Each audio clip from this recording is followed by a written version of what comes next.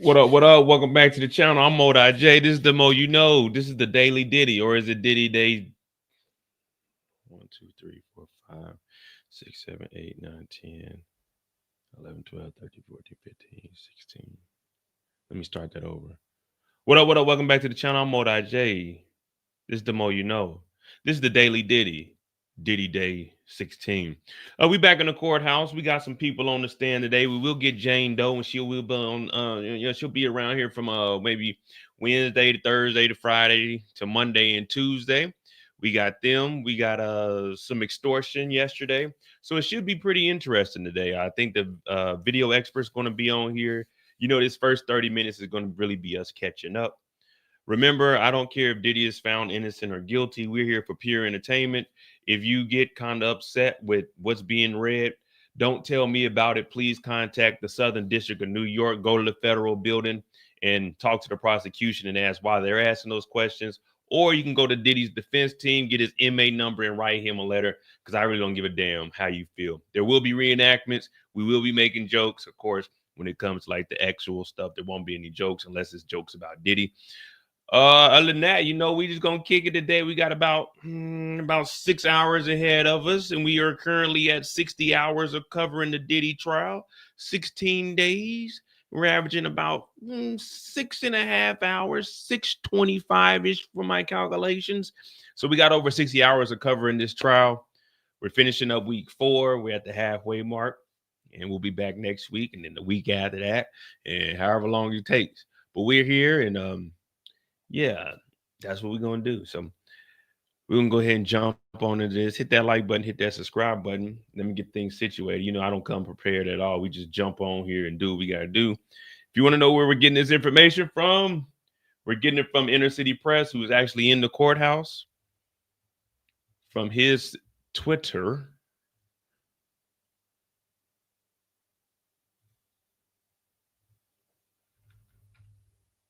Hopefully it's not messing up today. And then we also have our summaries from CNN. Oh, Briana's taking the stand also. Briana is the young lady that was held over the balcony by 1P Diddy.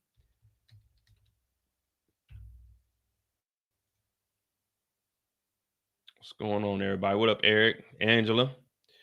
Where is that? Candy's in here early? Candy must have took off work or something. I ain't never seen Candy in here this early.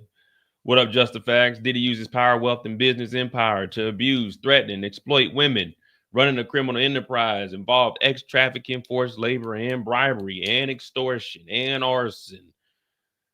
And I was going to say embezzlement. I mean, technically, you could put embezzlement on there if we were to dig down in his taxes. Because remember, he said it's a drawdown, so he was just pulling money from all the companies. So he could have been embezzling, but we're probably not going to take it that far. All right. We also know that the security guard testified yesterday under full immunity. So he was not in trouble for anything. People talking about, oh man, he needs to be charged. He got full immunity, man. It means nothing's going to happen to him. Now, if the state wants to do something, all right, cool. But the state ain't about to do nothing. New York City got bigger fish to fry. All right. So we do got to catch up from what happened yesterday. Well, not from yesterday, from this morning. Briana, she has immunity. The judge is on the bench, so we ain't too far behind. Okay. Again, what they did was try to ban anyone that's giving out these witnesses who are up there that are supposed to be protected. If you're going to the courthouse and saying their names out loud, they're trying to ban you from that. So it did say the judge rules that exhibits used during Jane's testimony won't be shown on the video to protect her identity. We know that the lady was kicked out yesterday. And we're going to see here we go. What up, Young Dreads? The judge is on the bench. Witness Briana. We not even going to Bongaloan.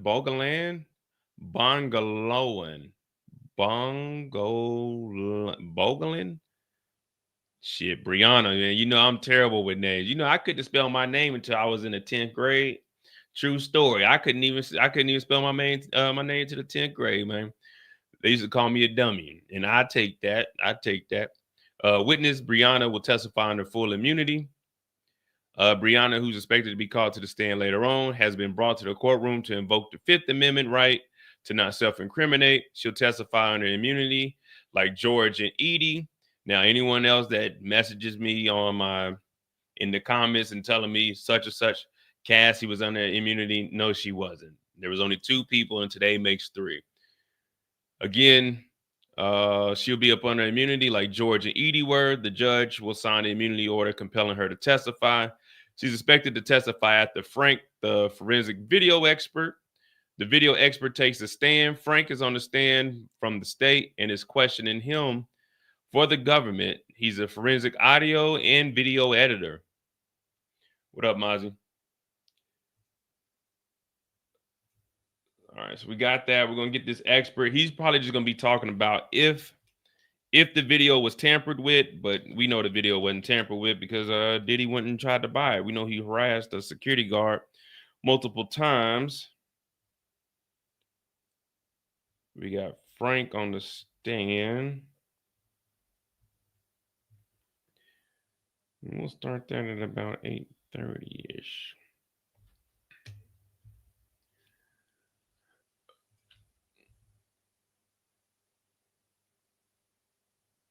Okay.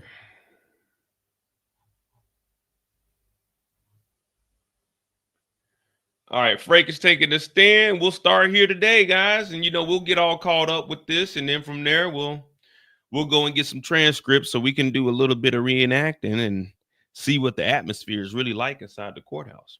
It says forensic video expert testifies that he reviewed cell phone and surveillance video. So who had it on their cell phone?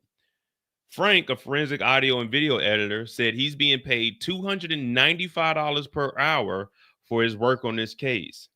The expert witness said he typically works with defense attorneys more often than prosecutors. So that means Frank, he has experience of being in this courthouse. He's charging $295 an hour. The government's going to pay that up because that's the best contract to get. It's a federal government contract because they will pay you. No if, and, buts, or maybe. When they sign that contract, they will pay because they don't want to be sued. Because once you sue the government, then you can really overtax the government. How do I know? Because I work with government contracts right now as we speak. So I know the things that go on. And also, I had 6 years of litigation with the Department of Interior, with the Bureau of Indian Affairs, contracted under the Department of Interior. So I did this for 6 years when I went to reservations. So the Native Americans and the reservation could sue the United States of America. That was my first career job. So I do have a little bit of experience when it comes in working and suing the American government. So there's that little background of that. If you've been on my channel, then you heard some of my stories about how I used to travel and go to the reservations and things of that nature. And I worked directly with the lawyers. So that was from 18 to the age of 24. But that's neither here or there. Let's get back into this. But I was just going off on government contracts. The expert witness said he typically works for the defense attorneys more often than prosecutors. Frank said he does not have knowledge of the case itself, but reviewed cell phone video, surveillance footage, and X videos. What up, Dannon? All right. The jury sees a text message from Diddy directing his security guard to stay on top of Cassie. Before the video expert Frank took the stand, the jury saw text messages between Diddy and one of his security guards called D-Rock from September 15. In those messages, Diddy was directing D-Rock to talk to two people, a shorty he referred to as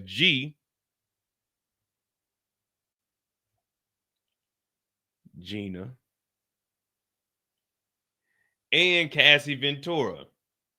So that's why they were bringing this up, and that's why they're bringing in the Jane Doe. So a shorty by the name of G, which we assume is Gina, who is also who we assume is Jane Doe, and to check out on Cassie. So now all that jealousy that everybody was talking about, it just seems like it's DV and Cassie was jealous. Well, it looks like Shorty G is about to be involved in all this. So if you're telling security to follow people and having them do things, this sounds a little bit more than jealousy and DV. This sounds a little bit more than jealousy and DV. But let's continue. In those messages, Diddy was directing D-Rock to talk to two people, a shorty he referred to as G and Cassie. Diddy told D-Rock what to say, according to the messages read aloud in court. In one message, Diddy told D-Rock, G, if they're broken up. Diddy told D-Rock to act like Combs was serious and to inquire about what was happening. The messages shown D-Rock responded and reported that she and Diddy didn't want to talk to her anymore, but that she still wanted him. And in another message, Diddy asked what Cassie was doing and told D-Rock to stay on top of her. So this is a little confusing here.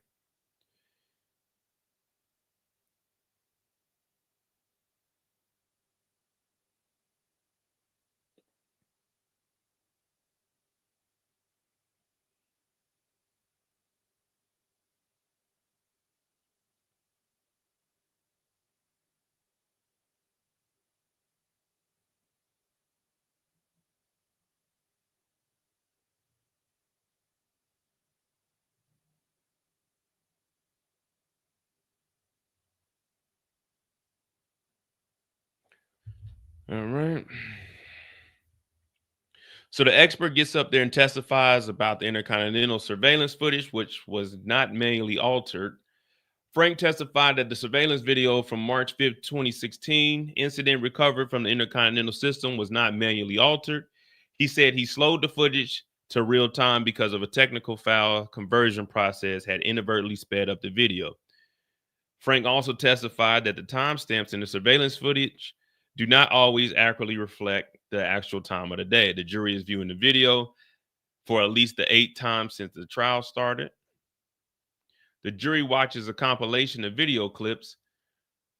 At the government's request, Frank compiled a video clip to track the moments of individuals inside the event. He inserted a black screen between clips to indicate when the camera angle or video would change. The jury is watching the compilation. So we're putting that together right now.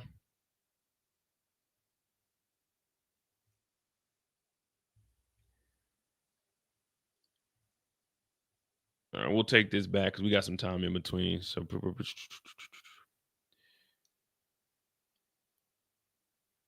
all right, so they asked Frank how you testified before. He said mostly criminal matters. I've also done some civil and depositions. Have you been qualified as an expert? 50 times. We moved to qualify Frank as an expert. No objection. Here's an expert. How many times have you worked for the Southern District of New York? He said 50 to 100 times. Does that impact your testimony? Nah. I do 75% defense work. So typically he's on the other side. They want to go over videos and try to disprove the prosecution, any evidence that they have. So he's trustworthy. 75% of the time he's working for the defense. Are you being paid? What is your hourly rate? He said $295. Yes, yes. $295 an hour. Get up here on the stand. I try to draw this out for at least 2 hours. Give me a smooth $600 minus $10, so $590. You know what I mean?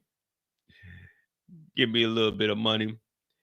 You analyze cell phone video and surveillance videos. Yes. Let me show you.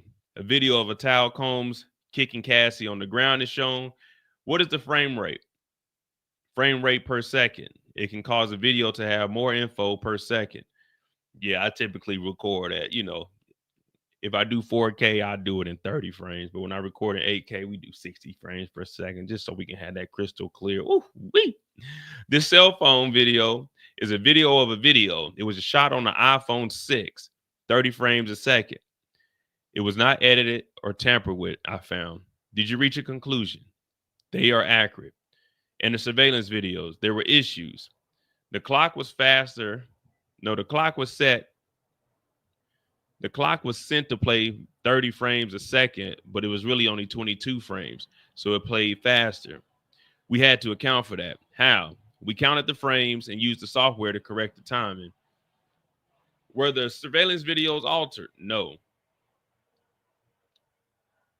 Here's the video stream that was corrupted.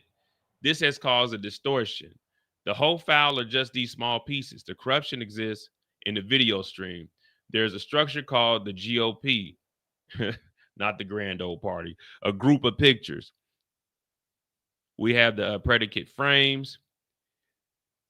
You don't know this, but a static camera does not re-record a wall that doesn't move each second. It is repeated. Only what moves is recorded. Thank you.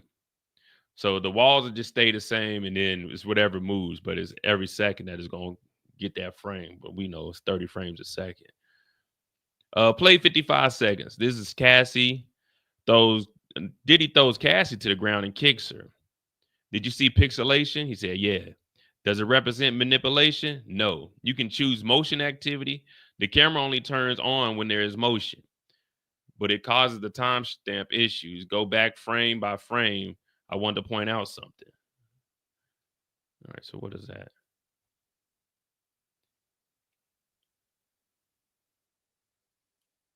Okay, so he got the stuff together today. He said this seems to be collision of two issues. Look at the male sitting down. There appears to be a ghost of a person. The motion activity begins to sense that we have motion. Now there is a full figure in frame. That file is corrupted. Did you make a compilation? Yes, your officer requested it. They are edited to track the movement of individuals. Jeez Louise, I can't read today. It is cold too. Does it have a different camera angle? Yes. How did you show the changes? A black screen. Is this a compilation? Yes. Play the first 30 seconds. What is happening? The male is running down the hallway butt naked with a towel on. He threw her down, now dragged her on screen. What did the man just do? Dragging the woman holding a bag. You see how they had him repeat that? He said the male is running down the hallway. He threw her down, now dragged her on screen. What did the man do? Dragged a woman holding a bag. He's stopping her from leaving. Kidnapping. That's why they had him repeat that. So y'all hear that? He was dragging her. He wasn't letting her leave. He said, no, don't go. See, when he do these, I be thinking it's me, that's all. But it says, what was she holding? Or what is he holding? See, it's supposed to be, what is she holding? What is she? Yeah, or I'm just going to say, what is she holding? What is she holding? It appears to be a cell phone glowing. Let's focus on what happens in the mirror. Play it.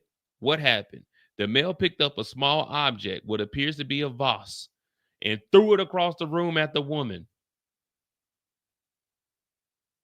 So where's Suburbia Jones at? She took his phone. Nigga, that was her phone. Tell me what she was doing. I watched the tape. I got the transcript.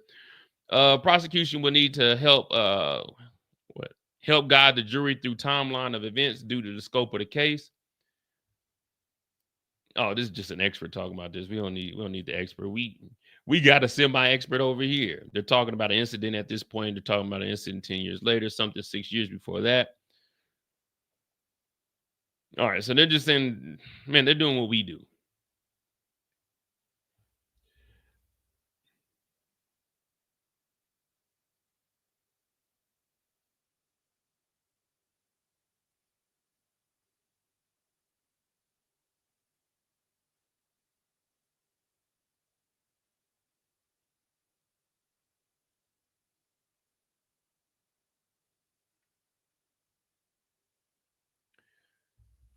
All right, so we're looking for the updates.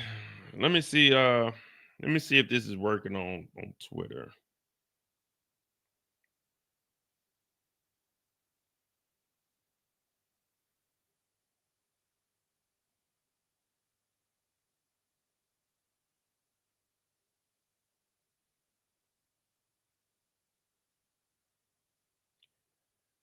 Hit that like button, hit that subscribe button. I'm Modi J, and this is the Mo You Know. Right now, we're just waiting here for these updates. Uh, we already knew that this. We knew that this wasn't altered, and the reason we knew this wasn't altered because Diddy made a he made a whole apology video. I'm gonna be honest with you. I wouldn't have made no apology video, man. It is what it is at this point. If you fucked up this bad, man, you making an apology video. I'm gonna tell you guys something. Never ever admit that you did something wrong, man. Fight it out. Now he's a public figure. If I ever mess up, you know what happens if I ever make a huge mistake? I'm just gonna not get on YouTube. I'm just not gonna get on here. Y'all not gonna see me for a month, 2 months. Yeah, I'm like, damn, what the hell happened to Mo? And then I'm just gonna pop up and I'm just gonna talk about something else. I'm not about well. I like to get on here and make an apology. Man, fuck all that. I'm just gonna turn the YouTube off. Just archive all my photos on Instagram and just chill for a little bit. Just go to work and just kick it. I'm not about to make no apology video. Man, I want to get on here and say, I apologize. Man, y'all niggas ain't trying to. Nobody cares about an apology. Everybody, no matter what you say in your apology, everyone's gonna say, "Oh, they didn't mean that. They only apologizing because they got in trouble." That's why I'm not apologizing for shit. When I used to get in trouble in the military, they talking about right a rebuttal. I got paperwork because I told my supervisor I'm not writing a rebuttal. What am I going to write a rebuttal for if I know you guys aren't going to take the paperwork back? I've never wrote one. I'm not doing that. That's a waste of my time. I fucked up. It is what it is, man. But I'm not about to make no damn video. I'm sure you all heard that during the Diddy trial, I was on here and I made a joke about one of the victims, Mia, getting hit over the head with an ice bucket, and I played some sound effects. And I know that wasn't the place for me to, man, I did it, man. Okay, my bad. Damn. All right, let's continue on. Yeah, I'm not making no video. So I can look in the comments. Oh man, man, hell no, I ain't apologizing for shit. I just quit this motherfucker. I just stopped doing YouTube. If I ever did something fucked up, like I'd be like, man, you know what? Fuck it. But hopefully I never do nothing. Well, I'm not gonna do no shit like Diddy. Like, I'm not about to whoop on no woman or nothing. I ain't doing no free calls, but man, I ain't apologizing. Y'all just not gonna see me no more. I'm gonna continue to go to work. Uh I'm gonna continue taking my trips and continue living my life. I'm not about to make no apology video. I'm just gonna say, hey, if anybody wants this microphone and stuff, contact me on Instagram, and I'll sell some stuff to you on the low.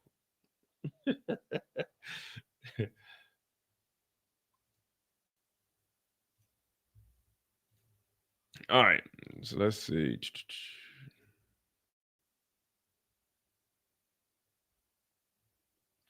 Exactly, your apology is just saying, yeah, I did that shit. All right, he appears to hold the phone. Pigulation.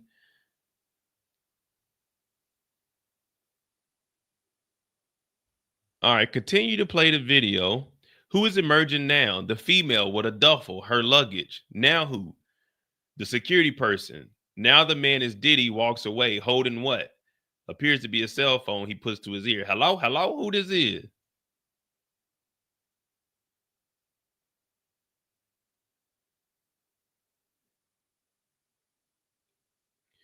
Yeah, and that's what the prosecution is doing, proving that this happened day by day. This is what happened, and this is what it is.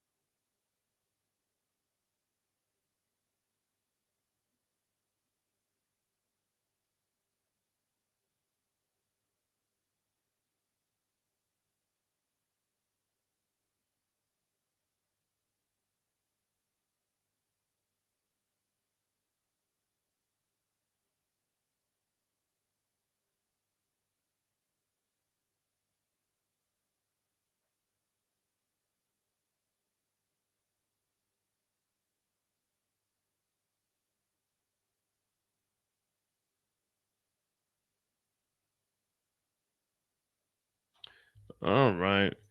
So they're just giving the play by play and let the jurors know that this is what really happened. Who's emerging now? Diddy. You find these accurate? She said yes. And this was all the footage I had. Let's turn to the X videos. Uh-oh. Uh-oh. So we got X videos, guys. Let's turn to the X videos, PX201 to 210. Now, I'm not sure if these are actual, well, they're saying videos. So these might be steals from the video, 10 steals, but these are under seal. So we're not going to see exactly what's going on. Or this might be 10 videos. Let me clarify. These are under seal. These were recorded from the Frank Black user on a device provided to the US by Cassie. So Cassie had these videos on her phone and she turned it in. All right. So they might get a little graphic here, guys. I'm gonna try to filter through it and give you a heads up if I see anything. But yeah, we getting into the videos today. Now he's just an expert, so he's seen everything and he had to watch it very, very slowly, super slow.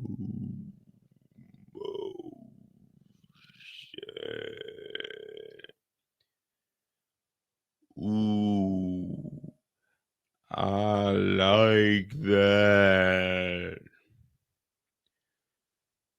More baby oil. Take that. Take that. Take that. So this expert seen this thing in slow motion, fast motion, reverse motion, upside down motion, front to back, side to side. So he's about to tell us what the hell happened. Well, some stuff I can't say on here, so I'll try to, I'll try to remix it and freak it like a Missy song. But yeah, we're gonna see. I think he's just gonna be telling us that it wasn't edited. I don't know if he's gonna get into too much detail about what happened. I think she might say, is this a Tootsie Roll in the mouth, or is this like, saying number one and some like so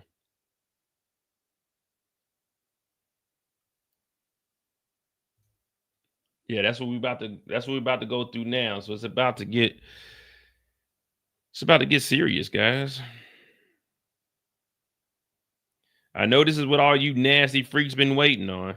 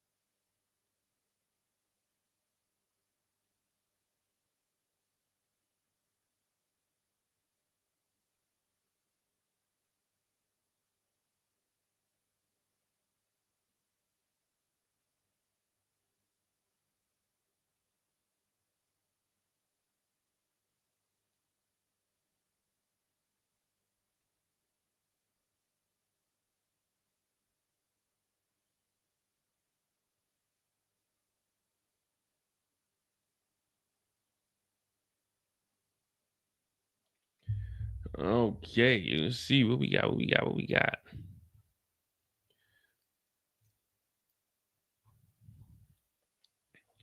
Okay, these are enhanced versions of the original videos created in two.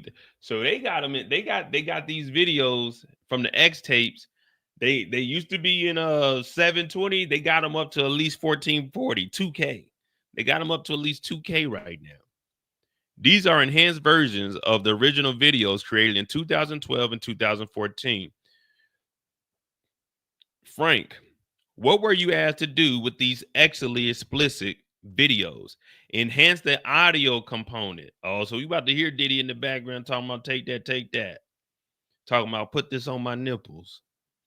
We admitted these videos into evidence and no further questions. So when are they going? What? So they just entered the videos into evidence? When are they going to bring them up? Break. All right.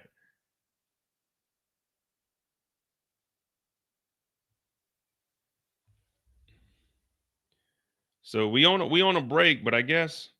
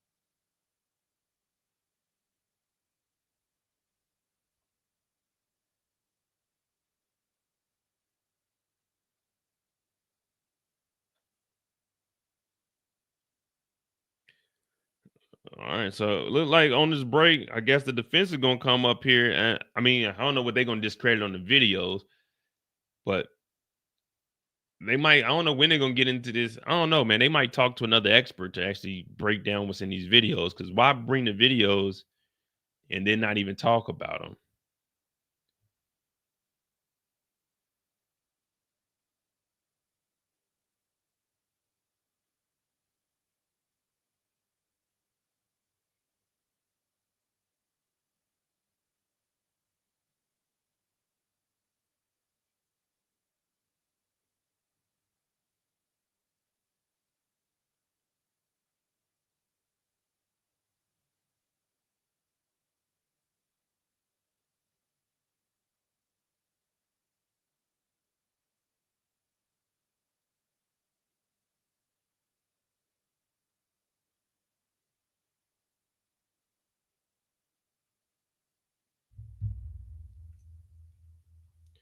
Yeah. Nah, I ain't never because I ain't get my ink in. I ain't never ordered no more ink. So everything I'm not about to be doing the little outlines of it, man. So I got rid of it, man. You can see like I haven't even put that wig and shit back on, man, because it get hot. And then today it was cold as hell. It's been raining all day. It's like 55 degrees. So it dropped from 80 to 85 degrees this weekend down to like 50. So that's why I got the hoodie and stuff on. I'm cold as hell. If it starts getting more interesting, like when Jane Doe get back up here for these next 3 days or 4 days, however long she's up, we might still have something. What up, Trill?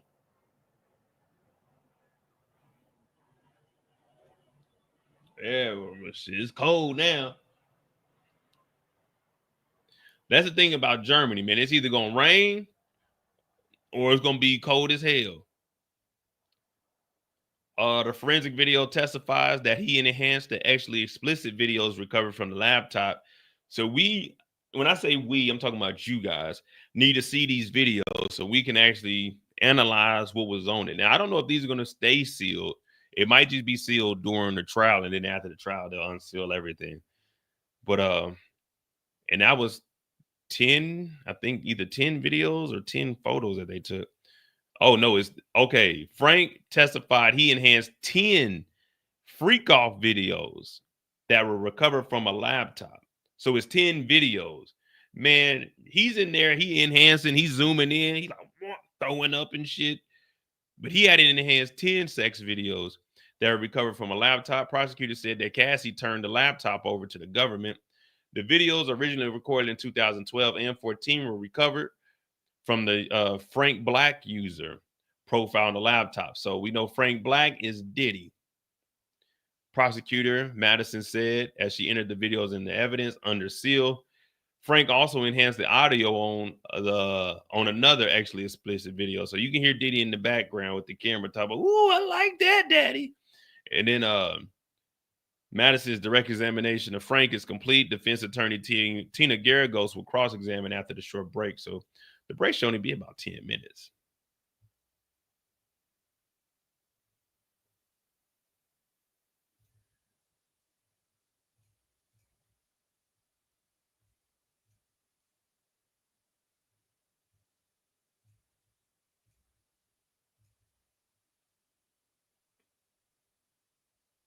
Some noise.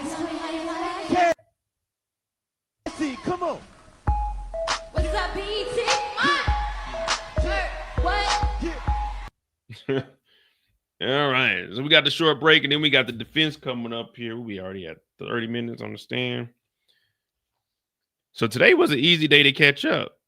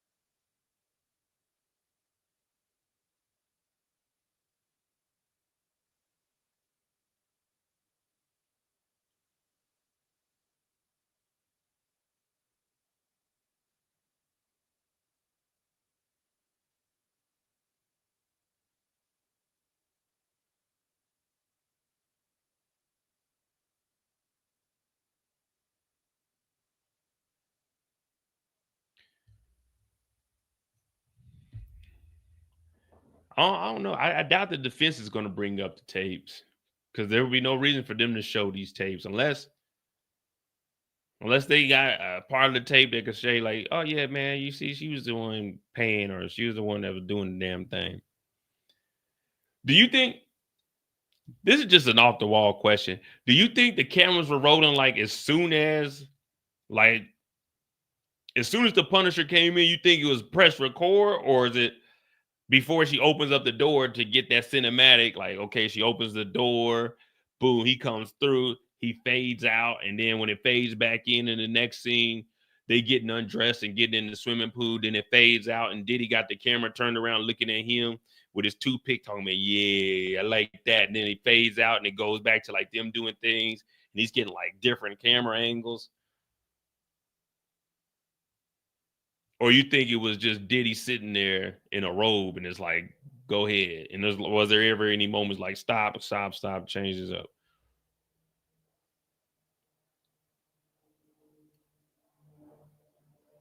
Somebody got a hold of these tapes. Other people seen these tapes.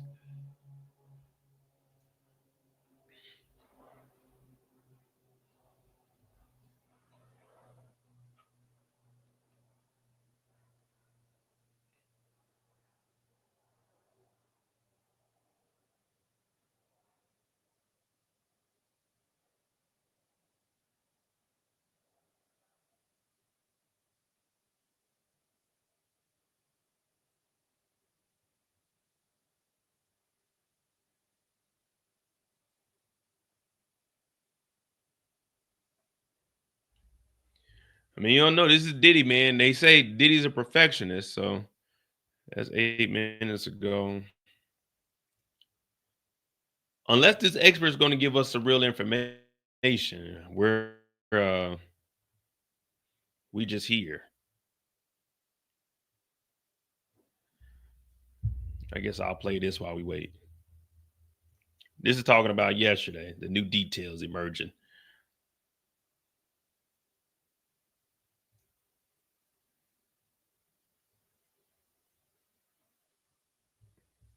The efforts that Sean Combs allegedly took to ensure that that hotel surveillance footage of him physically beating Cassie would be buried are coming into clear focus with brand new testimony in the trial. Eddie Garcia, who worked for security at the Intercontinental Hotel back in 2016, took the stand and told the jury that Sean Combs gave him $100,000 to make the video go away. Eddie Garcia took the stand and he said that after this incident occurred, that he received numerous calls into the security desk at the hotel. He said that those calls came from Christina Coram, who introduced herself as Sean Combs' personal assistant. He said that after telling her no, he could not hand over the video numerous times, that she actually showed up to the hotel. Well, then he testified that Christina Coram called his personal cell phone. He said that he never gave her that number, so he was nervous how she obtained it. But when she called him, Sean Combs himself was on the line. He called him Eddie, my angel, and told him that he was a good guy who can help him. And he said that if this video gets out, that it could ruin me. Well, Eddie Garcia then told his manager, who oversaw security at the Intercontinental Hotel, that Sean Combs said he would take care of them. And his manager said, okay, I'll sell it for $50,000. So long story short, Eddie Garcia tells this to Sean Combs. Sean Combs gives him an address.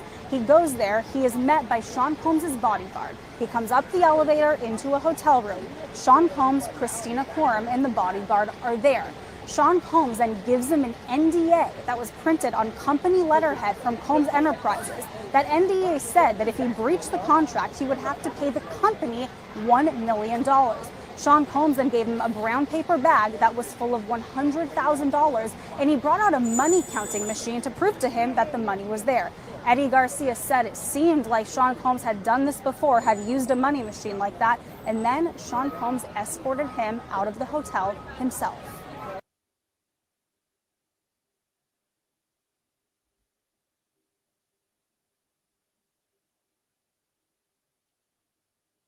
Yeah.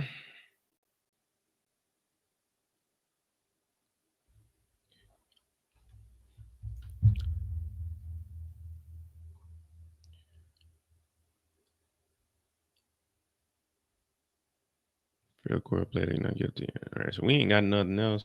They should be back from break. Come on, Judge. We trying to get Jane Doe up here.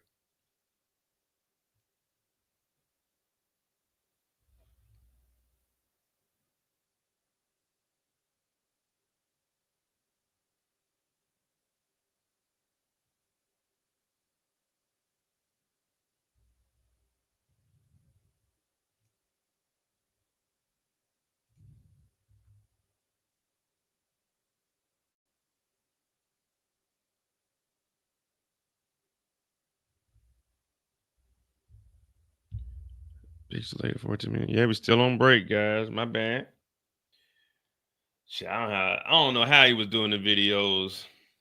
I'm trying to think, are there any videos of me out there? There might be like one or two of them out there. Don't go search for them. Ain't none of them on the internet. Well, I hope they ain't put none of them on the internet, because y'all might be disappointed in my performance, man. I ain't gonna lie, man. I think one time she got the best of me. Yeah, man, it was poor performance, man. I wasn't in my right state of mind, man. It was cold that night. So if that ever comes out, man, y'all just know ahead of time that I'm disappointed in myself, man. I hold myself to a higher standard, and I was low, man. I was at a low point in life. If that thing ever come out, man, they're gonna be laughing. They go, damn, look at him. Tootsie Roll.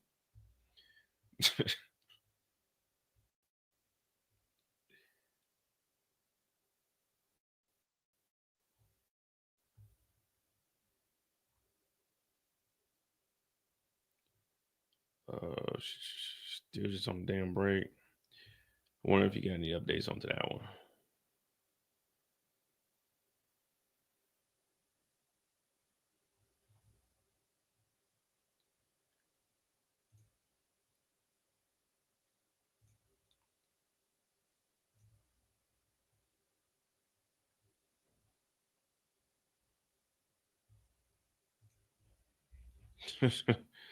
She's Louise.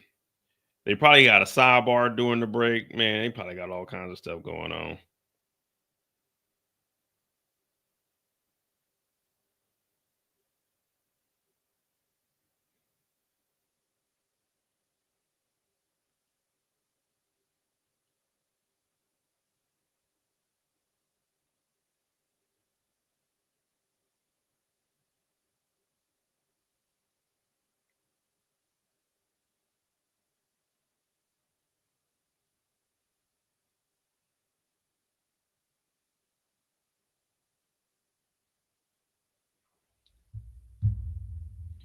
I told y'all I keep that small, that what they call it, that small energy.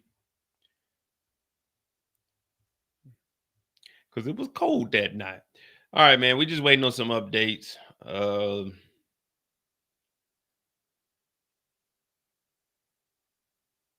don't know exactly. It's been 10 minutes. It's been at least 15 minutes.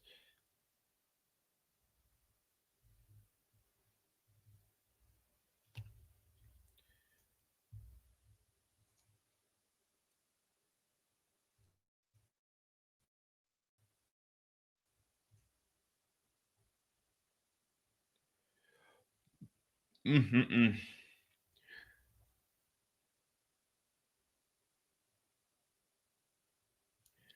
Yeah, they got to be talking. I guess they're probably talking about the videos. I don't know. I don't even know why they would take a break at this point. There wasn't no reason to actually take a break right now. I mean, it's early as hell in the day. I guess they breaking it up because when Jane Doe get up there, they're gonna probably run through it. They probably about to take a real short lunch, probably like a 30-minute, maybe even a 25, knowing this judge, 25-minute lunch, get her on the stand. Because they said she's gonna take 2 to 3 days, and then that means the defense get 2 to 3 days. And we just gonna be moving from there. Cassie, come on. What's up, BT? What? See, this is the thing. When we on here, since we just doing this live play-by-play, when we had this downtime, there really ain't nothing to talk about because we spend 6-7 hours every single day talking about what happened on the previous day. We got 10 videos, so I don't know if they're gonna probably bring up another expert that's gonna go over the sex tapes and show like the controlling part, the controlling aspect, or break down why this is, enforcing her to do such or such. Because 10 tapes between, what is that, 3 years?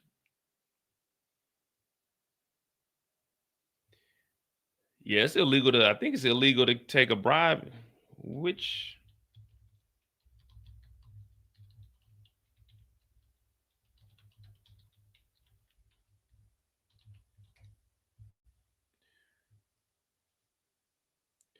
yeah, it's illegal. I was gonna say all states is illegal to take a bribe.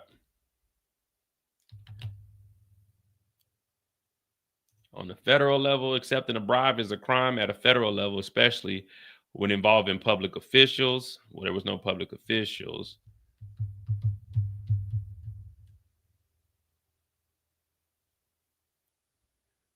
Bribery can involve public officials, but it also extends to private individuals and businesses. So this would be a bribe to the business. Well, the director of security, he was basically accepting it on behalf of the business to give up what the business had.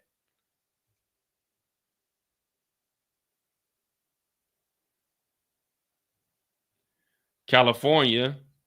So if they got this bribe, even if Diddy beat it, California could get him on a bribery charge focuses on actions of the recipient of a bribe, criminalizing both giving and receiving. Because this happened in LA. So if the state of California wanted to bring up charges, they could get an easy fine from Diddy. They could also arrest Garcia, because this is a federal case, so the state can still prosecute it. Now, you know, double jeopardy. You can't be tried twice on the same crime, but you can be tried by the state and you can be tried by the feds. So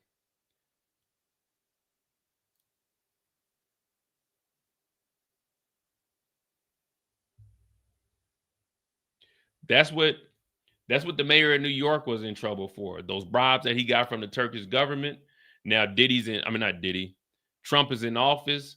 So basically the DOJ refused to prosecute Mayor Adams, but he was dead to rights. So that case got thrown out. But the corrupt part of it was Trump said they weren't going to prosecute Mayor Adams as long as he did what they said. But once the judge dismissed it, he was like, nah, you can't charge him again, because he knew Trump was going to come back at him. So it's like, all right, if you're going to pardon him, not prosecuting him, we'll come after you. So he's in trouble. Well, he's not in trouble anymore, but he was in trouble for taking bribes from the Turkish government, first-class flights, for passing them off on a building inspection by just getting the fire chief to sign off. So that's what he was in trouble for. Mayor Eric Adams is a crooked individual, a crooked individual who also is the one that gave Diddy the key to the city. The jury is back from a short break, so the jury is coming back in here. So it's crazy how everybody's tied together. Also, we found out that the company that was investing in Diddy also had investments, a $10 million investment from Jeffrey Epstein. Do what you want with that information.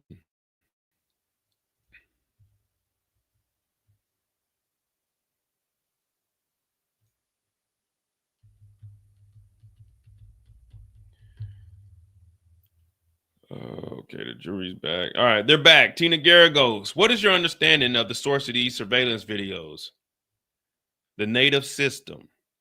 How did they come to your possession? They were exported and transcoded. So they're going to try to say, are you sure it wasn't tampered with before it was sent to you? Who gave the surveillance video to you? The U.S. Attorney's Office.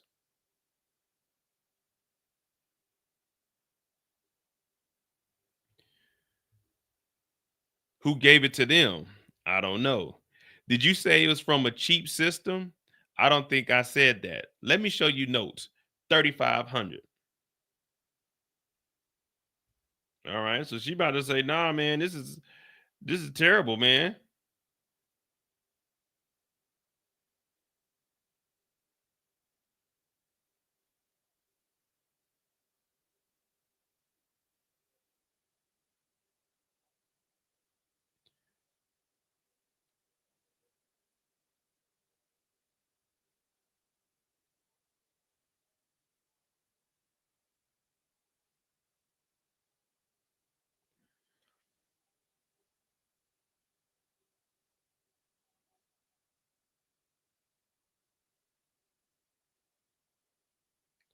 That still don't change the fact that the money was paid for these tapes.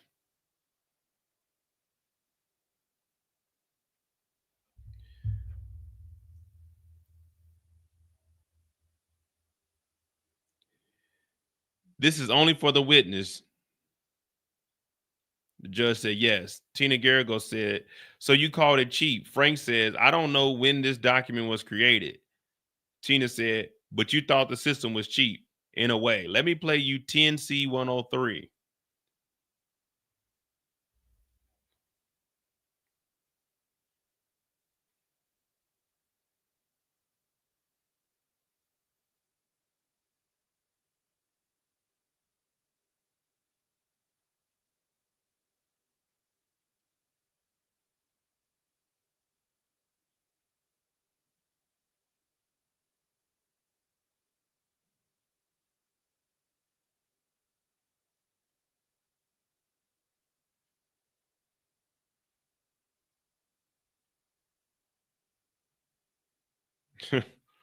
She said, let me show you.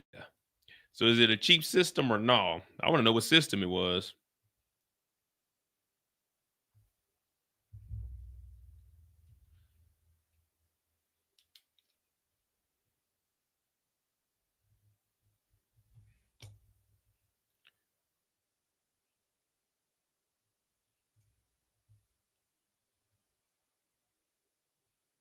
Let me show you the notes. Something for the witness. All right, so that's where we're at. We're caught up. So yeah, they're just gonna try to discredit it. What you guys think? If you're in the jury and they're trying to say, and it looks like they're trying to say that the video may have been edited or it was a very cheap system. From what you've seen in those videos, if you're the jury, are you looking at it like, man, I don't care where this video came from. This is what I see, and this is what Diddy apologized for. How are you looking at it? Is there an angle that they could take for you to believe that this video was somehow edited, knowing that they didn't play Diddy apologizing, knowing that they didn't already win over the money being exchanged for these videos? Me personally, I don't like, all right, okay, who cares how he got the video? Who cares if it was a cheap system? They got footage of it. We seen it. It wasn't the best, but we could tell that was Diddy. We could tell that was Cassie.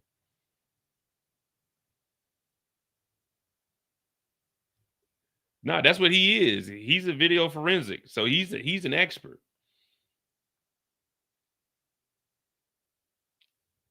This is his job. This is what he does. He gets paid big money for it.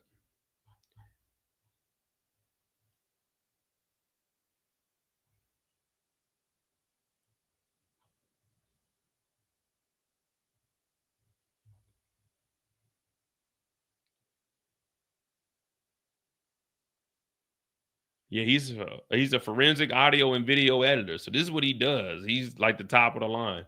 He said he'd done over 50 cases. 75% of them he does for the actual defense. So they use him to go against the prosecution. It's just this time the prosecution got him because they probably heard his name and they'd probably seen him in court before and said that he didn't do a good job. So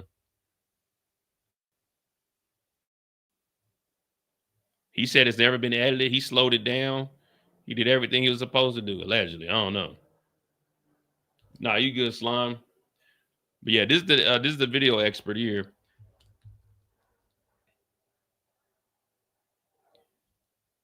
Exactly. Diddy apologized for it.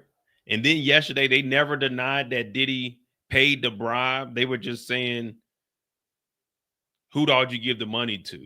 You know what I mean? They never denied the money being given to him. And that's funny to me. I don't know, man. I would always say, are you sure Diddy gave you the money or did someone else give you the money? Try to separate them. Oh, here we go. It's just starting to get messed up again.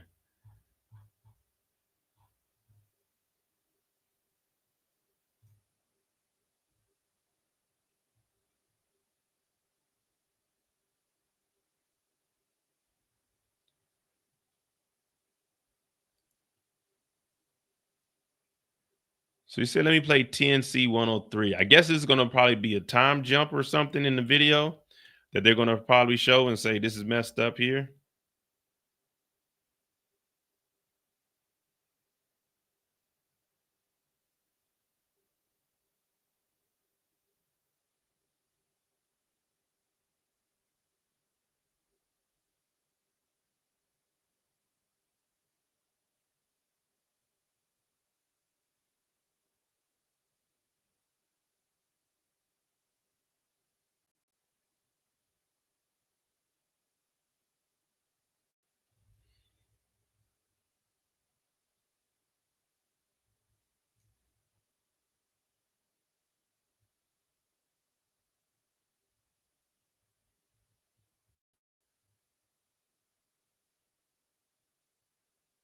All right, here we go. There are 2 minutes not shown. Frank said, this is my corrected version, but there are a few issues that we cannot correct. The system is buffering some of that time, and some portions were motion activated.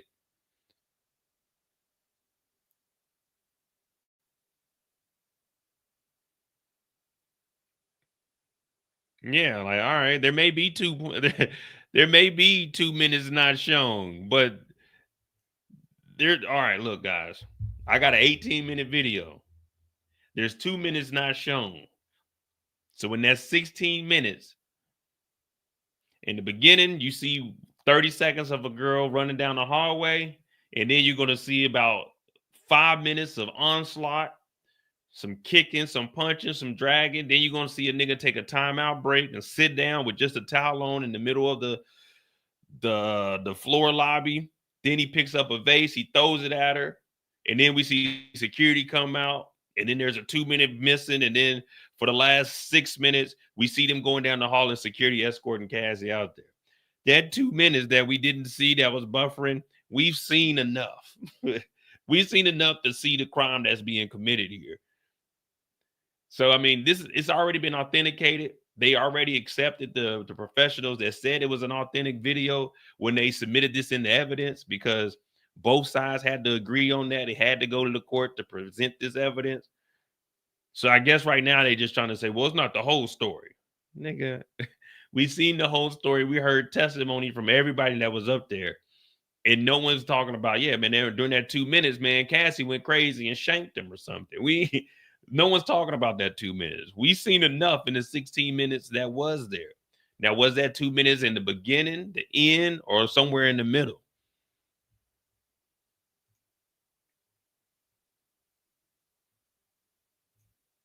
But the defense is doing what they're getting paid for. They're not saying you always gonna win, but so it's motion censored. So if they sitting still, then it's gonna stop. And if it's buffering, if y'all don't, well, y'all know what buffering is. The old school buffering is when you used to watch the VHS and the screen used to be a line going across the screen like this, or maybe going up and down depending on your VCR. That was buffering of VHS tapes. It's crazy to think that VHS tapes had the buffer. You know what I mean? When we buffering on the internet, is when it starts spinning and spinning. We like, damn, come on, man. Like if I go play this video here. Right now it's buffering. The efforts that Sean gotta load up. You see what I'm saying? So they're saying there's like a 2 minute where it's either buffering or they may have both been standing still. She was in the fetal position. He was taking a water break. The camera turned off and then turned back on. So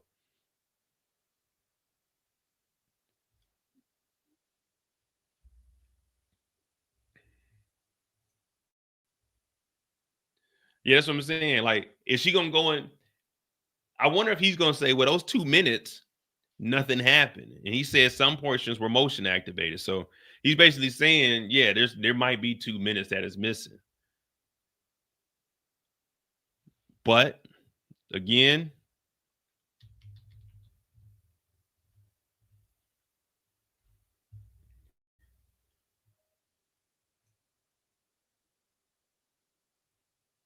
when you see this, we don't care if it was buffering, the tape was ejected. We don't care about none of that. But on the darkest times in your life, sometimes you got to do that. I was fucked up. I mean, I hit rock bottom, but I make no excuses. My behavior on that video is inexcusable. So the 2 minutes that are missing, we don't care because the defendant said his behavior is inexcusable on that video. So he's confirming to us that it's a real video and everything we saw was inexcusable. So there will be no excuses made. I take full responsibility for my actions in that video. I'm disgusted. I was disgusted then when I did it. I'm disgusted now. I went and I sought out professional help. I had to go into therapy, go into rehab. Had to ask God for his mercy and grace. Let me tell you something. And I want all y'all to understand this. Whoever made the quote, only God can judge me, whoever that was is a liar. Because when you step foot in that courthouse, I hate to say this, but you leave God at the door. The only person that can save you is those people sitting around you, those defense attorneys. The Lord can't save you when you step in that courthouse because only God can judge you outside the courthouse. But inside the courthouse, 12 niggas sitting in the bench over there. Yeah, the 1, 2, 3, 4, 5, 6, 7, 8, 9, 10, 11, 12, plus the 6 extra niggas in the back just in case one of the 12 gets sick. Yeah, Those 12 motherfuckers over there are going to be your judge and your jury. You got a judge up here, but they judging your actions. The judge is just giving you the time. So you leave the Lord at the door. When you go there, if you're a spiritual person, you better, Lord, please help me when I get in there. The Lord gonna be like, hey, you on your own, brother. You on your own. Remember, there's a thing called free will. They say everything that you do is already written out in life, but the Lord gives you free will because the Lord want to know if you can go fuck up on your own. The Lord know that you're gonna go do this shit, but He want to know, can you fight the temptation, or are you gonna indulge in the drugs that the devil presents to you as candy and do wild shit like this? Now, I ain't gonna lie, we all get into the bag of candy now. Some of us pull out Jolly Ranchers, some of us pull out Snickers, some of us pull out a big ass bag of Doritos. It just depends on what snack you getting out that devil's bag. But we all put our hand in that devil bag every now and then. I'm on here sending to y'all. I'm cursing and shit. I'm judging people, but I'm just reaching into the little devil bag and give me a little snack too.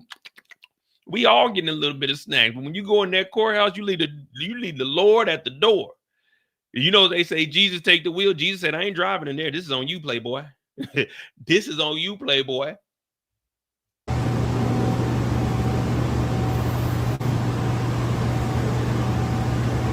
I'm so sorry.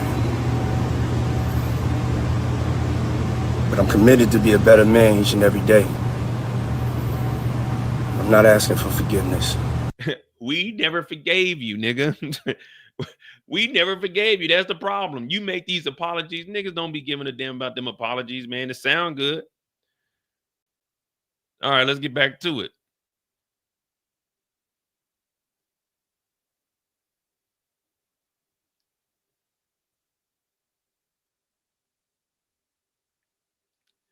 Well, we ain't got no updates yet. Let me see. Yeah, sometimes the Lord gonna let you go do your own thing. The video expert says he got the surveillance video from the prosecutors. He doesn't know where they got it from. Well, I doubt they're going to release their source because they may have got it from Cassie or they may have got it from somebody. Think about it. This video could have came from security with Diddy. It could have came from one of the assistants with Diddy. So they're not going to reveal who gave them this footage. But we know that there was footage that was given to Diddy. So if Diddy kept this, you never know who could have got this footage. Someone could have made a copy of it.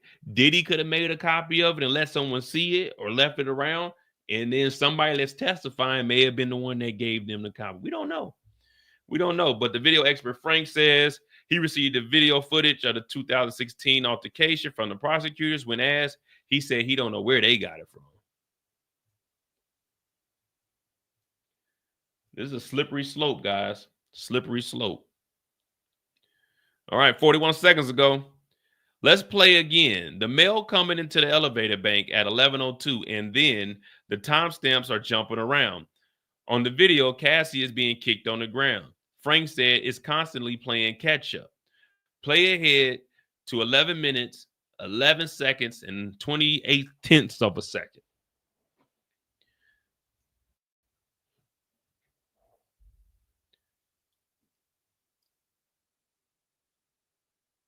All right. Well, he already told you it was going to be jumping around because it's motion censored and it's different angles. So it's never going to be on the exact time. And that's why he said he had to slow it down so it can get the right frames per second. I'm truly sorry.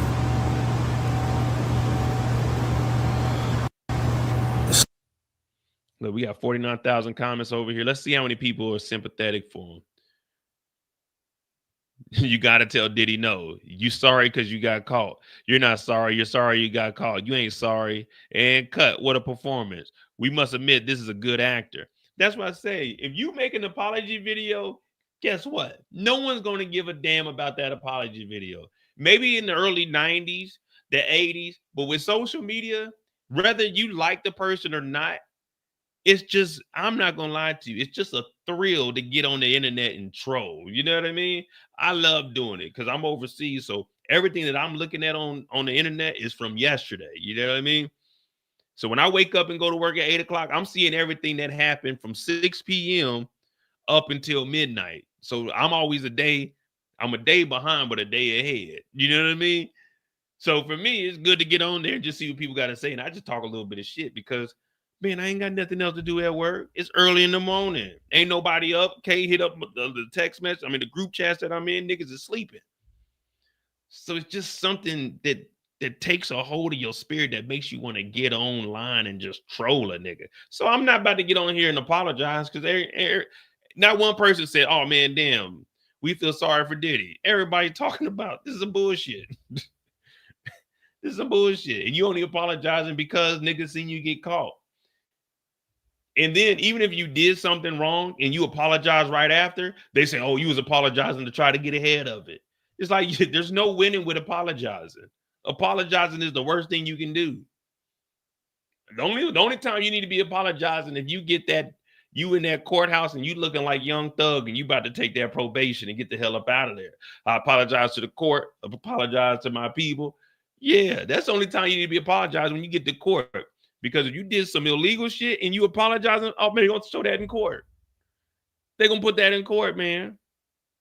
And he should have known, stay off the goddamn internet. That's what you in trouble for now. A fucking tape that got released on the internet. The hell with that shit. Make sure y'all hit that like button, hit that subscribe button. We just waiting on these updates.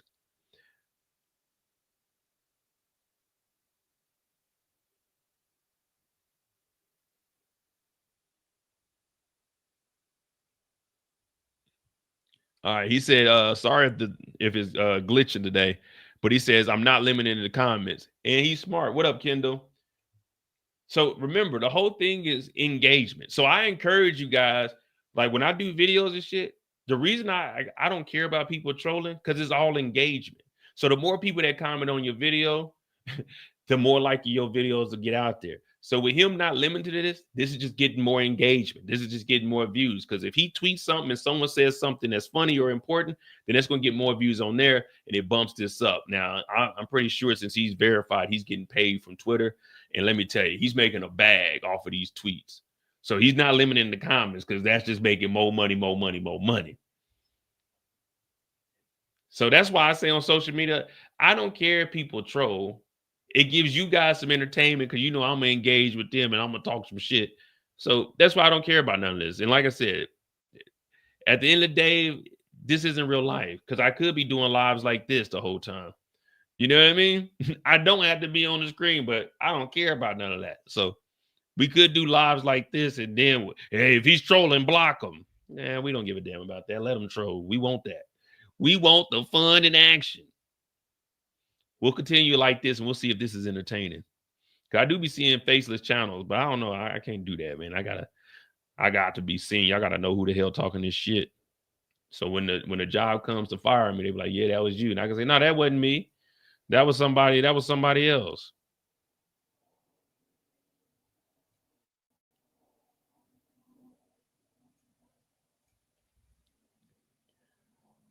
All right, so we're just waiting on the updates.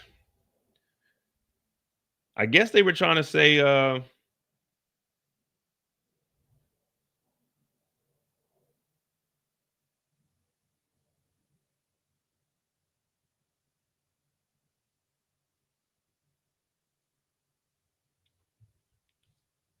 think they're trying to show that there's no credibility with this video, but we already know that there is.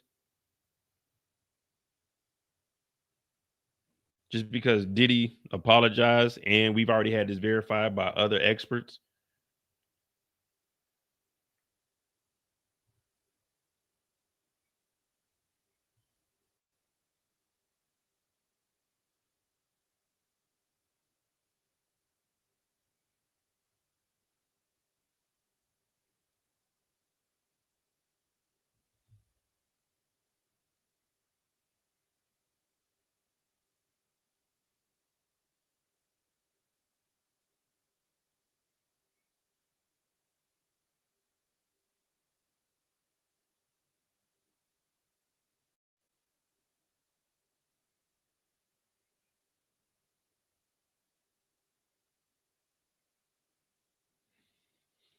Oh man.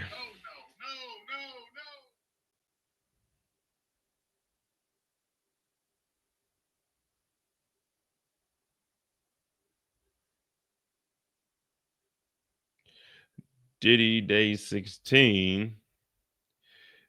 And we got Jane Doe getting up here. Jane Doe.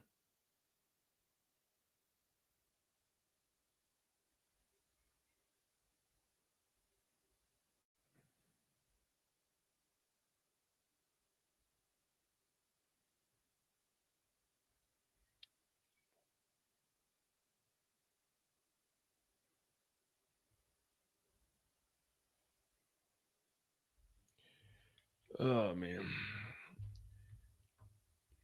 The defense is trying though. We gotta give them some kind of credit.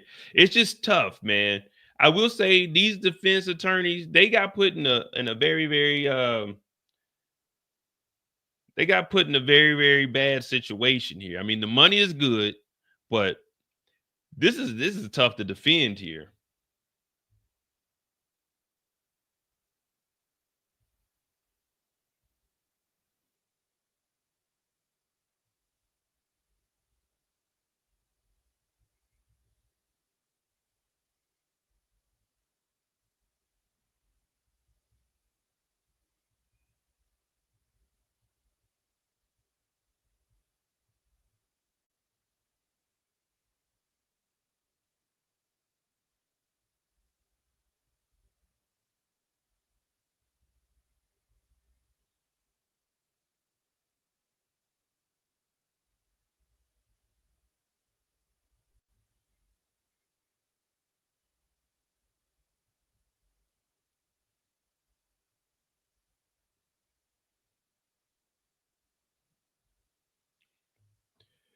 Okay, here we go.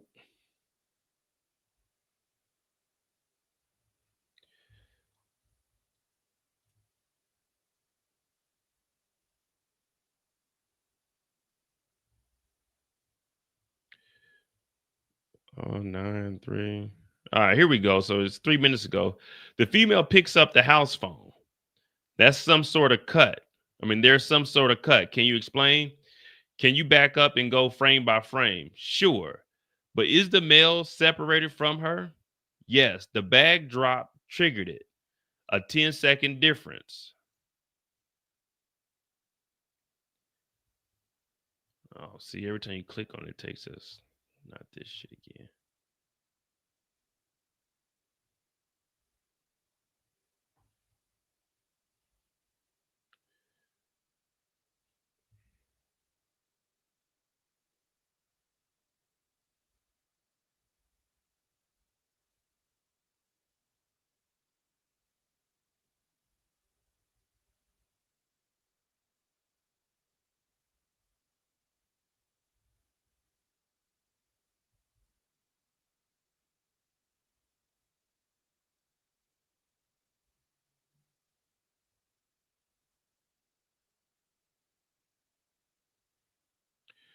Oh man, come on, man.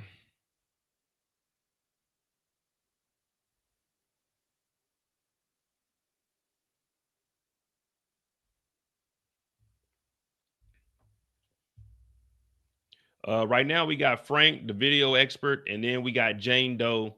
Jane Doe will probably be next. I think she'll be next.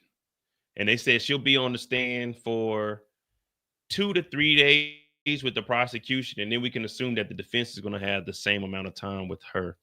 So we're looking at her on the stand from half a day today up until maybe lunch on Friday, be her 2, maybe 3 days. And then remember, she has a flight on Thursday of next week. So we're looking to have her up here till Wednesday of next week. And we're assuming that Gina is the Jane Doe, because who else would have this much information about stuff that Diddy did that would be on the stand for 3 days testifying?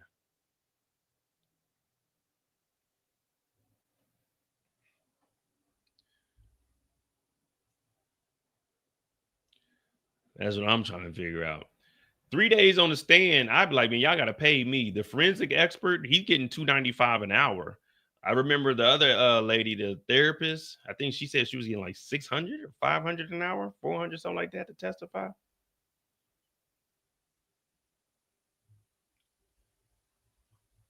You get good money to go in there and do a little bit of testimony. And I'm not even talking about telling on nobody. I'm just talking about going in there and keeping it real. Like, this is my job.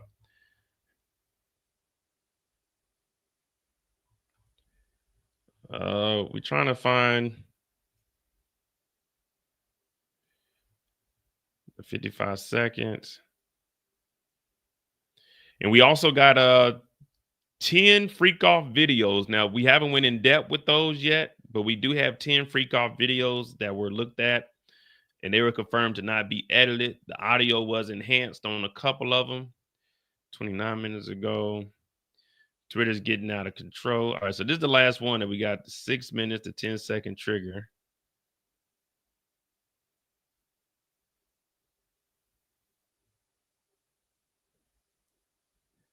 But we also got Diddy apologizing. So no matter what they say, as long as we got this video footage here. So difficult to reflect on the darkest times in your life. But sometimes you got to do that. I was fucked up. I mean, I hit rock bottom. But I make no excuses. My behavior on that video is inexcusable. I take full responsibility for my actions in that video. Disgusted. I was disgusted then when I did it. I'm disgusted now. I went and I sought out professional help. I had to go into therapy, and go into rehab. Had to ask God for his mercy and grace.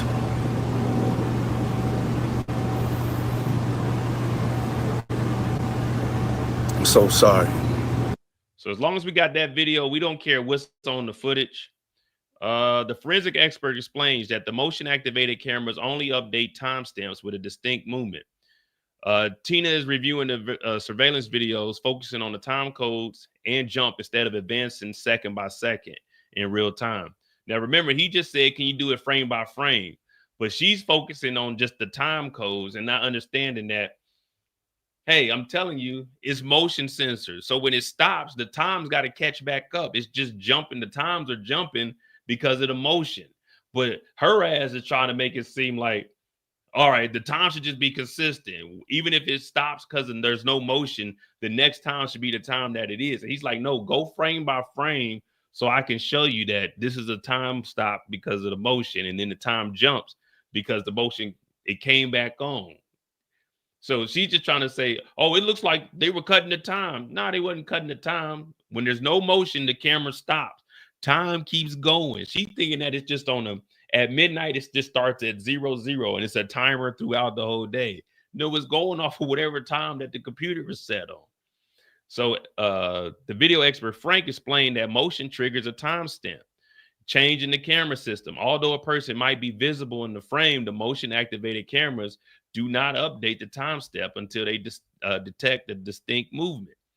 So she's just talking about, well, look, the time is different. The time is different. He's like, listen, play it frame by frame, and it'll show you that the time is jumping for a reason because there's no motion being censored. So, well, that's what we got to go with right now.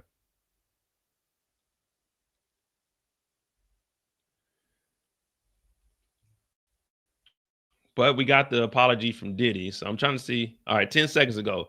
Programming note. Even I lost track of the thread for some time. I keep reverting to on the ground 1 hour. Now, okay, he's just talking about, but this needs to be fixed. Also, he going at Elon. Elon, you hear him? Elon, they saying you need to fix Twitter, man. We over here, Inner City Press is our day-by-day updates, man. It's like we in the courtroom. You need to fix these threads so we can understand what the hell's happening. Tina Garrigo said, let's watch it again. Did we jump about 10 seconds on the timestamp? Yes. And this is back to what he's saying. It jumped again.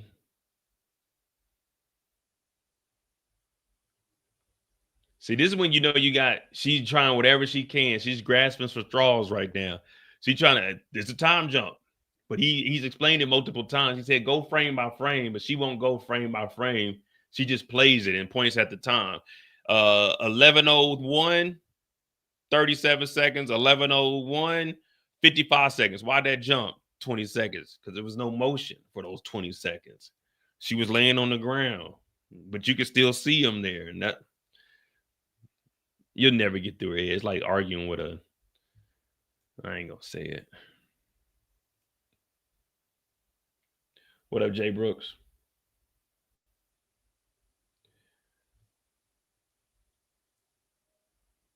So I don't know if she's trying to say that the video was edited or is she trying to say that the video ain't real.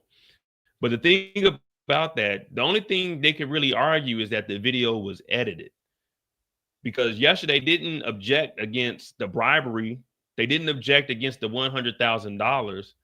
They didn't object with the security guard going over there. They didn't object with the security guard giving his boss 50,000, keeping 30,000, and giving 20,000 to his coworker. So we know the video is real. I guess the only thing they're going off of is the video edited or not. Which, whether the video is edited or not, we heard Diddy apologizing. I was fucked up. I was at the lowest point. So it's going to be interesting to see how this plays out as far as them deciding on how they're going to argue it. Editing, what are they talking about?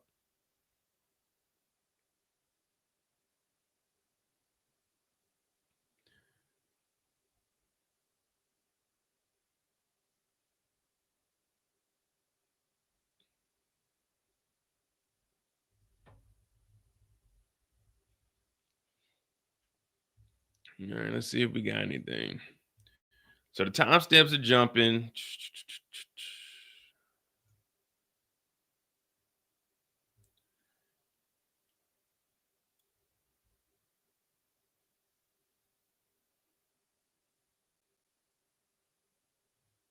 Yeah, so this is all we at. This is all we at, guys. We just waiting on the updates. Make sure you hit that like button, hit that subscribe button. Oh yeah, Elon high as hell, but you see he turned on Trump. He done turned on Trump, man. That big beautiful bill is ugly. It's stupid. Well, we knew that was going to happen. And Elon trying to save face, because I sent the email to Tesla. I told Tesla, I said, hey, look, man, I'm heavily invested into the company. Y'all need to turn these shares around, man. I'm losing money day by day.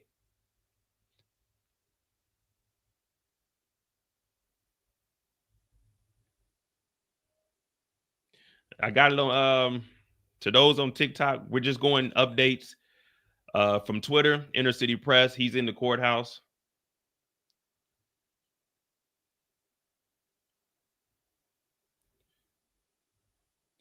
He's in the courthouse giving us play-by-play, and then we're going to CNN, and CNN is also giving us a recap of everything that he's tweeting because they're in there also.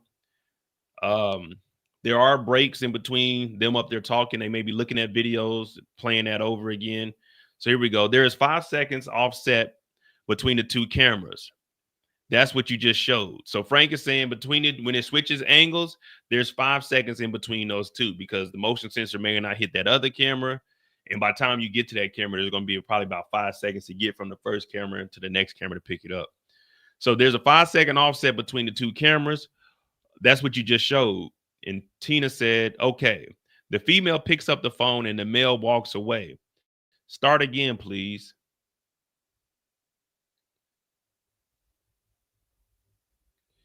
He says, yes.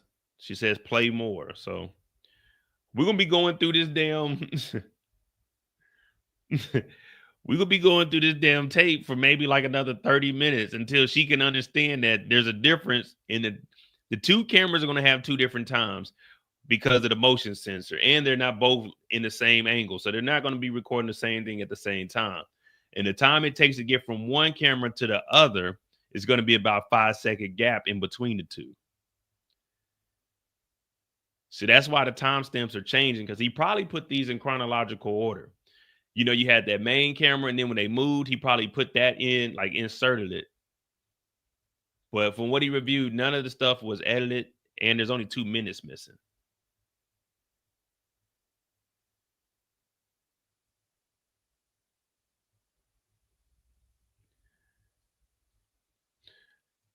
And I just got to always reiterate, man, I'm not with or against Diddy. I don't care if he's innocent. I don't care if he's guilty. We're just covering the trial. That's it. That's it. So don't be like, oh, man, no.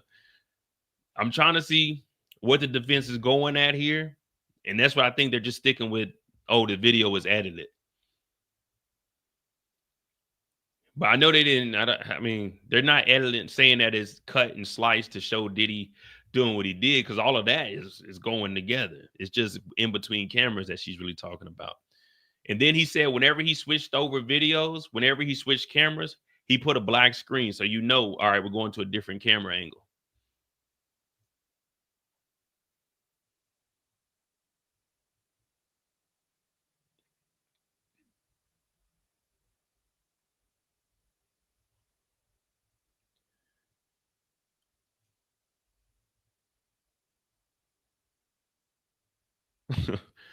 In the comments, it said the only thing you should cross right now is your fingers and pray. But I told y'all, when y'all come through that door, you go into the courthouse, leave the Lord at the door, because he can't save you. But he'll be there. Once the verdict is read, he'll be there, rather to look at you and shake his head and say, well, it looks like you're going to hell, or to be there and be like, man, I knew you can pull through this, because they always say the Lord won't put any obstacles in front of you that you can't overcome. So Diddy, this is a high obstacle. This is a pole vote, but you only high jumping. You know what I mean? This is a pole vote, but you high jumping. So good luck.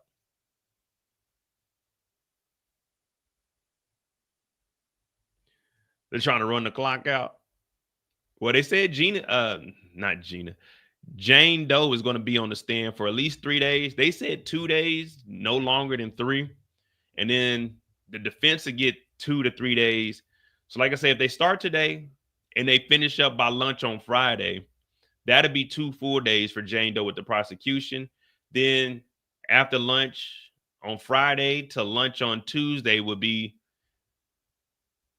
no, that only be 2 days. Till lunch on Wednesday would be the 2 days for them. Well, no. My bad. It'd be the end of the day Tuesday. So then they'll have 1 full day to do a recross. I mean, not a recross, redirect. And because that's what they got it allotted for, 6 days. So Thursday, Friday, Thursday, Friday, Monday, Tuesday, Wednesday, 5 days, lunch, and then lunch on Wednesday. So I don't know. They might be able to get them. They might be able to get Jane Doe's testimony all the way in.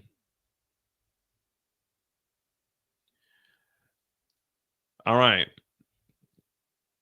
Tina said, did you see this translucent or ghost-like figure in the cell phone video as in the surveillance video?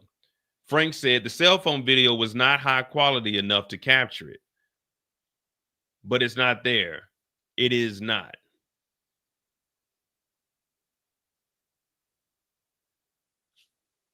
All right, but the cell phone footage isn't the original footage. We're going off the original footage. We don't care about what the cell phone got, unless the cell phone got something else that we ain't seen. That's where things actually matter.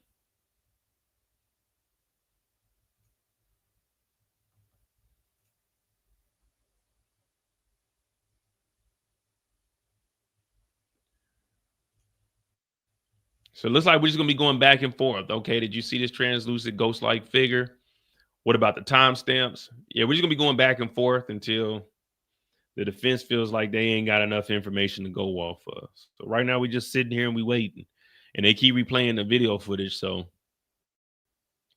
we know that's going to be taking some time. But I don't think they played the whole 16-minute video all the way through. I think they're just showing bits and pieces to speed it up. And that's also probably what the judge instructed them before they started. Like, hey, don't be wasting all the time. Let me go back and see.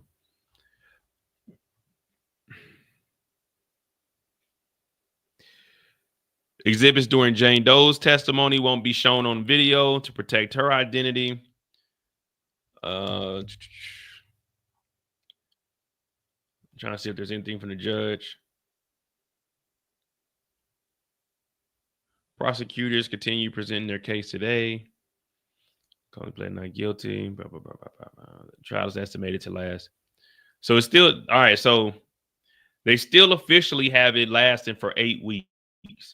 Remember they said 8 to 10 weeks. So that means they probably got at least, because we're on witness, what, 24, 23, 24 now, I want to say. That means they got at least 70 more witnesses if this is really going to take 8 weeks. And they were doing 4 people a day, 3 to 4 people a day. We could just say 20 a week.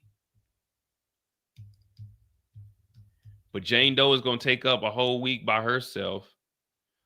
So that'll put us on week 5, 6, 7, 8, 20, 40, 60. Yeah, that'll be about 8 weeks. If we're looking at maybe 3 to 4 witnesses a day, I think Jane Doe would be the last big witness that's going to actually testify. And then everybody else will be bits and pieces, whether it's security guards, other assistants. Do they go into Diddy's taxes? Are they showing any other transfers?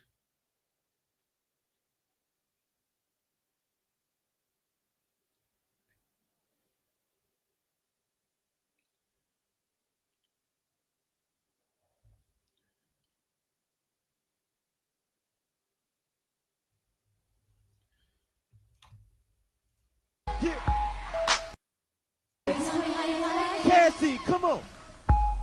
What's up, BT? What?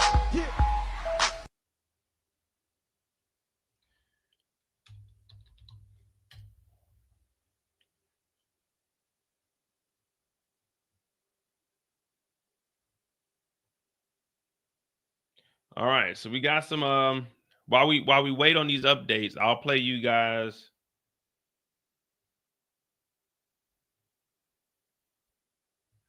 the video of the lady that got kicked out yesterday.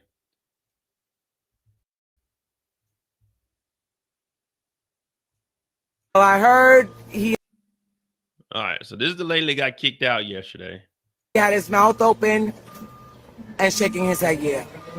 Black American men do not believe in Diddy.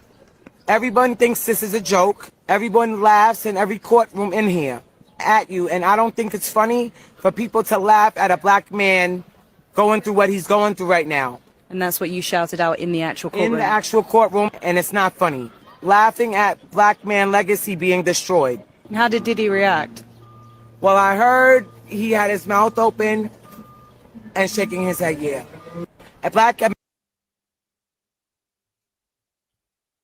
See, over on my channel, I don't care if you black, I don't care if you white, yellow, brown, red, purple, green, blue. What's another color that I don't know about? Lavender, turquoise, salmon, shit, I don't care what color you are. If some shit is funny, I'm making fun of you. I don't give a damn what nobody talking about. We definitely don't give a fuck about what she talking about. I'm clowning whoever the fuck I feel like clowning. If shit is funny, I'm making a joke about that shit. Fuck Diddy. Diddy's a nasty nigga. We're gonna laugh about this nigga. We about to laugh about your goofy ass too, because we seen the sketching of you getting your ass tossed about the courtroom. We don't give a fuck about what Diddy did. Shit, Diddy laughed at you for being broke. Talking about we don't laugh at black men. Shit. Man, have you seen the group chat between me and all the black men that I know? Man, we be clowning each other all goddamn day. I get on here, I let y'all talk shit about me every day. We don't give a fuck. Fuck Diddy. Oh, what if Diddy gets it free? I don't give a shit. Diddy don't know me. The nigga ain't gonna do nothing to me. The fuck you talking about? We ain't making fun of no black men. Man, you know how many black men we make fun of every single goddamn day? That's the part of life. That's the joy of life. Hell, I've been making jokes about Jesus in here. I said, leave him at the door because he can't help you. We don't give a damn. Thank you, Miss J, for that $10. Thank you, Mo. Yeah, man, we don't we don't care. If you do something fucked up, we gonna clown you. Again, I don't care about your preference, your sexual orientation. What you do at home ain't got nothing to do with me. But when this comes to the light and it's in the media, oh, I'm clowning you. I'm clowning you.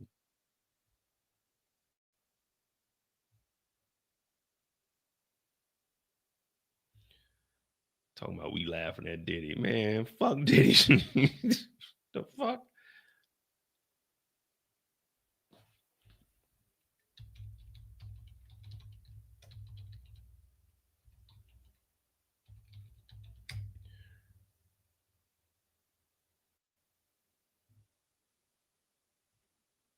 The phrase, "we got the same 24 hours," is often associated with Diddy.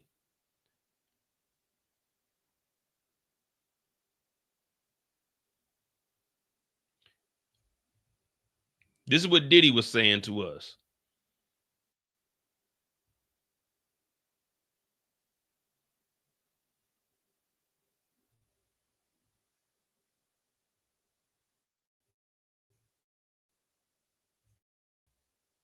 And be able to compete. You got to stand up for yourself and be able to compete. And you got to put the work that it's going to take to do it. I don't know if you're going to do the same work as I'm going to do. I'm going to read up on it. There's a time and a place for everything, but you have to be ready. We got the same 24 hours. You got to use your time wisely, and you have to be ready to really, really do the things other people aren't trying to do. We got the same 24 hours. He's trying to motivate us. Well, guess what? In my 24 hours, I get up, I go to work. Then I come here and I get online. And I'm trying to compete against the other people that are online. Well, I really don't want to compete because I really don't give a damn. It's enough money for all of us to eat. But my 24 hours don't consist of me having artists with talent that I could steal from. Now, if I had like 15 to 20 artists that were putting out some good music and the numbers were streaming real good and I could steal their publishing, then yeah, I too could be a rich man. But see, in my 24 hours, I don't have that. You know what I mean? My 24 hours, I ain't got people that I can steal from. I don't got people that I can extort from. You see what I'm saying? My 24 hours, I got to do a little bit differently, Diddy. We can't all be like you. So when you talking about us not being able to do what we got to do in our 24 hours to be as successful as you, that's making fun of us black men, saying we ain't as successful as you because we ain't using our 24 hours properly. But we all didn't have freak offs to get to where we were at. We all got to work, Diddy. So fuck you, and we going to make fun of you. If you're innocent, if you're guilty, rent is due on the 1st. Fuck Diddy. We don't care. You're making fun of a black man. Man, we don't give a fuck. The video expert explains why surveillance cameras don't all have matching timestamps. A video compilation of 2016 altercation at the Intercontinental Hotel used footage from a few surveillance cameras that show different angles of the incident. Defense attorney Tina pointed out that the surveillance cameras don't all have the same timestamp. Forensic video expert Frank testified that the cameras were not linked to the same internal clock, but he said he was able to sync the footage based on the overlapping events.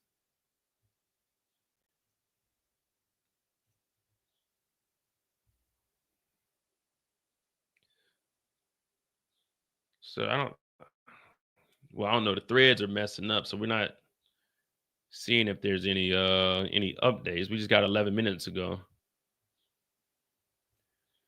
Yeah, 24 hours with Diddy. Y'all don't want to spend 24 hours with Diddy? See what he did in his 24 hours?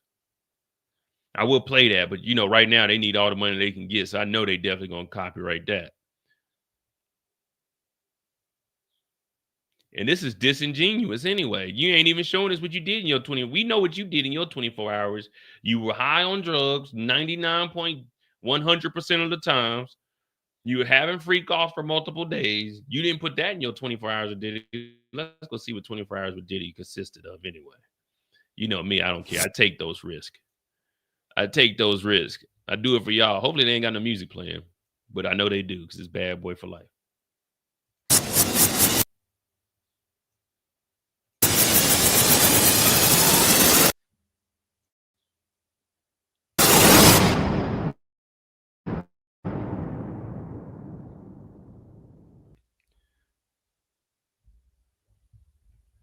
You are now watching 24 Hours with Diddy.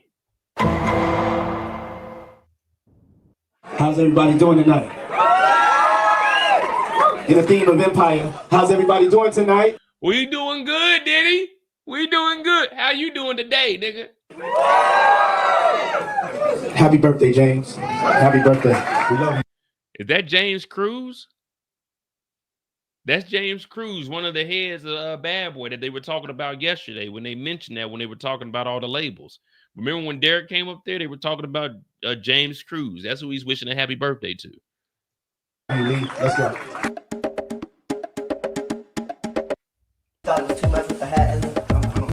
I love those ones because they're more in the. I love those. Yeah. I'll bring. You ready, Mace? party people in the Oh, Mace, you was at the birthday parties, Mace? Come on, man. place to be. On now, head west, red leg up, jig with a cut, ship Chris, can't call me bad.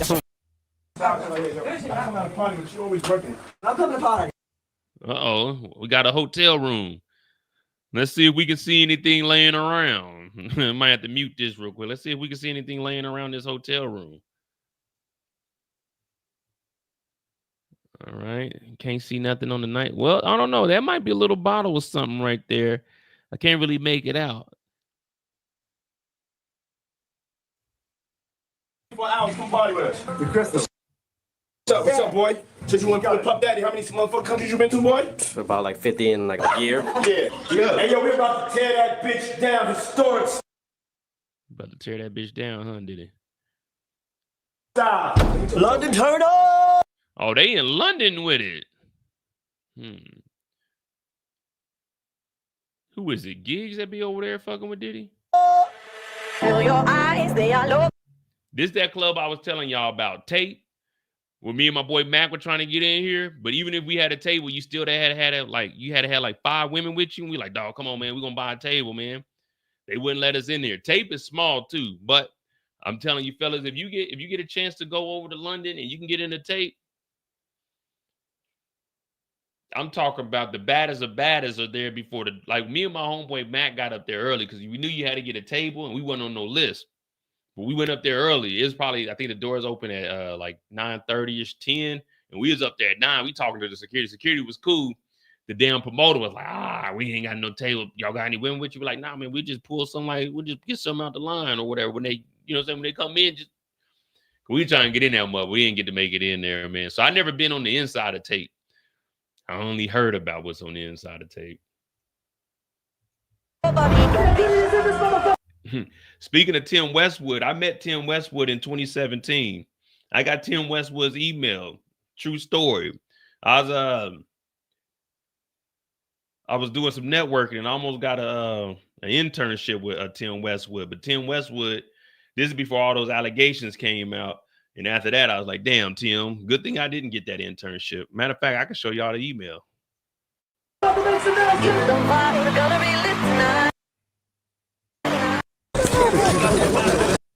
To give it this love, baby, I'm like, and I would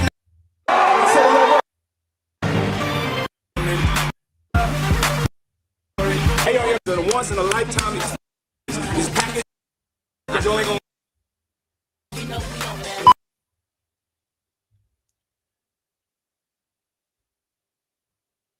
Yeah, I only heard what goes on the inside of Tape, but I know there's some women in there though.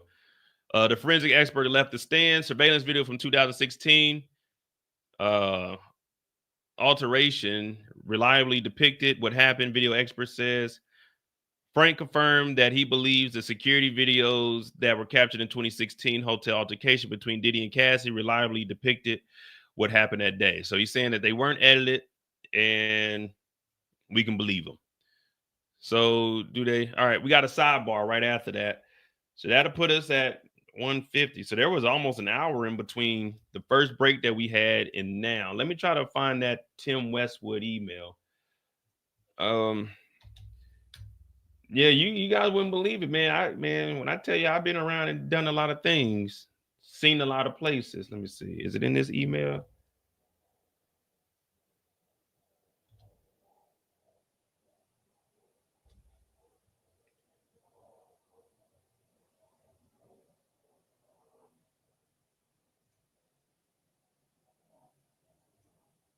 Wait. What email is it? Is it in this one?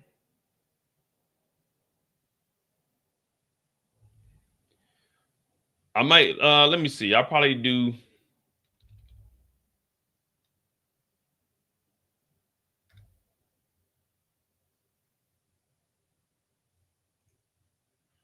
Trying to think. It's Fresh Island.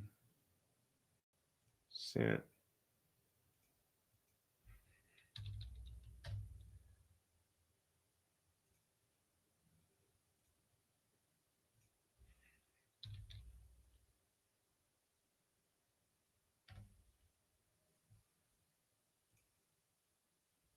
I'm trying to think what email was it in?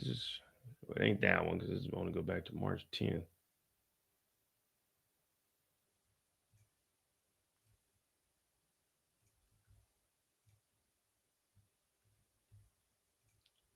Yeah, I think that's when Mason's supposed to be going on tour with him.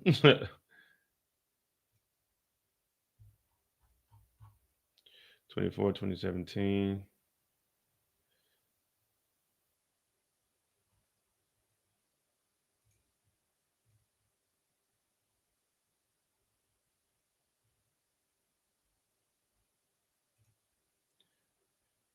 Oh, I know what email is up on there.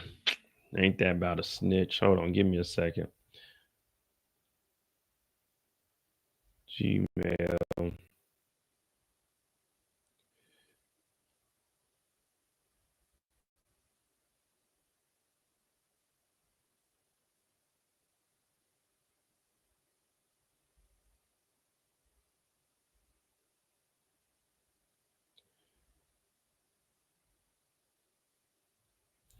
Well, I won't show the email, but here goes them responding back though. Tim Westwood, July 2017.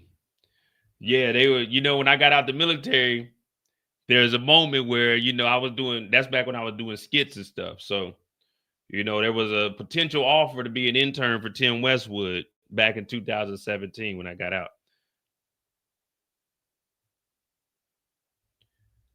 So I tell you, hey man, wherever I go, I'm always networking.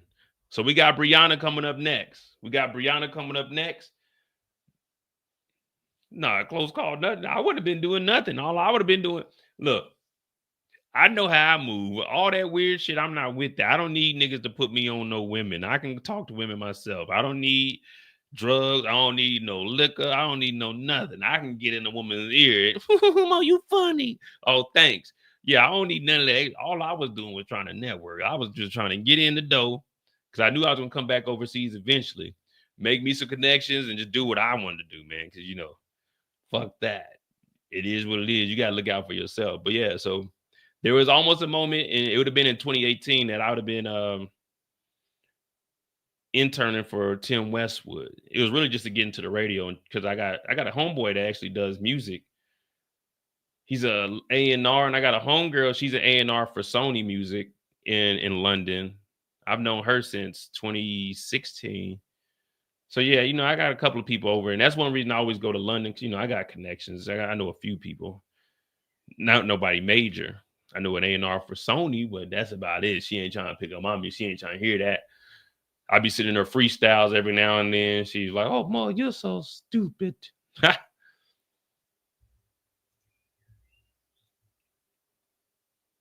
But now I'm too old for all that shit, man. I ain't nobody's intern. I ain't shadow. I'll shadow somebody, but I ain't no intern. I ain't fetching shit for you. I ain't doing none of that. You put me up on game or no. All right, so we got Briana taking the stand. Oh, they jumping straight into it. All right, they jumping straight into it. We got Briana up next.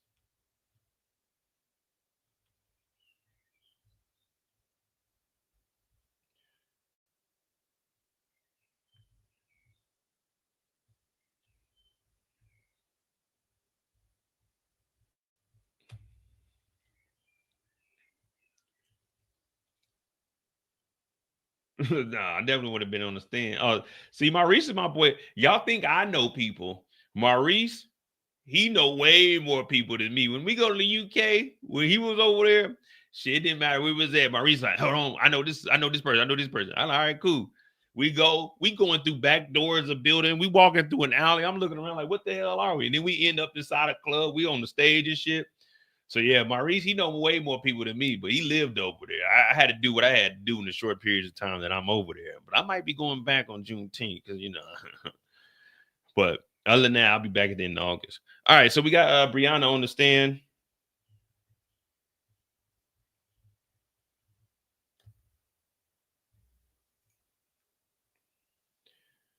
All right, again, this is going to be a wild story here. This is the one that they hung over the balcony. Well, not they, he. That's a wild thing to say. What? How you know Diddy? Oh, he hung me over a balcony. Can you explain that to me? What do you mean he hung you like y'all was playing around? No, he picked me up. All right, so we got Briana coming up on the stand now. All right, they're back. The government calls Briana Bongalan, I think. What else are you called? Banna. What do you work in? Fashion design. What did Mr. Combs do to you? He held me over the 17-story balcony. Oh, interesting.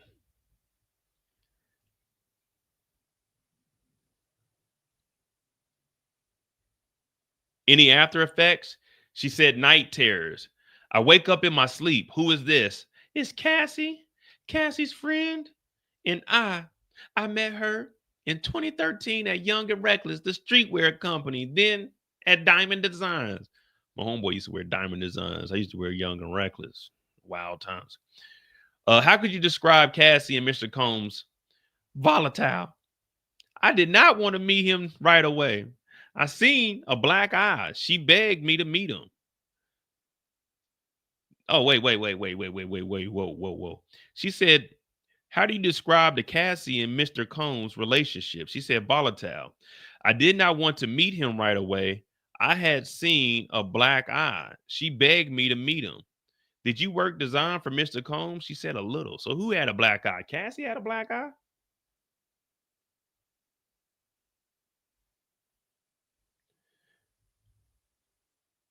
All right. So the 17th floor, man. So she got held over the balcony on the 17th floor. She didn't want to meet Diddy because she seen a black eye.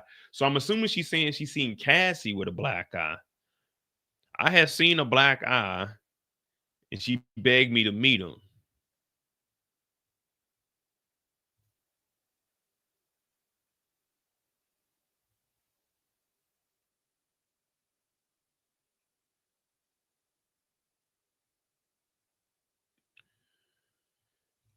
All right. Let's see. Let's see what Briana says. Banna testifies that Combs held her over a 17-story balcony in 2016. Briana's talked to about the altercation between her and Diddy in September of 2016. I was held over a 17-story balcony. She said Combs then threw her onto the balcony furniture. Banna also testified she sustained injuries from the altercation. I had a bruise on my back, on the back of my leg, and my back and neck pain. She also said I have night terrors and paranoia and scream in my sleep. No, not the 17th floor. Man, I know about that PTSD, man. That shit ain't no joke.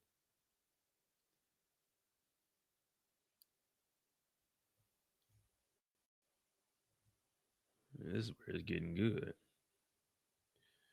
Where did Mr. Combs live? She said, I think in Beverly Hills, in like Beverly Hills. So this is Westmoreland. This is the black, this is the black lawyer, Nicole Westmoreland. Objection, Your Honor. Speculation. Judge, ask another question. Do you know the name of the street? Mapleton, 200 South Mapleton. Wait, was that the Cassie building or is this Diddy's address? I think this is Cassie's building.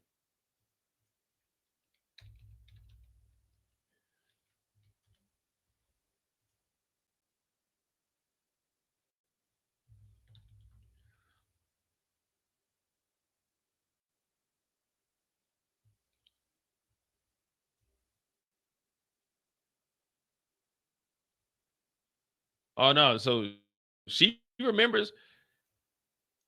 So I should say Beverly Hills. I think if she knows Diddy's exact address. So this is Diddy's address, the house that they raided where they had everyone in handcuffs. So she knew. Do you know the name of the street? 200 South Mapleton. Yes, this is Diddy's apartment. I mean, not apartment. It is kind of small for an LA home, you know what I mean? This is nothing new to us. We've seen bigger houses. So this is where Diddy lived, and then Cassie lived down here where he drove the golf cart to. Off this street over here.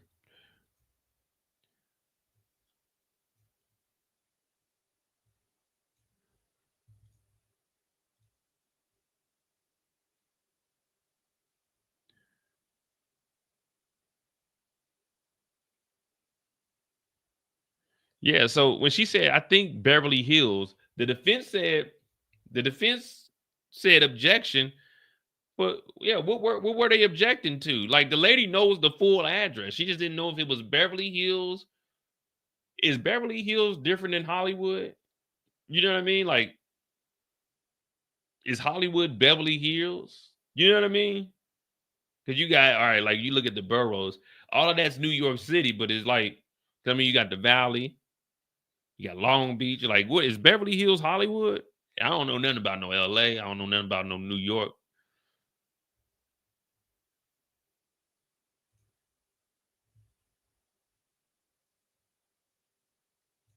So she got the address and she knows exactly where Diddy was staying at, though. So that's good info for us.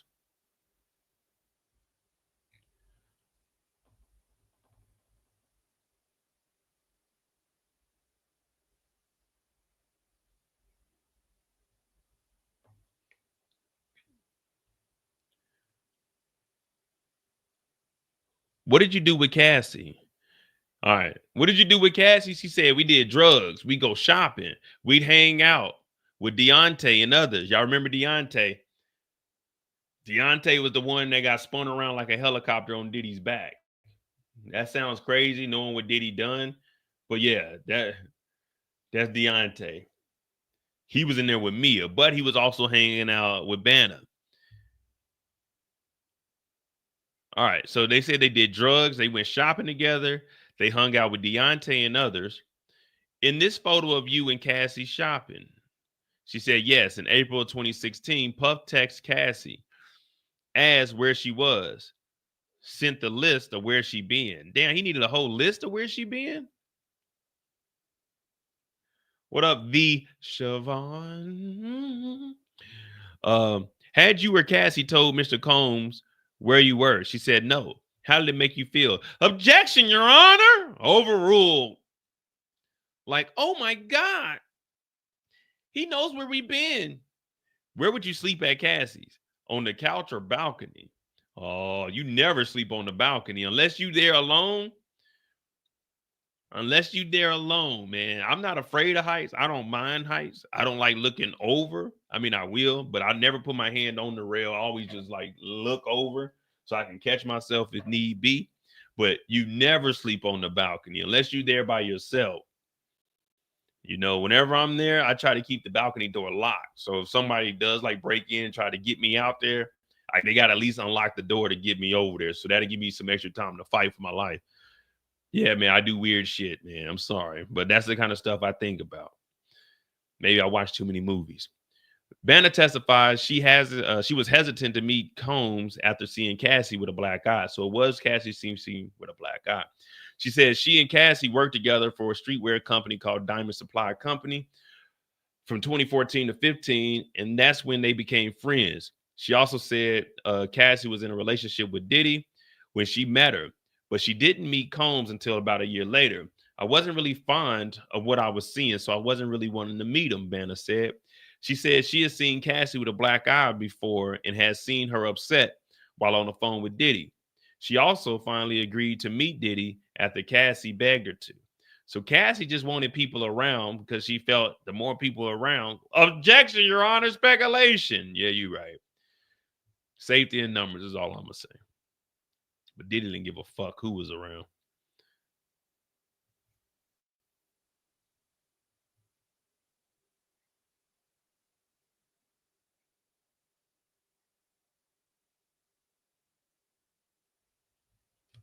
So Briana's suing for 10 mil.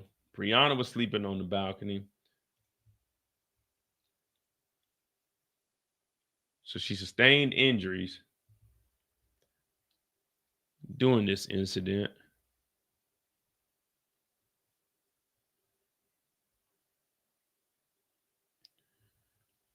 To say what you guys were doing is drugs and shopping and just hanging out, that's really the life of a bum. You know what I mean? That's really the life of the unemployed. What you do today? Oh man, we did some drugs, we went shopping, we just hanging out, you know, the normal the normal Wednesday shit. Damn, so you ain't do nothing today? Nah, man. We just woke up, got high, and then we decided to go shopping and hang out a little bit.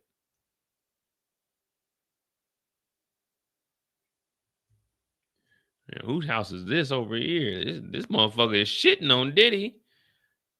They got 2 tennis courts and a guest house. Diddy guest house little as hell. Damn, I didn't know Diddy was living in poverty. That backyard small. Yeah, whoever this is on the other side, they living like a king. Diddy living like a peasant. Well, his house is bigger than, definitely bigger than this house over across the street.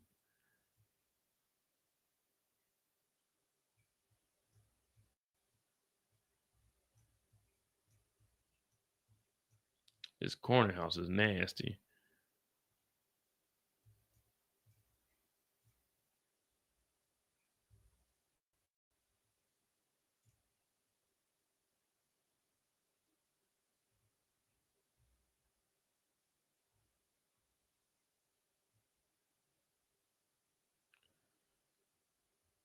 Did Mr. Combs ever come over? Banner said yes. He banged on the door and came in. Do you know how? I don't know. He was upset. He threw a knife in her direction and she threw it back. He left swiftly. Were you doing drugs? Shit, I don't remember. Damn, so they was in there going fucking crazy. Diddy kicked in the door. Bow! He had a knife. He threw that shit at Cassie. Cassie ducked that motherfucker. She took the knife out the wall from behind her and threw that bitch back at Diddy. That nigga Diddy ducked that motherfucker and Diddy left. So, ting! Damn, Diddy! Damn, Cassie! And then Diddy got the fuck up out of there. Okay, now this is where we're at. Now, as soon as I seen 2 niggas throw knives at each other, I'm thinking the third knife is coming at me. But guess what? I'm not sticking around. Hey, Cassie, it was cool, but I ain't hanging out over here no more if this nigga kicking through the door. That nigga Diddy came in with a fucking knife. Where'd he get this knife from? That nigga came over. You know, Diddy rode his golf cart to her house. Remember, he rode from the house with a fucking hammer and came over there. This time he came over there with a knife. So this nigga just has all the weapon of choices at home. Like, he just opens up this cabinet that's right by the front door. He got a gun in there he could take. He got a knife. He got a motherfucking hammer. Probably got a crowbar in that bitch. You don't know what Diddy got in this motherfucking weapons cabinet because this nigga pulls up with everything different every time. And this time, this nigga came with a knife and didn't say nothing. She said this nigga just came through and threw a knife. This nigga wasn't aiming. This shit could have hit her right there, dead smack in the middle of her head. This nigga just launched that bitch, came in there mad. Ting! She, damn. Banner's on the motherfucking balcony. What the fuck am I watching? Then Cassie threw that bitch back, but Cassie didn't throw it overhand. Cassie seemed like the type that style wind that bitch at you. Yeah. Diddy ducked that motherfucker and he ran out. He hopped back in his golf cart. Yeah. You know the golf cart only go about 15 miles per hour. This nigga went back to the house to re-up. He didn't know that Cassie was gonna be ready to react. Oh, this is getting good. This is what we've been here for. Cassie friend recounts a 2016 shopping trip. Banner's testifying about a 2020. Man, I keep wanting to say throwing some shit. She's testifying about a 2016 shopping trip she went on with Cassie, who was dating Diddy at the time. Banner said Combs sent Cassie a list of all the places the two. Oh, so he didn't write it right. Cassie got a text message from Diddy when they were shopping that said, you went to this place, this place, this place, this place. I thought they said that Cassie told where they were at. So Diddy was stalking Cassie the whole time. You went to this store, you went to this store, y'all was smoking this crack, you were doing this, they probably weren't smoking no crack, but you were doing these drugs, you were this place, this place, this place. And he sent the text message to Cassie. I'm not hanging out with Cassie no more. You only need one time for me. Like, if I'm rolling my dog and he like, damn, man, my baby mama sent me a list of all the places we been. Nigga, we ain't going nowhere else. Where's the closest spot for you to get home, nigga? We not hanging out no more, nigga, until you get rid of that crazy ass baby mama of yours. Now, when I say get rid of, I don't mean dispose of, guys. I mean, I know it's your baby mama, but you gotta decide: you hanging with your niggas, or you gonna go do shit with your crazy ass baby mama? Because if you're gonna be with your crazy ass baby mama, you gotta let me know, because you can't come to the crib no more, man. Because if she come over here, she banging on my door, she breaking my house.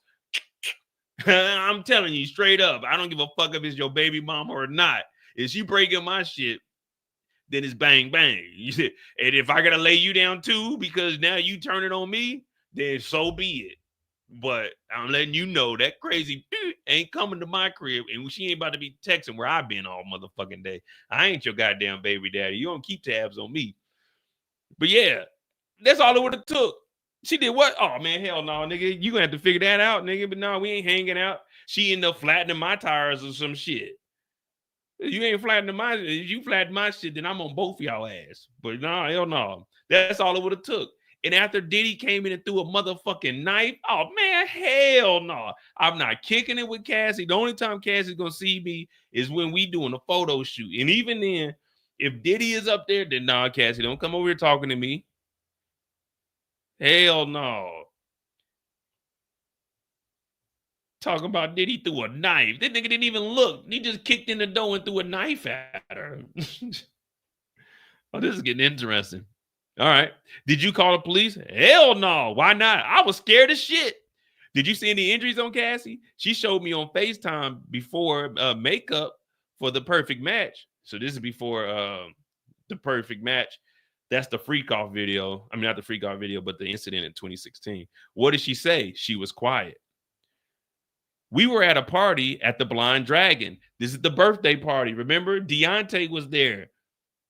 This is when Deontay gets thrown like a tornado, but somehow he mysteriously left that out of his testimony. So we were at a birthday party at the Blind Dragon, a karaoke bar in West Hollywood. Oh yeah, this is good now.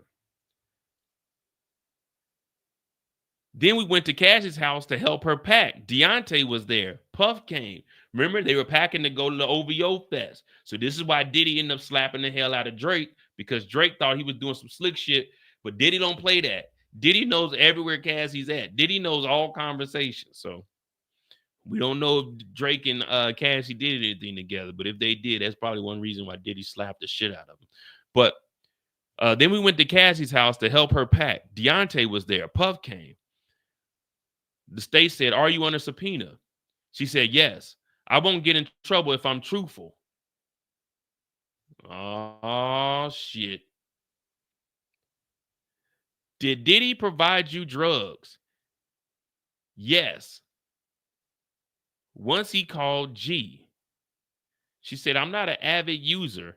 Ketamine, marijuana, and cocaine." For everyone that said this is just a DV case, there you go. Distribution of drugs right there. Huh?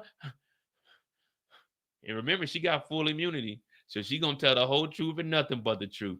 She did drugs. She did cocaine, but where'd she get the cocaine from? Papa Diddy Puff. Pop, a.k.a. Brother Love. So everyone that said it's just a DV case. Yeah, well, now we got another person that received drugs directly from the man himself. Distribution of drugs. It's going hard to get out of this one. It's going to be tough to get out of this one, but we still here. Let's continue on. All right. How often did you get drugs from Cassie? Often. Those oxy pills. Did she pay you? Yes. Did she pay you what? Did you get drugs for Mr. Combs? Yes, once. Cocaine. Did you sell other drugs too? Yes, sometimes.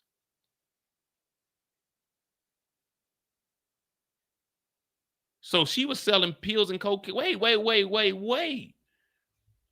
So Banner's under, she got immunity.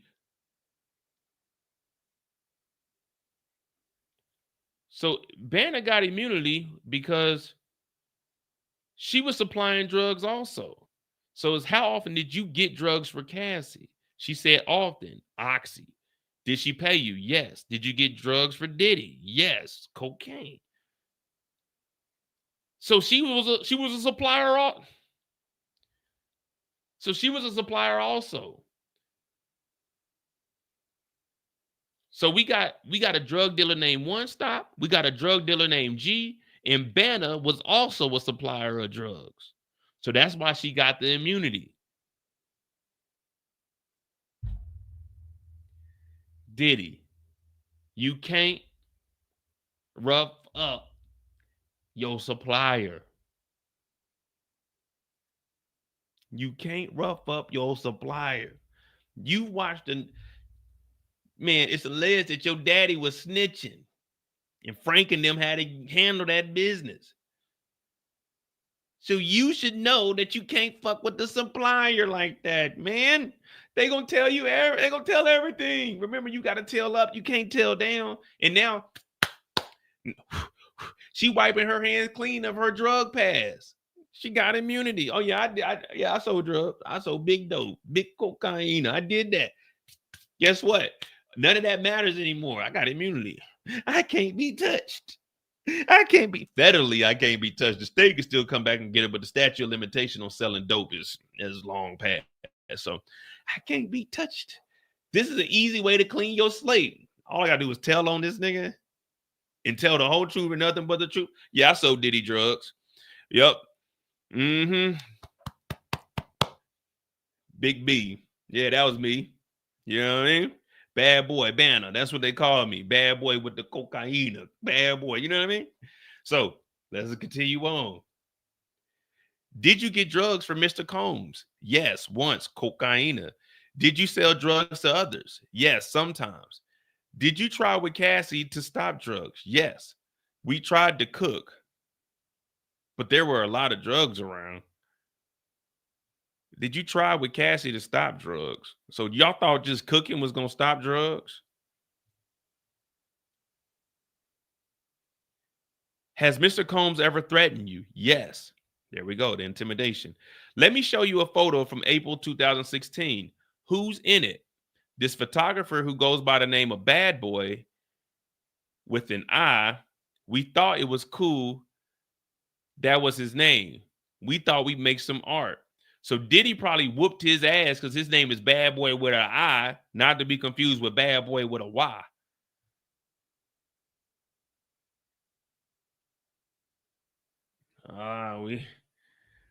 We get into the nitty gritty here, guys.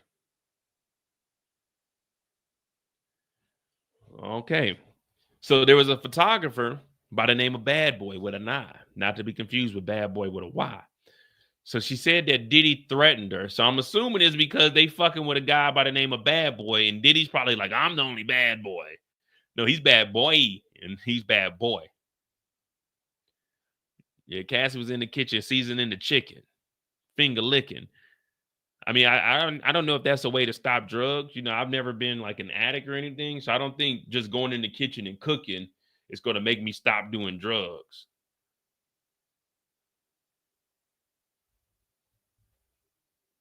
You get in that kitchen, you starting to cook up, and all you see behind you, you get on those drugs, all you see behind you is this. That's all you see behind you. You in the kitchen cooking, thinking life is sweet.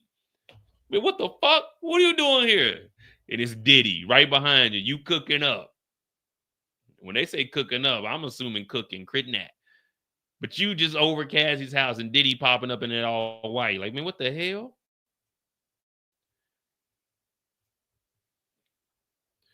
All right. So they took photos with a photographer by the name of Bad Boy with an I. We thought it was cool. That was his name. We thought we'd make some art. Puff came up close to my face and said, I am the devil and I could kill you. Were you taking drugs that day? Shit, probably cocaine. Did you continue to see Mr. Combs after that? Yes. Why? Shit, I don't know. Yeah, we don't know what they were cooking, but they said there was a lot of drugs around, so cooking didn't work. So I'm guessing they were cooking They may have been cooking up crack. I don't know, man. Let's see. Or meth. I don't know. No. We want to get. She says she's seen Cassie with the black eye. I remember saying, I'm sorry. Nah, all right. We know what happened with Cassie in the movie premiere. We want to know about what drugs, what was y'all cooking that day? Like, I'm in the kitchen. I used to tell them Pyrex this and straight drop that. What y'all think she was selling? Like little OZs? I know she wasn't doing no quarters. I know she sure didn't have no half a brick.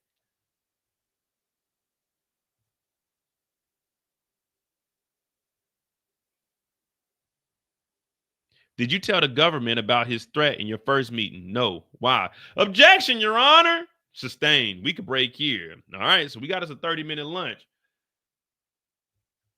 All right. Hey. Right now we got Briana on the stand. And Briana letting loose. Briana letting you know shit. When it came to drugs, you thought Cassie was on drugs. You thought Diddy could do some drugs. Shit. I was your pusher.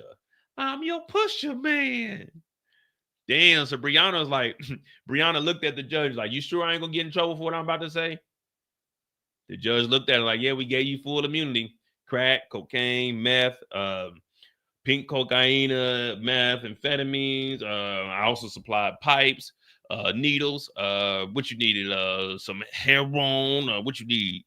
Mushrooms, whatever you need, I got it. You know what I mean? MDMA, Blue Dolphin. What else? What else? Judge, there's so many drugs that we had. I can't even remember all of them. But I can remember being hung over a balcony. That's one thing you can always remember.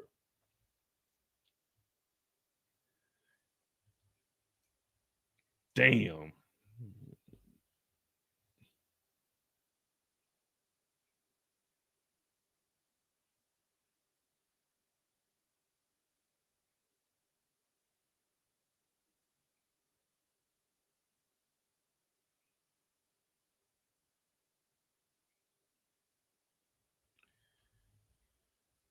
Oh man, well, we got us a break here. We can break here. Let me see. Does it say jurors dismissed? Judge said we can break. And I'll be back after lunch on TikTok, because right now we're just about to take us a little break and gather all this up. But I'll be right back after this lunch break. All right, so we'll go over to CNN and get these updates. So this is going to be more in depth. Banner recalls the incident where Diddy threw a knife at Cassie, who threw it back. She said Diddy would regularly come over in the middle of the night, banging on the door. Oh, so it wasn't just random. It was just random nights Diddy would show up. What time is the break till? 1 p.m. Oh, so we only got 40 minutes, guys. Diddy would come over there regularly in the middle of the night. See, I wouldn't even be hanging out. All it took was one night for this motherfucker to come over there banging. Sometimes Cassie seemed surprised by the late night visits, Banner said, while other times it just seemed like it was normal. One incident stood out, though she could not recall when it happened. She was asleep at Cassie's apartment when she was awakened by banging on the door. It was Puff. Cassie, who was in her bedroom, came out into the open main room in response. Banner recalled that Diddy was inside the apartment. I just remember seeing a knife get thrown in her direction. Diddy was standing by the entry door when he threw the knife at Cassie, who was standing pretty close to him. Cassie threw the knife back at Diddy, but did not hit him. Diddy left after that. Banner says she does not remember if she and Cassie used drugs that night. She did not call the police about the incident, saying I was scared of Puff. No, let me tell you something. They were on drugs, and they were scared because they had them drugs in that apartment. They were probably scared of Puff too, but reality is, nigga, we got all this drug, like we got all of this dope in this house. Nigga, we can't call the police. Hell no, can't call the police. So then Banner, the close friend, describes their drug use. Banner says Diddy gave them drugs a few times. She says she's seen Diddy use marijuana, ketamine, and cocaine. She also testified she and her friend Cassie would do drugs together weekly. So not daily, but weekly. So when you say weekly, I think you got to at least do half the week to be considered weekly. So 4 times a week, we'll just do that every other day. Or maybe, shit, some days you just wake up and binge. They did drugs weekly. She said she and Cassie would try at times to get sober because we wanted to do better. The two friends would try to cook together instead of using drugs, but those periods will never last long. Yeah, because you're probably on drugs and then trying to cook. So you high, you eating, and then it's like, shit. You'll never reach that high that you once had. So you always trying to get high to get back to that point. So y'all probably like, y'all ate and y'all got full. But now, depending on what type of drug, like, all right, you smoke some weed. Yeah, you get the munchies and shit. You eat, you cool. But the drugs that they were using, the drugs that they're using, there's nothing you can do that can stop that high. That high has to ride out. So it's like, if you did coke at maybe, let's say 10 in the morning, by 3, you still gonna be coked up, especially if you're doing this weekly. So now you got a high tolerance level. So even if you did cook, that high still gonna be there. And when you coming down, you're like, man, shit. Let me just do like a little bump or something. And then you get back on the drugs. Just going in the kitchen and cooking ain't gonna work. You gotta flush the drugs. See, if you trying to stop drugs, then get rid of the drugs. Flush the drugs. Nah, they kept the drugs. They said they were cooking to stop doing drugs, but it was just so many drugs around. Yeah, the temptation gonna be there. You gotta remove the drugs from your life. When I had to give up marijuana, it was easy. I just said, all right, I ain't smoking no more. But that's marijuana.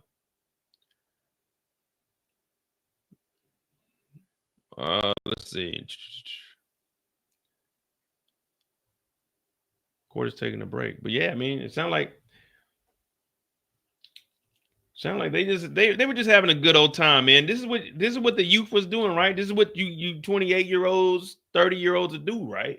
This is like a regular day occurrence for like 28-year, well, for any drug user. You guys would know a little better than I am. This is a part of RICO. Yeah, the supplying drugs to the distribution. Then we see him coming over making threats to people. Now, it's going to tie in once he lifts her over the rail.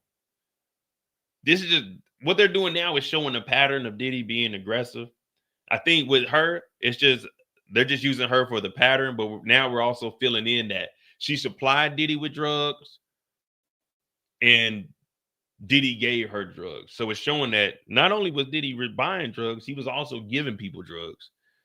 And distribution falls up under the crimes that you can do for a person. So, yeah, there's drugs there. Rick James, you know it. I got DJ Screw by the gallon, but the game belonged to me. So this whole time we thinking Banner just the innocent one. Banner pull up and I got oh shit. You know Cassie get happy. Oh shit. Banner in the house. Banner in the house. Oh, Cassie be jumping around. Ooh, Banner here, Banner here, Banner here. Ooh, wee. You want to go shopping? Hell no. That nigga Diddy be watching. Fuck Diddy. Let's do it. Motherfucker Cassie had the reflexes of a mongoose. They said a motherfucking knife got thrown at Cassie. They said Cassie was close. So I can only imagine that shit was like the Matrix. She ducked that motherfucking knife, went and got that bitch, threw that shit back at Diddy. Diddy wasn't expecting a knife to be thrown back. Diddy thought it was going to be over when he threw the knife. Cassie said, not tonight, nigga. I'm higher than a motherfucker. Cassie threw that motherfucking knife back at that nigga.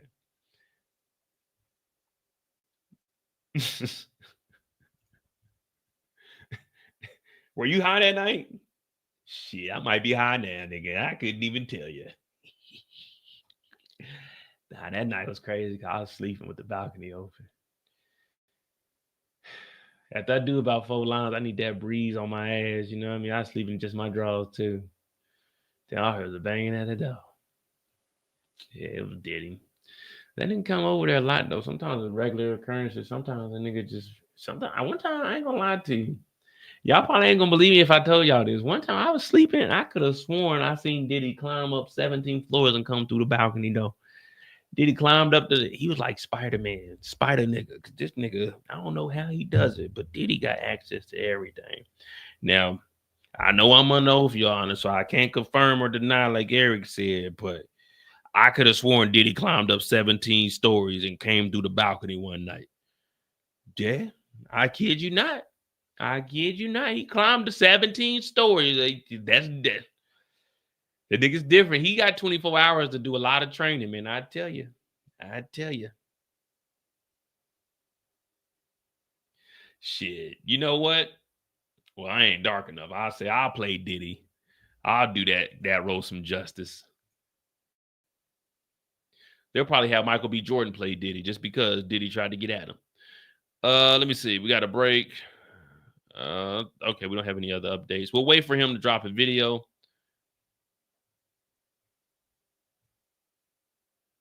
So we haven't even got to the point where Diddy hung her over the balcony. But that's what we were going to after the Blind Dragon. So it was after this a little bit later on. But that's before she was trying to go to Toronto for the OVO Fest. Damn, man.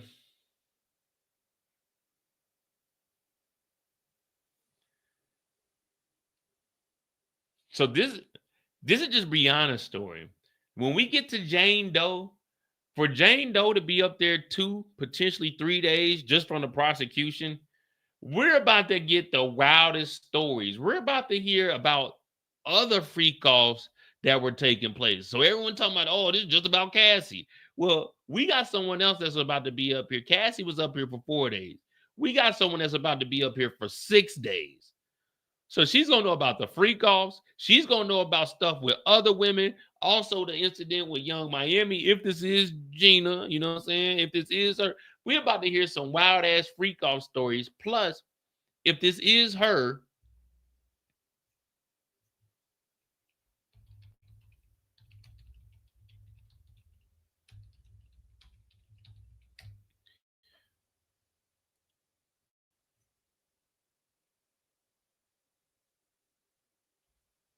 Gina,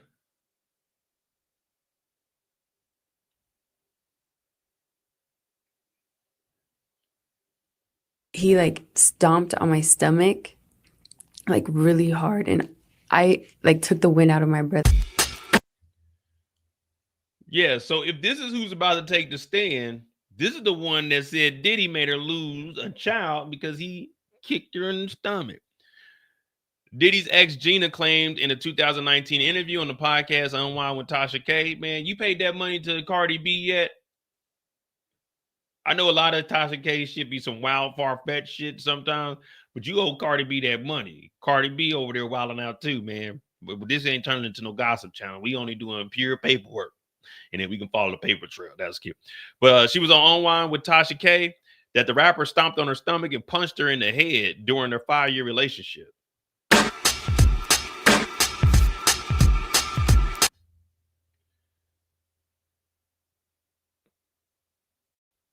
Breathe, and he kept hitting me, and I was like pleading to him, like, can you stop?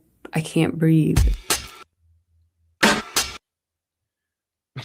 Why they got to put in the song? So it said Gina claimed the "I'll be missing you" rapper then grabbed her by the hair and was punching the back of her head. So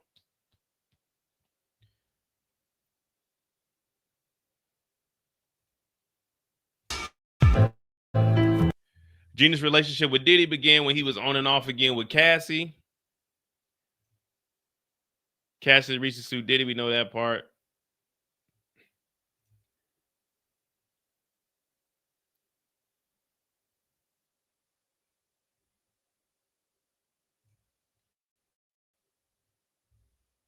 So yeah, if this is her, we're about to get 6 days of wildness.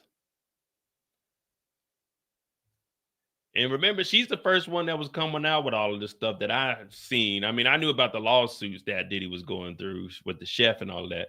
But Gina was the first he one. had caught me texting another man. We was in Miami, and it got really crazy that time. Let me pause it because you know Tasha K out here wilding out. We was upstairs and he had like, we were in his closet and he like pushed me and I fell to the ground. Diddy does a lot in that closet. We know that Mia said that Diddy came in the closet while she was rearranging things and penetrated her mouth. So And then he like stood over me.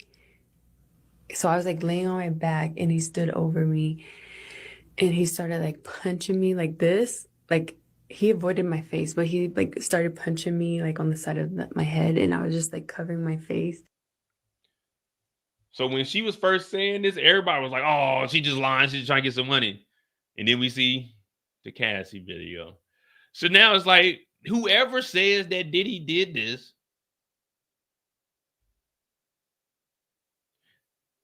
we know that wasn't your first time. It's like, so if she is testifying, then she's going to get up here and tell this story, but she's gonna go into more details. But also it's the same thing. So now we can believe that Diddy went over to Kid Cudi's house, and that's confirmed that, well, we already know that Diddy was there because they ran the license plate and went back. And we had Capricorn Clark there that said that Diddy was there because Cassie was messing with another guy. Also the Michael B. Jordan incident. So if she was texting another guy and Diddy did this, everything that we're hearing is believable. And this is just showing a pattern of Diddy trying to control his women, not allowing them to talk to whoever they want freely because there's repercussions behind that. So that goes along with the force and proving that he's been doing this for years. And he did that and then after he got done doing that, he like, because he was standing, his legs were like stay in between me, so he like stomped on my stomach. All right, so we'll wait and see who that is. We are on break though.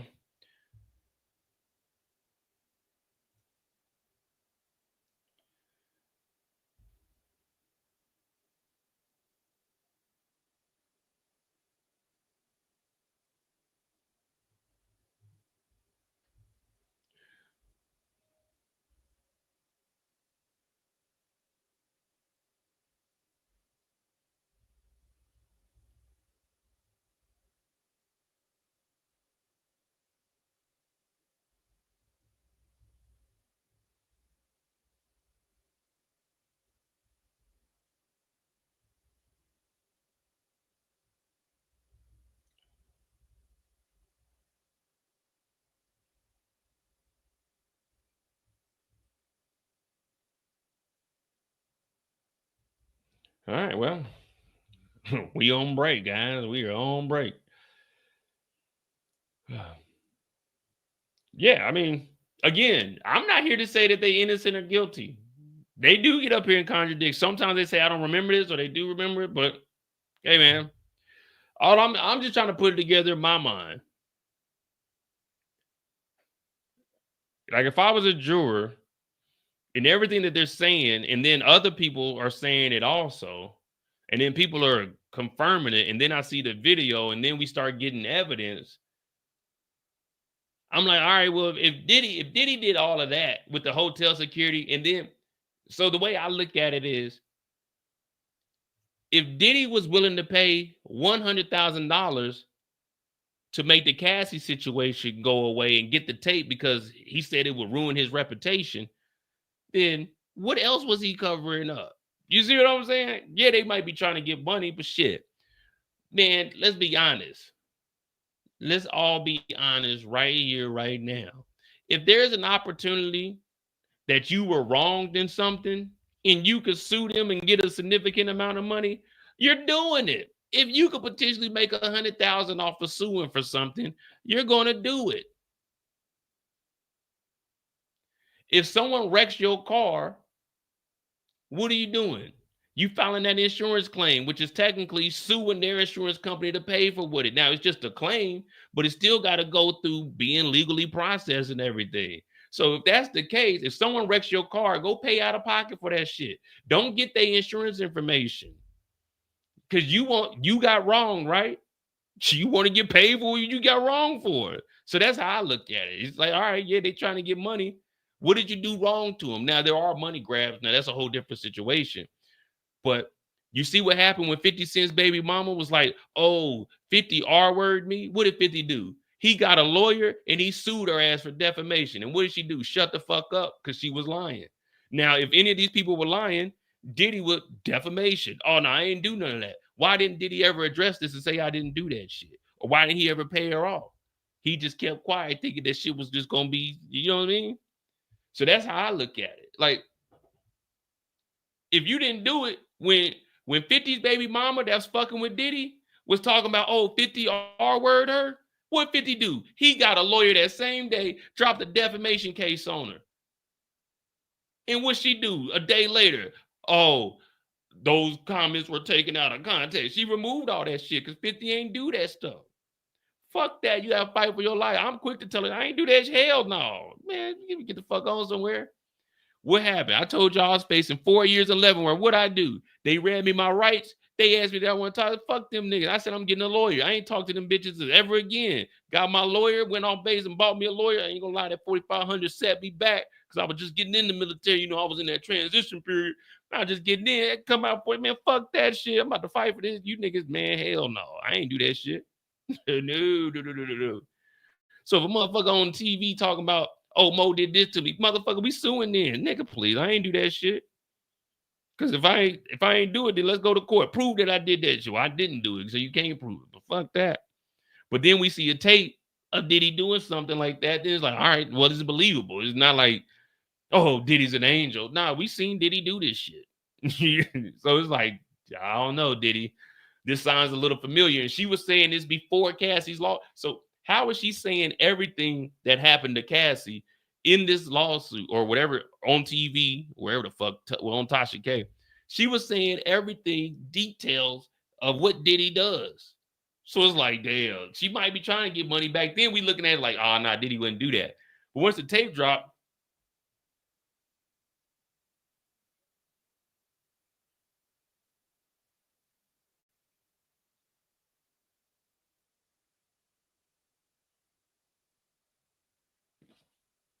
and guess what happened? She was with Diddy.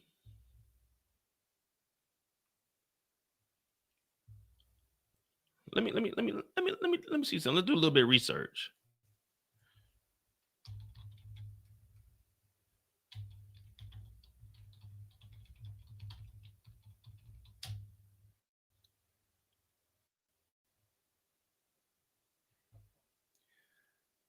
Gina was with Diddy for 5 years. 1, 2, 3, 4, 5. Gina met Diddy in 2014.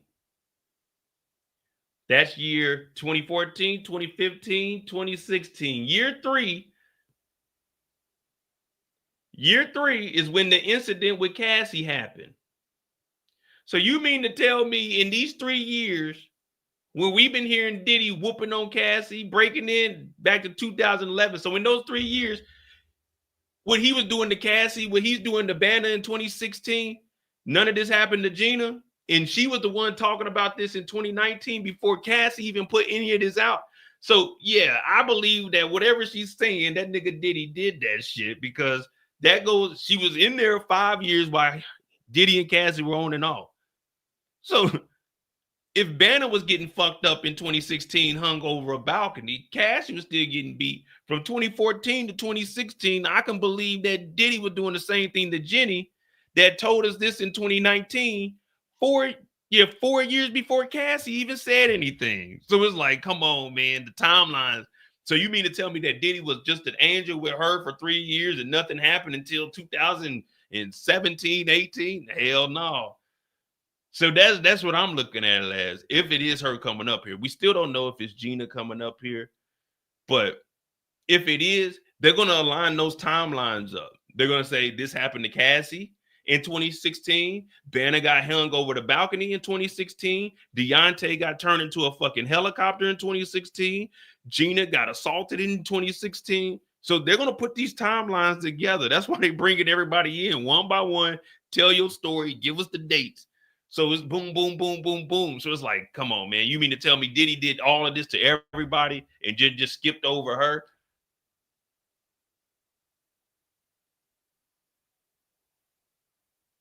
You see, that's how I'm looking at it. And then, yeah, there's been stories about Kim Porter's nose. So if this is the baby mama, what do you think he's doing to these side motherfuckers? It's like, again, I'm not saying he's innocent or guilty, but I'm saying if I'm looking at the timeline, this shit looks very, very similar. you see what I'm saying? Like, again, I'm not saying the nigga's innocent or guilty. I'm just saying, according to the timeline, what year did Kim Porter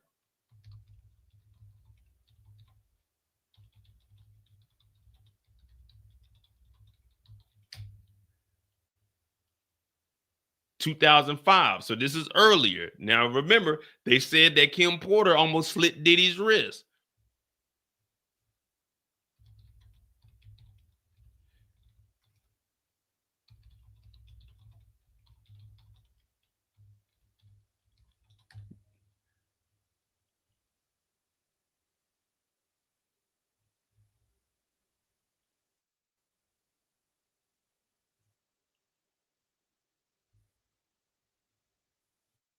Oh, we're not going to go over to the art of dialogue.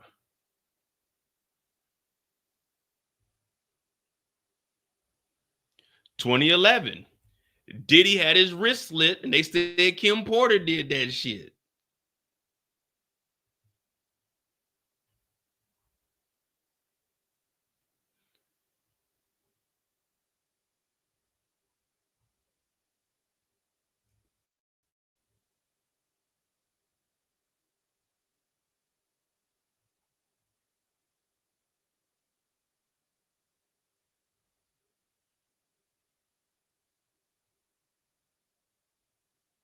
With a corkscrew. You see? So this shit was going on even before Cassie was there. So it's like, all right. We were all thinking, okay, maybe this woman Gina was just going for money. But now it's like, damn, she was telling the truth the whole time. And then we know about the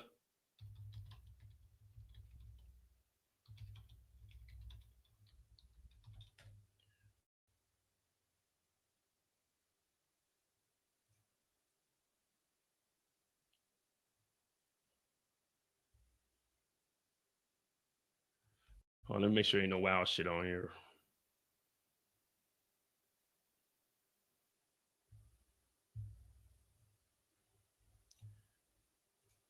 Then in 2022,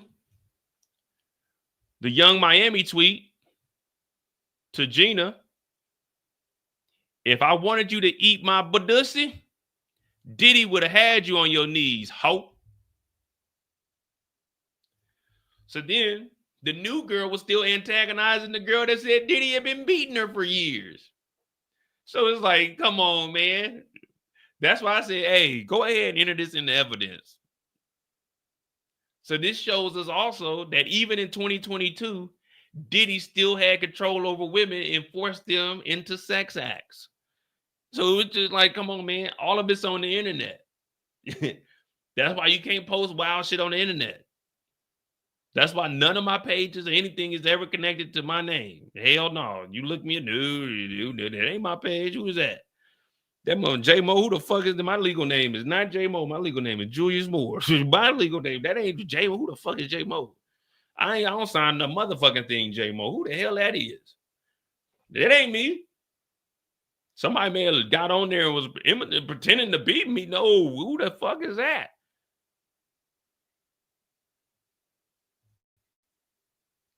No. And the crazy thing is,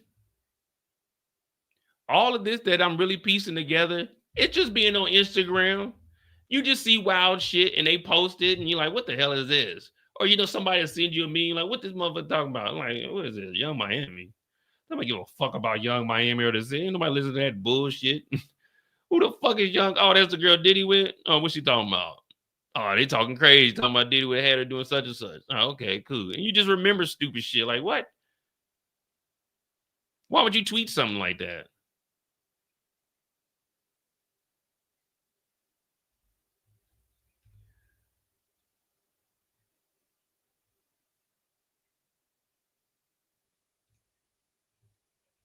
I don't think Diddy was dumb enough to try anything on Carisha like that.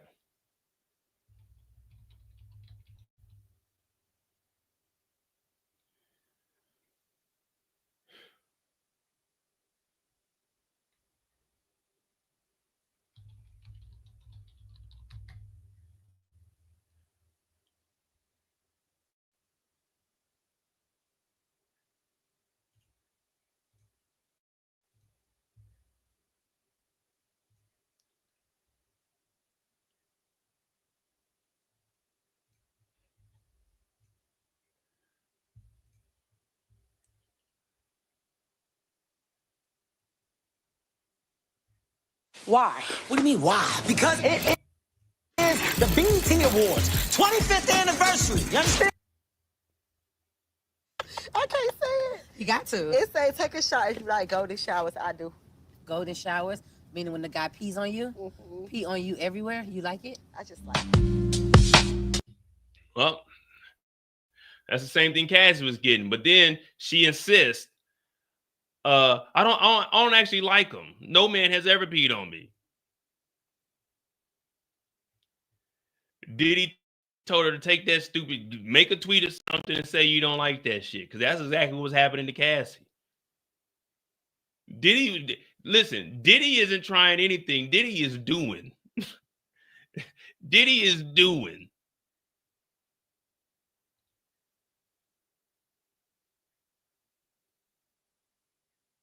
It's always in your face, man. It's always in your face.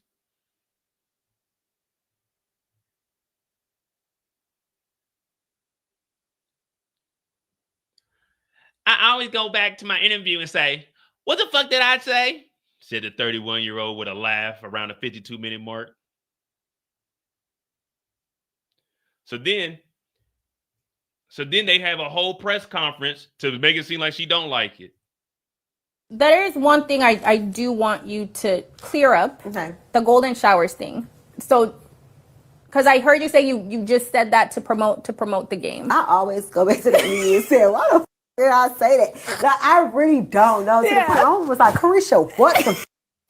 And I was just like, I don't know. Like, all I gotta hear is like one or two times I know a motherfucker lying to me.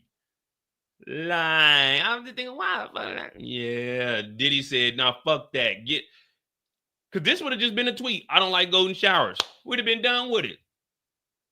But no, we got to put this as larger than life. Everybody got to know that Diddy ain't out here pissing on women. Because remember, this is 2023. October of 2023, Cassie dropped a lawsuit on Diddy. But remember, they said that Cassie was looking for $30 million for over a year with Diddy. I need you to clear that up, because Diddy already knew about Cassie's book. And that's why they were trying to get that money from Diddy to shut her up. Now, everyone's talking about it as a money grab. She never went to the police. She was just going to drop her truth. If that book wasn't true, why did Diddy pay for it the same day that it dropped? He had to try to clear it up because he knew what was in that book. So when Carisha said this shit on national, well, on wherever the fuck they were showing it on, I don't know if Revolt's on regular TV. I ain't got cable. But wherever they were airing Revolt, this got picked up by the Shade Room. So like a day or two later, now who the fuck is interviewing Carisha? Nobody. But now how's the interviewer going to say, I want to clear up wait, you're the interviewer. You're not clearing up nothing. You're supposed to, why did you say this? Not, we're here to clear this up. That means Carisha and them said, we want to do an interview with you and we want to specifically talk about clearing that up. That's not how interviews work. I'm the interviewer. I'm going to say, so when you say you like golden showers, is that something you and Diddy do? If you're going to interview, you didn't already put it out there, but I like to clear up something. Nah, that's because Diddy called the Shade Room. We need an interview. We need to clear that up. That's what that was. You promoting the game. There's all kinds of other stuff that you could have talked about in that filthy ass game. But you talking about golden showers. If I'm trying to promote something, I'm not talking about something that's degrading me. What the fuck? Yeah, I like giving golden showers. Take a shot if you like giving golden showers. Man, that's just disgusting. Why would you decide out of all the cards, let me pick this one? So all of this is just wild. Now, is there a connection? Maybe, maybe not. Who knows? All we doing is speculating. But you just think back on all this shit, you know, it just pop up like, well, she said what? No, okay, who cares? Does nobody care about no damn. What are they? No, I'm about to say Cash Money Girls, City Girls. Nah, we don't know if she'll testify. Shit, I told you I dropped that subpoena on her ass. I dropped that subpoena on her ass. But we know she knows about the free costs because she said Diddy would have had you on your knees by now. Oh.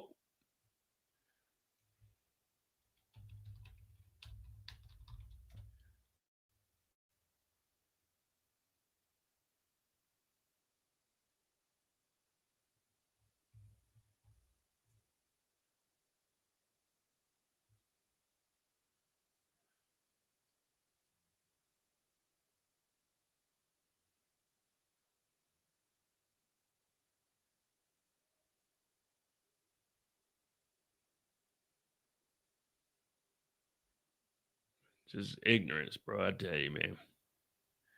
And it's not like she was young either. She's like 31 years old when this shit came out.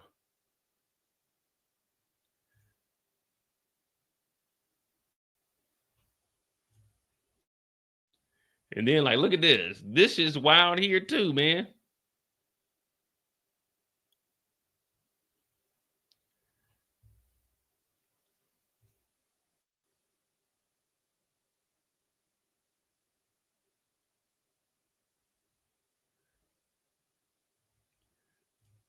So this is Gina talking about when you beefing with, when she beefing with you over a nigga, but the whole time he got somebody else pregnant, talking about the baby. But look, this is Young Miami going at Gina. Like, all this shit is stupid, man. We're not about to go through all of it. But yeah, this is just showing you wanted a baby over 10 years. You want a baby, bitch? I have a career hoe, certified freak. You haven't heard from Diddy since the awards, reminiscing about own abortions. Like, come on, man.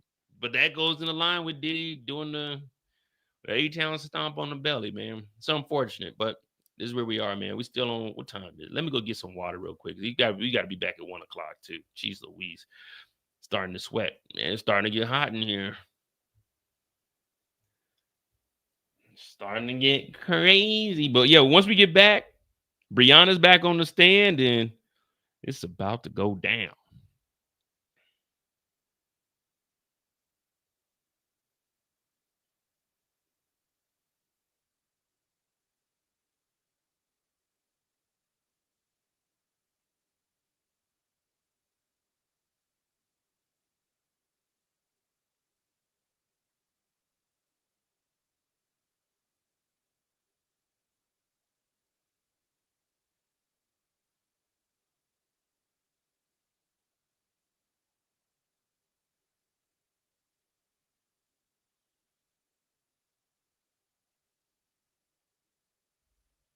Hit that like button, hit that subscribe button. Subscribe to the Mo You Know is pinned in the chats also. Support the channel, Cash App, pinned in the chat. I'm Mo.J. This is the Mo You Know. We'll be right back because we were right on time. We're not always on time, but we right on time today. We right on time today. We could break here. All right. So he didn't put up a video today. I was going to play the video while I left. Let me see. That's 3 hours ago. Well, we'll just play this from yesterday, and I'll be right back. I'm going to go get me some water. We're heading into now day. Okay, here we are, Matthew Russell Lee, Inner City Press, here at the Southern District of New York Courthouse. Today, Wednesday, June 4th, 2025. We're heading into now day 16 of the U.S. versus Sean Combs trial. Things were heating up. Yesterday, there was a woman who began speaking before the jury came in saying, "Diddy, did I get you?" She was suddenly removed. There was some other talk. We may have more on this later, but there were two main witnesses yesterday. One was Eddie Garcia. He was the one who asked for immunity, and it became clear why. Basically, he asked, or he says that Combs and Christina Coram talked him into it, but he ended up taking $100,000 cash out of a cash counter in a LA condo unit to disappear the video of Combs assaulting Cassie Ventura.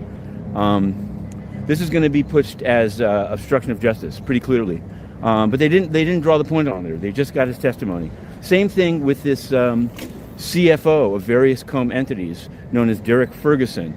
He actually said some praiseworthy things, particularly on cross, but even on some on direct, about the Combs enterprises. But the whole point of his testimony was to point to a particular transaction involving the company that owns, the LLC that owns or owned Combs' Alpine, New Jersey house. There was a mysterious $20,000 in and a $20,000 out. Reginald Ventura was mentioned. That's the father of Cassie Ventura. And if listeners will remember that Combs, in a fit of pique, called up Cassie's parents and said he was going to release the sex tape unless they paid him $20,000, which honestly he didn't need. This was actually one of the most mean-spirited things that's been testified to. He then later returned the money. So they basically showed. So there's another predicate, another RICO predicate, extortion. Now, the big witness coming up is Jane. That's a pseudonym, and we respect that, for the record, as we did in the first case, absent errors by presentation. Jane will be testifying from late today through Thursday, Friday, and into Monday, and then there'll be cross-examination. They say it may last until next Thursday when she has a flight to leave the country. So is that their last witness? I think that there's some other things they're going to need to nail down, travel records of the escorts, etc. But we're on it. We're all over it, and we may have more to say. Also on the threads front, yesterday, many complaints about broken threads.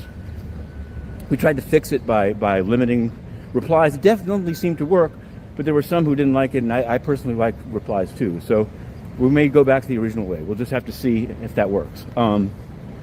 Now, what else can we say? Oh, here's kind of, actually, let's get serious. On the immigration front, there's a guy called Robert Panton. We covered his case. He is here for a long time, but he definitely didn't, he's here illegally. Anyway, he brought a habeas petition here in the Southern District of New York before Judge Fela. She was very sympathetic, but said she couldn't really do much. And late last night, the government wrote in and said the Bureau of Immigration Appeals appeal has been denied, and he will be removed on the 6th. But they'd still like Judge Fela to order him freed so he can say some final goodbyes. We're going to be covering that at least to the 6th and probably afterwards. The United Nations, we asked them yesterday about our scoop about budget cuts, and now they didn't answer. We have another scoop about UNOPS, again, wasting taxpayer money. They're censoring, they're keeping the press out. And I will say this. All right, man, what the hell are you talking about, man?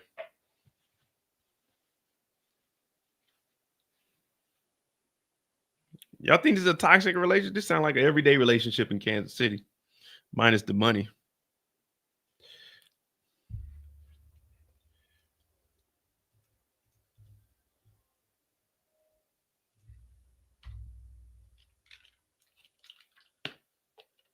Damn, I got all this drip on me.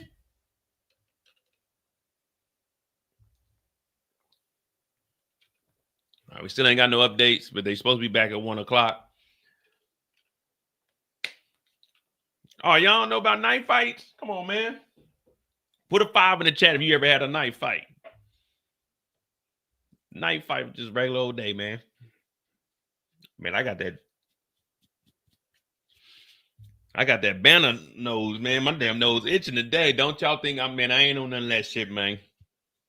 I'm recovering, man, if anything.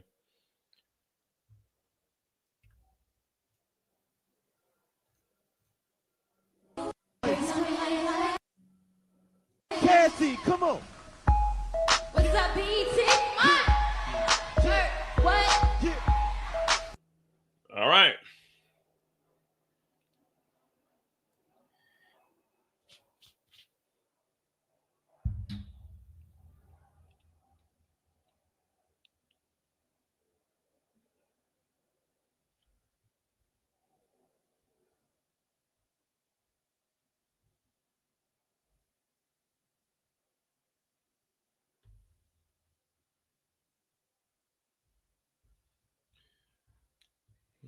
Booger sugar, huh?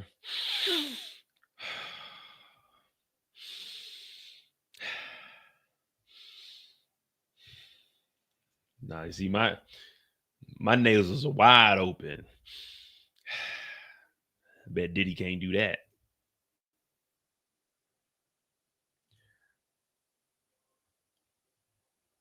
All right, inner city press. Come on, man. This is 105. We need to be back in the courtroom. We got shit to do tomorrow. Mo C. Tomorrow's Thursday. All right, we got BMF on Friday. I'm gonna see how, because I'm not doing anything this weekend, so I'm gonna see how I'm gonna do it. I'm gonna try to do a live for the courtroom, but I think on Friday, since we'll have some free time, I want to open the lines up and let y'all, shit, I can let y'all just have a little panel if y'all want to come up here and y'all talk, but you know what I'm saying, be civilized. Have a little panel, let y'all talk about what happened today, and then maybe at midnight, because if we get off of this at 9, if I leave the panel open till 10, that'll give me time to, chill till BMF comes out, and I can actually give me some screenshots, because I probably won't have a recap done, because I'll be starting a live right after. And if Jane Doe's gonna be on, that's gonna be a good time. So I might do the live at midnight. So 6 Eastern, I'm gonna try to do a live for BMF. If I do that, then that means I can't drink during the live on Friday because I need to be able to stay up. And I'll do like 2 hours of BMF.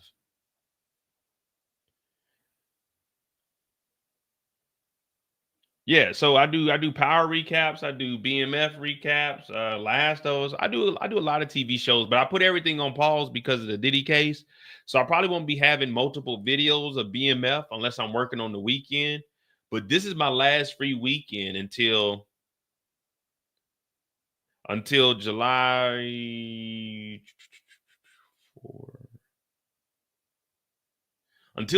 11th.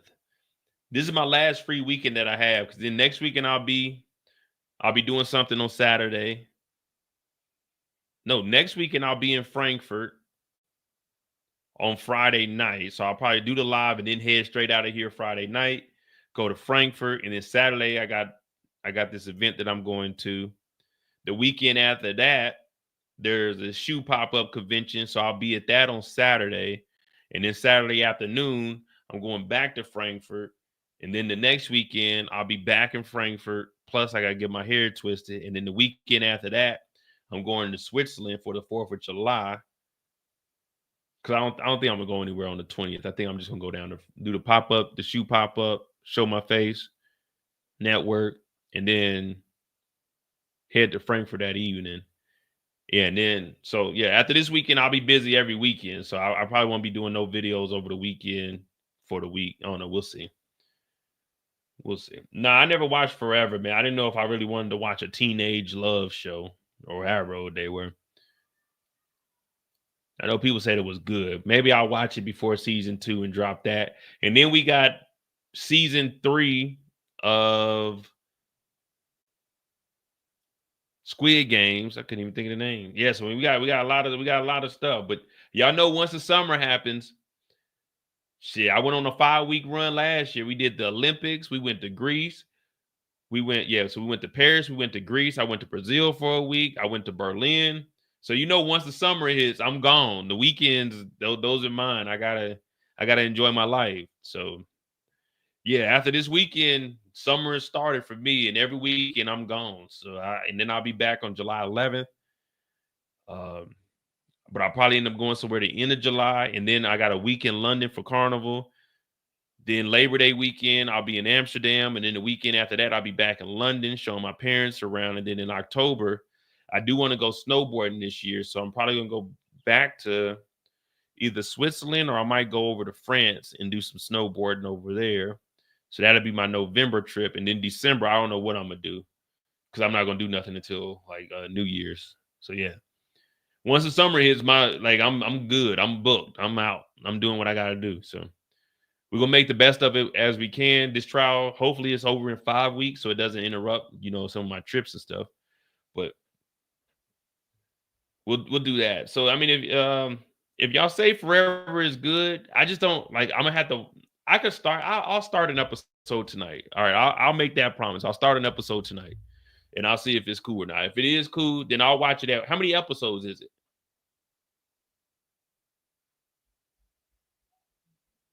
how many episodes is that? Because I can watch it and I can do that this weekend since I ain't going nowhere. But we back in the courthouse. Well, wait, no, these are just the witnesses who testified so far. So we got 8 episodes. If I do them, 8 episodes was tomorrow, Thursday. I could watch 1 tonight, 2 at work. That'd be 3. We got to watch BMF at work Friday. I can watch 1 or 2 episodes. I got to record it. I can probably knock out 4 episodes recorded this weekend. But then when I drop them, they're going to be dropping at around 4 p.m. right after the trial every single day.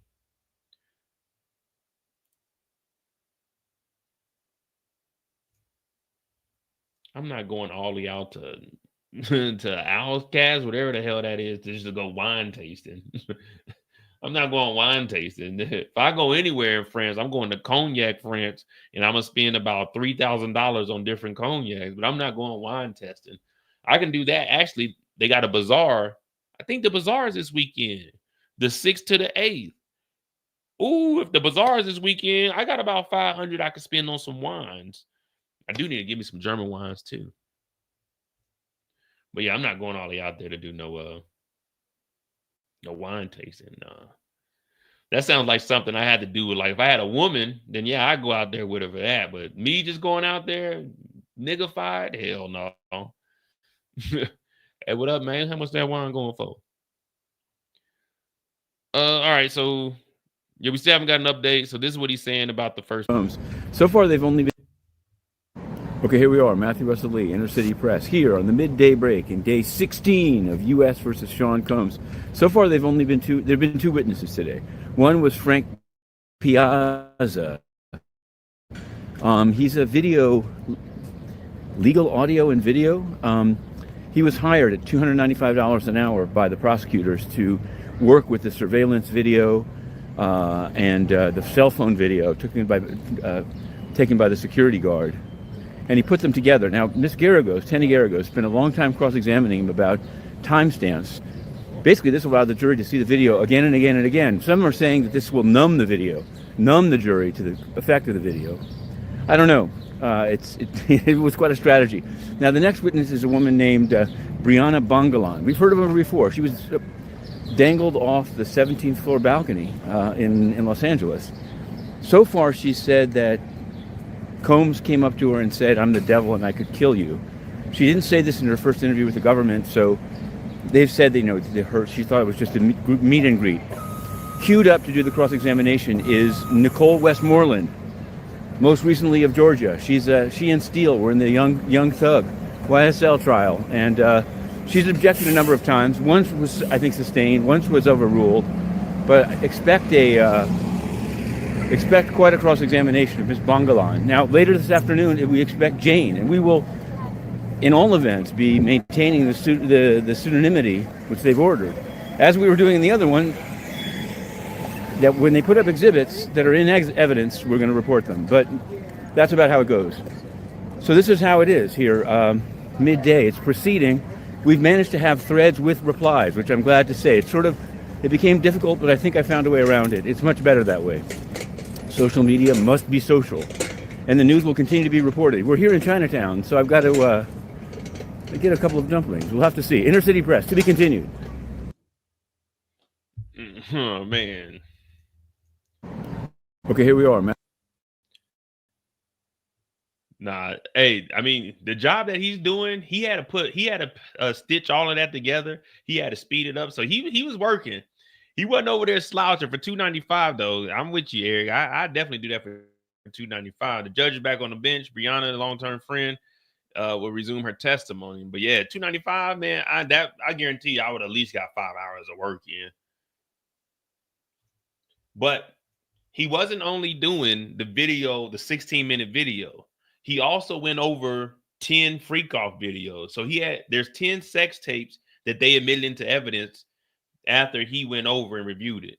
So he advanced the audio, enhanced the audio on 10 freak-off videos. Well, he said it was on 1, but he also made sure that none of the freak-off videos were edited. So he reviewed 10 freak-off videos, and he reviewed the footage at the hotel, and he put the video in order so you can see it from the different angles. So he was working, and he probably seen some disgusting shit on that damn freak off videos. So yeah, he was working for $295. I'd have rounded up and made it even 500. You know what I mean? They would hire me. How much? Well, for a case like that where I gotta look at nasty stuff, yeah, that's what I'm calling it, nasty stuff. Then yeah, it's 500 for nasty stuff. Regular stuff, I do it for $350. But yeah, whenever the federal government comes in, y'all said what? Yeah, my normal hours is like $350 an hour, and anything over an hour I do round up. So if it is 4 hours and 5 minutes, that's 5 hours. So I just want to let you know that's just how things roll. You know what I mean? So yeah, it's $350 an hour. Depending on how many videos you have, that also plays a factor. Now it's $350 an hour for 3 videos, but you're giving me 11. So that's 3 plus 3 plus 3, that's 9, plus another 3 will be 14, but you're giving me 11. And you know I like to round up, but since it's the government, I'll just take that 9 because I want to do business with you guys. So yeah. So just on top of that, that's going to be another 200 per every 3 videos after the first 3. So yeah, we're looking at roughly $350 an hour for 3 videos plus the 100, 200, 300, $350 an hour plus the 300 for the extra videos that you do have on there. And normally something about this size normally is going to run me about 10 to 15 hours ish. So you're looking in the ballpark range of about $10,000 to $15,000 for me to actually review all of this information. But yeah, and like you said, the government got it. The government got it. They want to prove this case. The government got it. Trust me. All right. So we about to get back into this, but always run it up with the government unless you're bidding on contracts. If you're bidding on contracts and you really want the contract, here's the secret. I know people say it's bad. Oh man, you undercutting me. Fuck the competition. Undercut the competition if you can do it, because the government is looking for the cheapest contract that they can get. That's just how it is. When we ordered equipment in the military, you got to get 3 prices. Whatever one is the cheapest, that's the one we going with. That's just how the government works. That's just how they work when it comes to their contracts. Jane is unlikely to testify today, prosecutor says. Comey says she thinks she's unlikely that Jane will testify today. She said that they intend to call Enrique Santos after Briana's testimony and said his testimony should be brief. Now, Enrique Santos, I think he's the one that was at the 2014 all-white party. I could be wrong.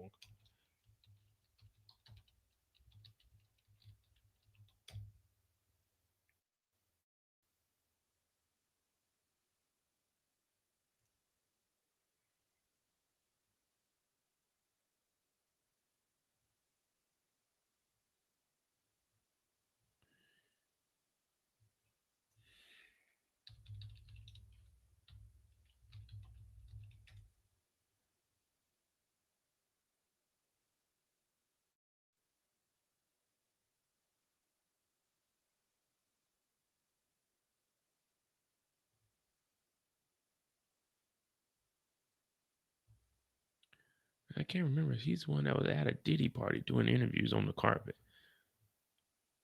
The industry did me dirtier than Diddy did. The hell?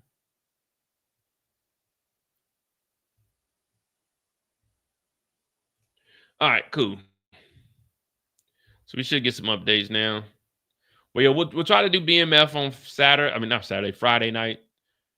We'll see, guys. We will see. Jacqueline Gills, thank you for the $20. We're going to put that to good use. I know what we're going to do with that. Because I told y'all, I'm trying to buy me a new camera. So that's what I'm spending next. That's what I'm going to get next with the cash apps. We're going to get a new camera. Travel camera. And I'm going to try to sell this one that I have and then use that money to put back in.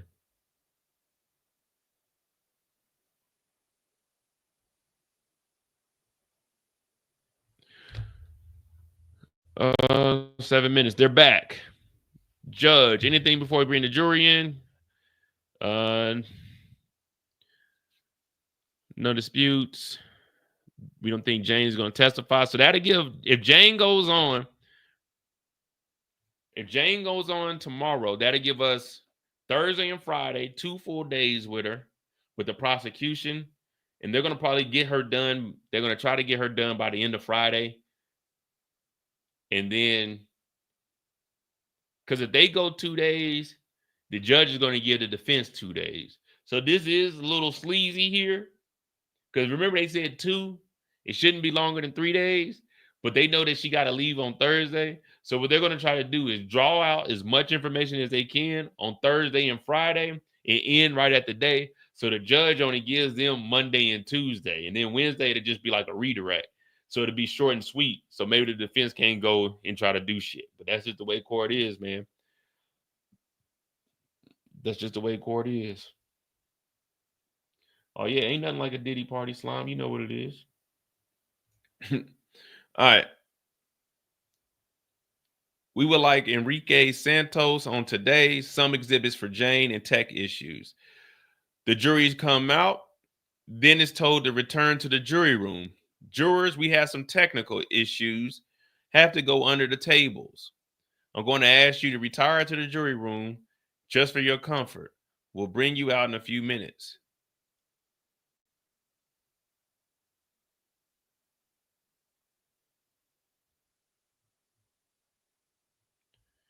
So as soon as you come out, you rushing to eat your lunch, and you got 30 minutes.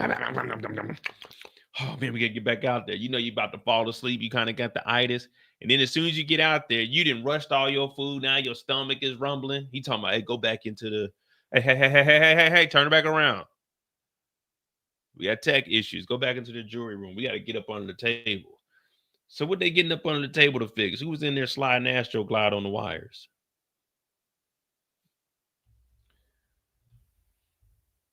So I'm guessing this is the Enrique. Let's see what he got to say.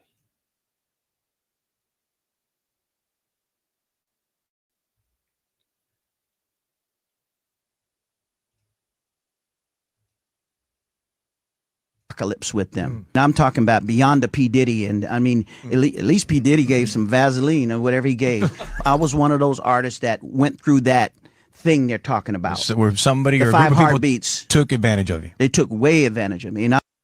Wait, when he talking about the 5 heartbeats weren't getting assaulted. They were just getting financially R-word. So hopefully that's what he's talking about. But then again, we never know. I'm talking about beyond the P. Diddy, and I mean, at least P. Diddy gave some Vaseline or whatever he gave. These people didn't give shit. They just did it to you, and they just keep doing. No, that's out of context. He ain't talking about that. He's just talking about getting screwed over. It ain't no way. Ain't it? He must be talking about getting screwed over with like money. There ain't no way. He ain't talking about that. Doing it to you. So I'm gonna get to the.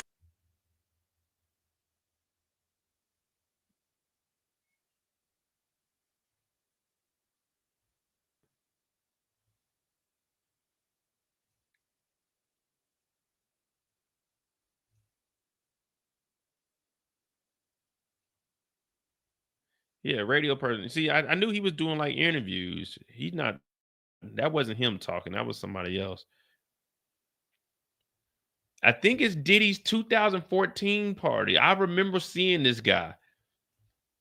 Diddy 2014 all white party.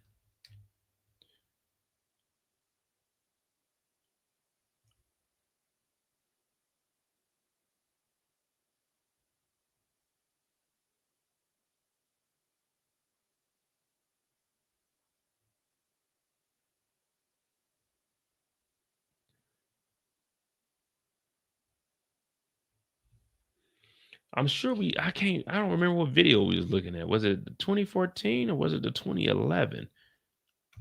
Because it was an Xbox event.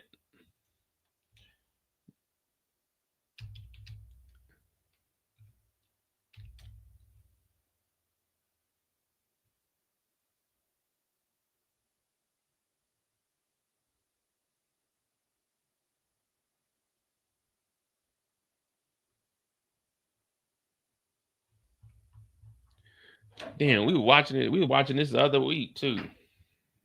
Y'all know what I'm talking about. Diddy's all white party.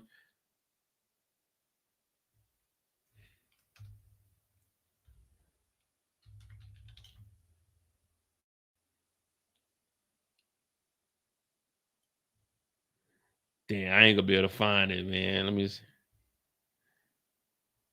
But yeah, I could have sworn he was on the carpet. But let me see if he got any interviews though.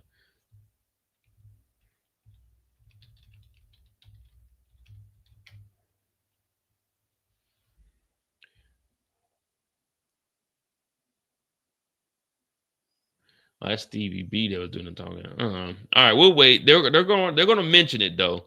I'm sure he was at one of the all-white parties and he was doing like the interviewing. He was on the red carpet or the white carpet, whatever you want to call it. I'm almost for certain we've seen this guy.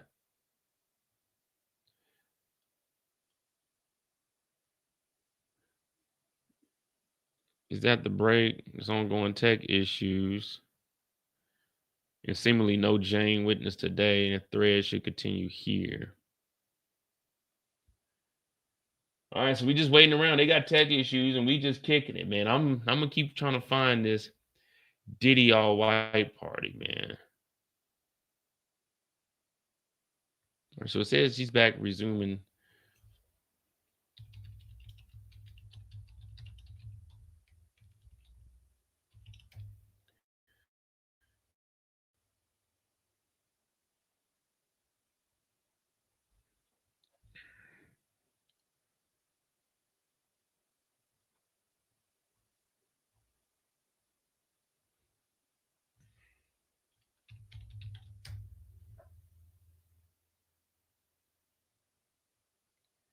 All right, fuck it. We'll just wait, man. But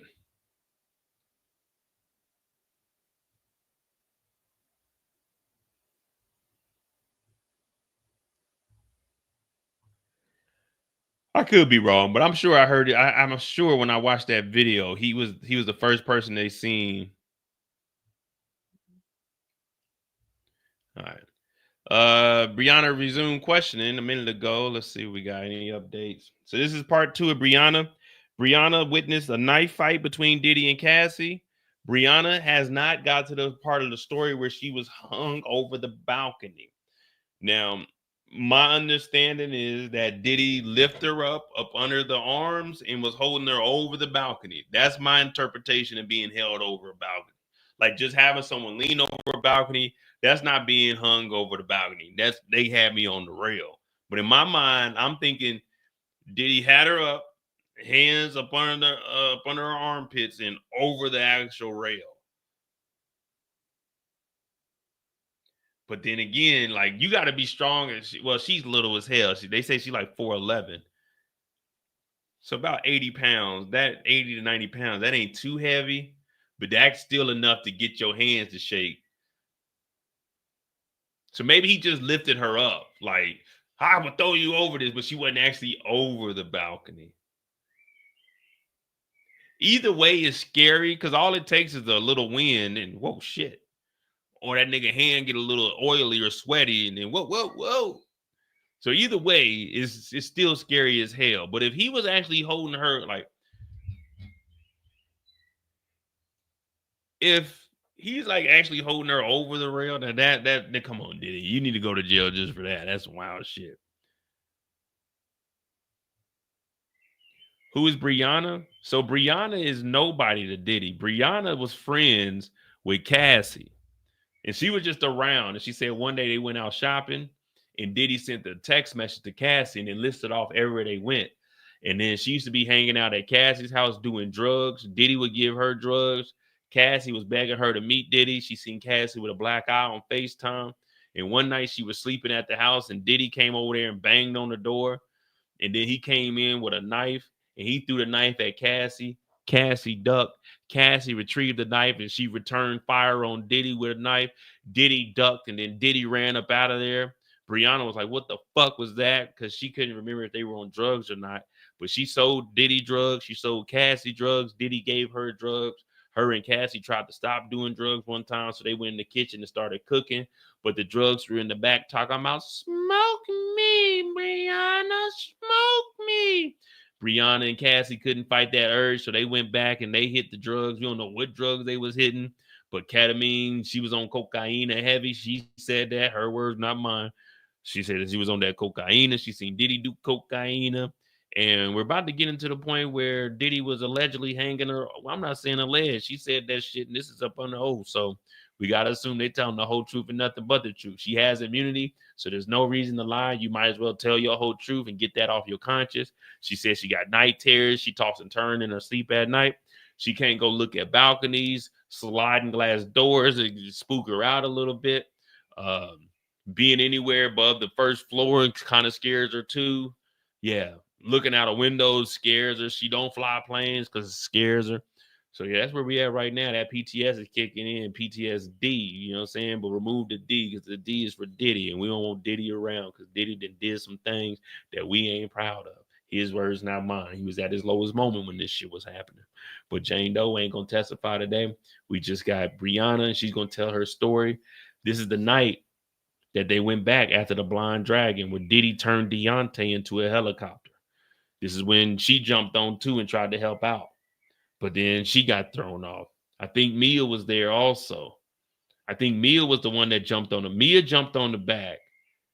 Deontay jumped on the back. I think Briana was just there.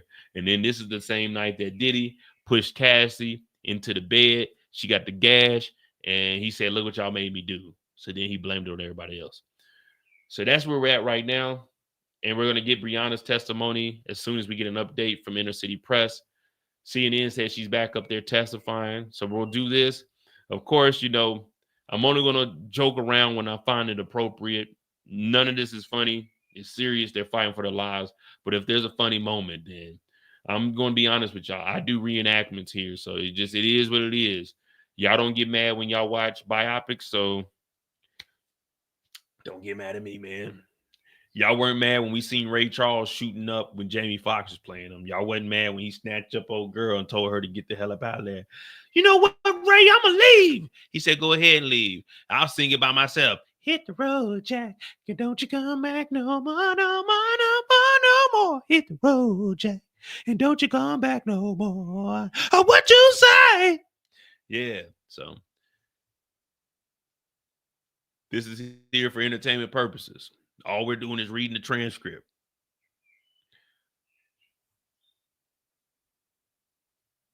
What we got? Do we got any updates? 12 seconds ago. Okay, here we go. We're back in the office. This is part 2 of Briana. 3:34. We'll get this thing cracking.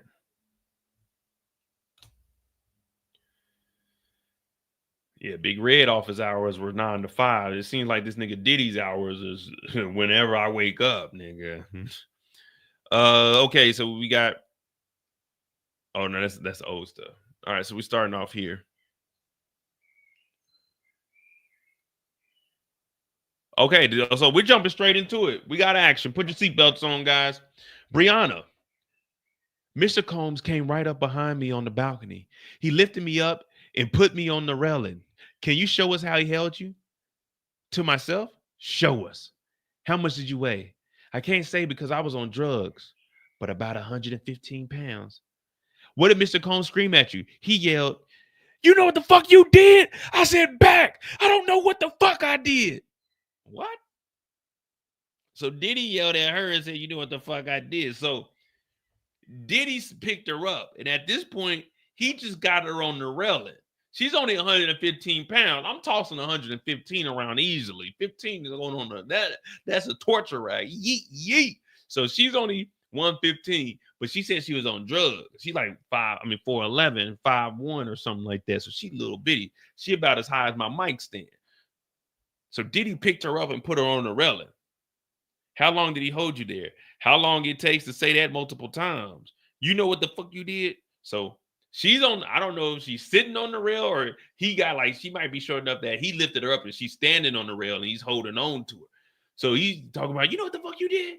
You know what the fuck you did? You know what the fuck you did? Even you know what you fuck you did one time that's too long to be on that rail. I don't want to be on the rail at all. So he got her up and we don't know if he's like, she's sitting on the rail and he's holding her, or if he got her standing up on the rail and he's looking at her like this, like holding on to her shirt or on her side, like, you know what the fuck you did? You know what the fuck you did? So he said it multiple times.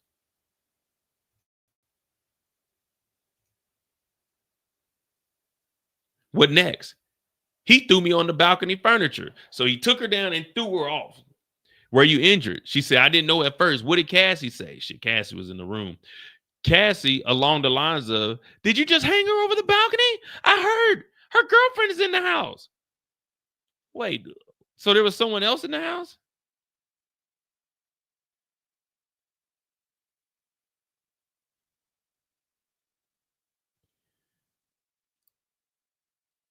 Cassie said, did you just hang her over the balcony? Then I heard her girlfriend is in the house.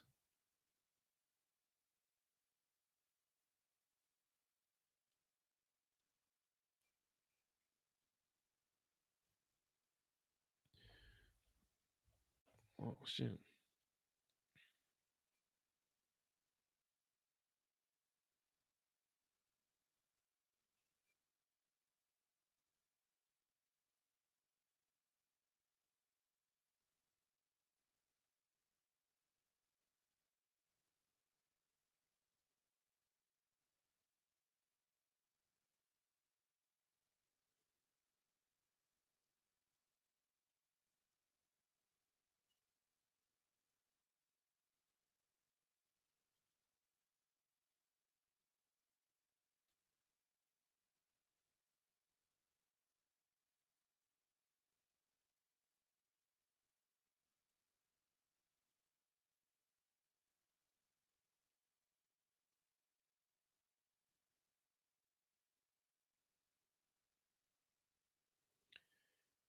Oh, man. Come on, go on. Give us an update.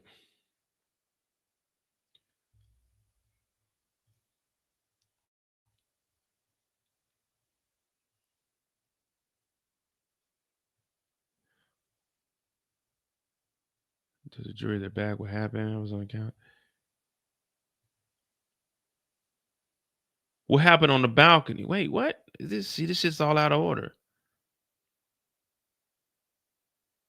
Okay, that's where they stopped at. What happened on the balcony? Now who was there? Cassie and her ex-girlfriend. So we missed that part. Cassie and my ex-girlfriend was there. So who's the ex-girlfriend? Mia?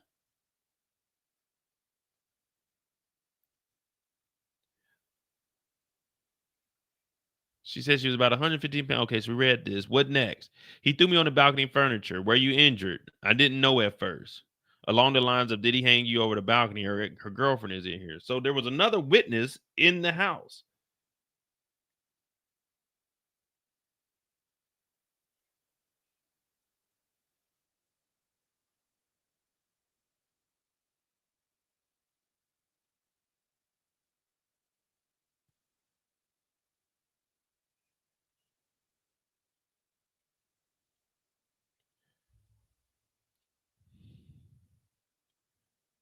Yeah, so that's the last thing we got. So she probably.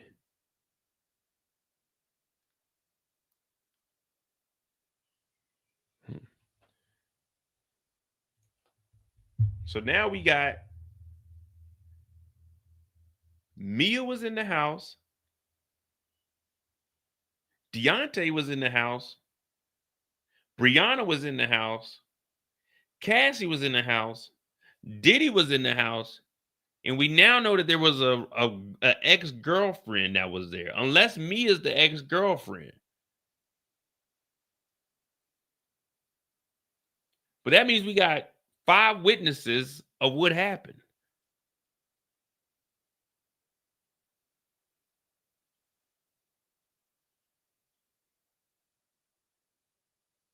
See, every time we hear a story, we get more and more people. Deontay told the story, but Deontay didn't tell us, did he turn this nigga into a helicopter? Deontay didn't mention the hanging over the balcony. He was just telling his part of the story where they jumped on the back. So I'm guessing after he threw her on the balcony, that nigga turned around and went straight for Cassie. And that's when everybody was trying to jump in. This nigga was like in Royal Rumble. This nigga was running through all of them. Man, I promise I would have grabbed a weapon to stab this nigga or something. All right. He left and I left. I wanted to take a shower. Okay, so this might be a different night from the Blind Dragon.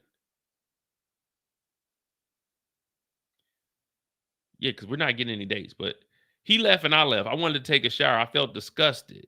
I saw a huge bruise on my leg with like a piercing in the middle and back and neck pain. Is this photo a fair and accurate representation of your leg? Yes. So this got to be a different night and not the birthday night.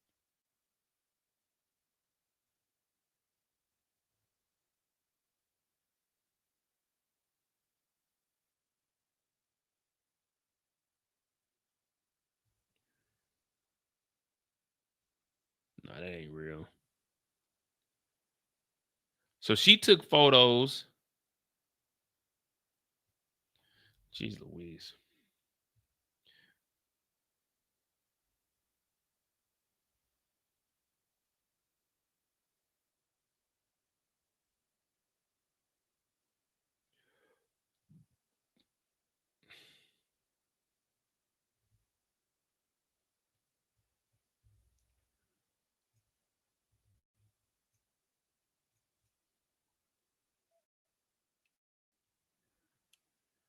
She said, I called one of my managers and they said, if you're scared of anything else,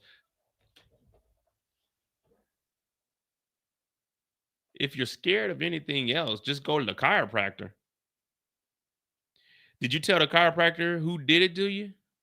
No, they asked, but I just paid and took the neck brace. And so she had a whole neck brace. Damn, Diddy threw her like he was really the Hulk or something to get a damn neck brace.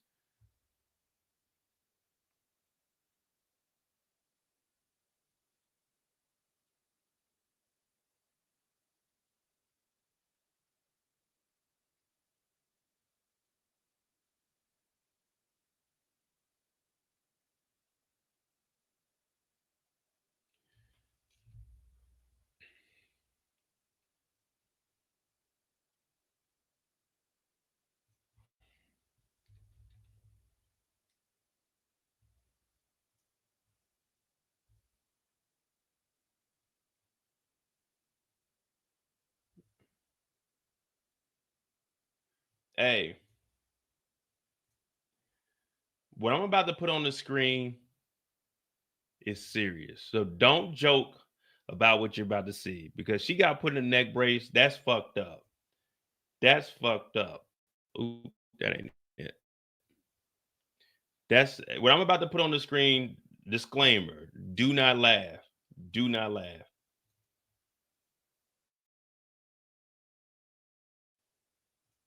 That's all I ask. Do not laugh.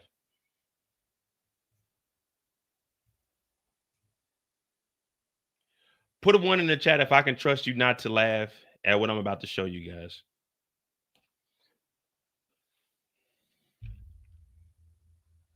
Let me see. Do we got any updates? Is this a photo representation of your leg? Yes. So she went to the chiropractor and she got a neck brace, but she didn't tell who it was. Damn, a neck brace is crazy.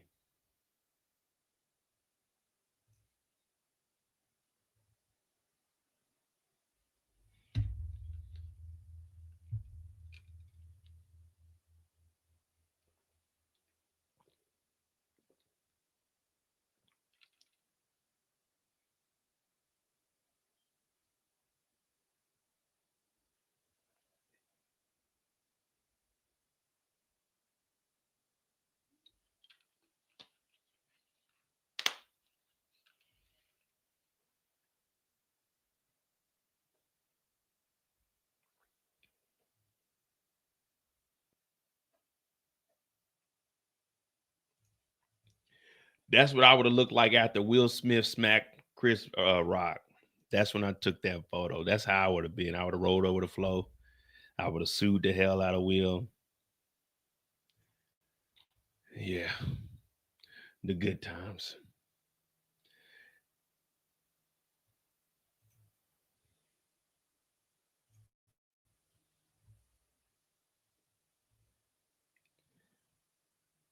All right. Is this neck brace? Is this you? No, is the neck brace in this photo of you? She said, yeah. Do you ever talk to Diddy about this? She said, I don't want any problems with you. He didn't say anything. When's the last time you seen them? January 2nd, 2018. So she still, well, she seen him, but she ain't talked to him. She said she didn't want nothing to do with Diddy. She didn't want any problems.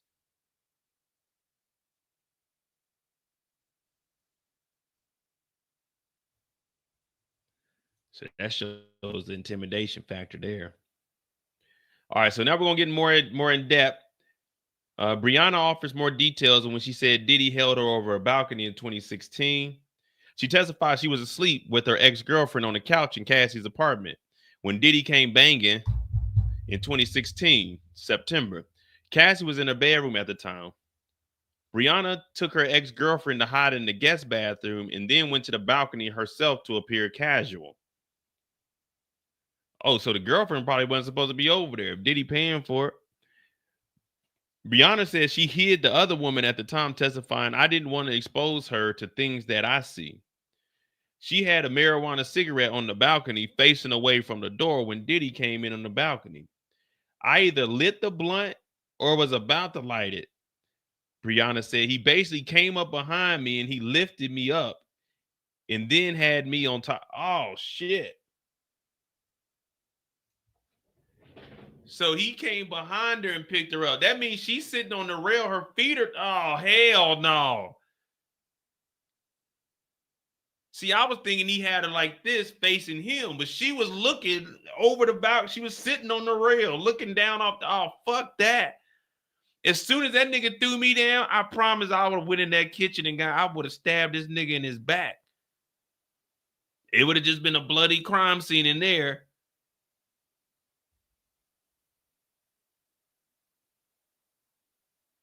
She testified that Diddy grabbed her chest and then held her by, oh, so it was by the armpits.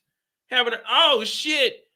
So he grabbed her by the chest like this, so she's facing this way. When he put her on the rail, he grabbed her armpits and probably lifted her up. So her feet, oh, hell no. So she's looking, oh, nigga, please. Her feet were dangling above the, oh, so he had her up in the air. That's what I was wondering. How did he have her? So she was up in the air kicking and dangling, but she's facing out like that. So he came up behind her and grabbed her by the chest. So he came up behind her, bear hugged her, picked her up. She was sitting on the rail and he put his arms up under her. Oh, man. She said her feet were dangling above the railing. She's about 5 feet tall. So that means if he's holding her up, she's up to about 7 feet in the air. And oh, man, nah, man, no. Diddy repeatedly yelled, you know what the fuck you did? You know what the fuck you did?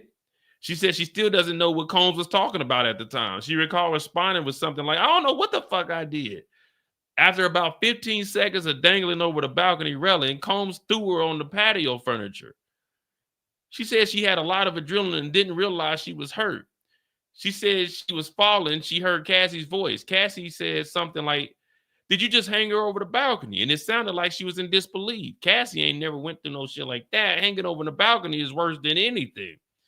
Cassie then began talking, and Brianna's heard something about her girlfriend's in the house, and Diddy left. So Diddy heard that there was someone else that never witnessed this shit. He heard that they were in the apartment. He left. After Diddy left, Briana went back to her apartment. I was shaking a lot. She said she had a big bruise and a piercing on the middle of her back of her leg, and she suffered a neck and back pain.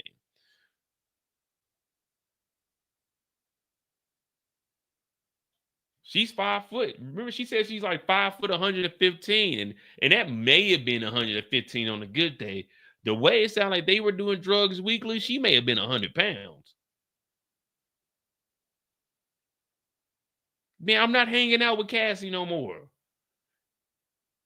If Cassie called my phone or text my phone, hey, Cassie, don't fucking message me. If I see you, I promise I'm slapping the hell out of you.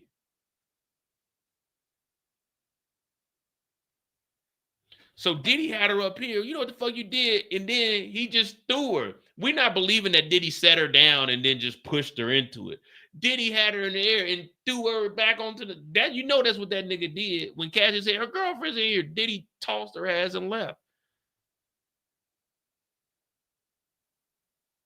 I'm not believing Diddy had her up here and just set her down and then like pushed her into the, man, hell no.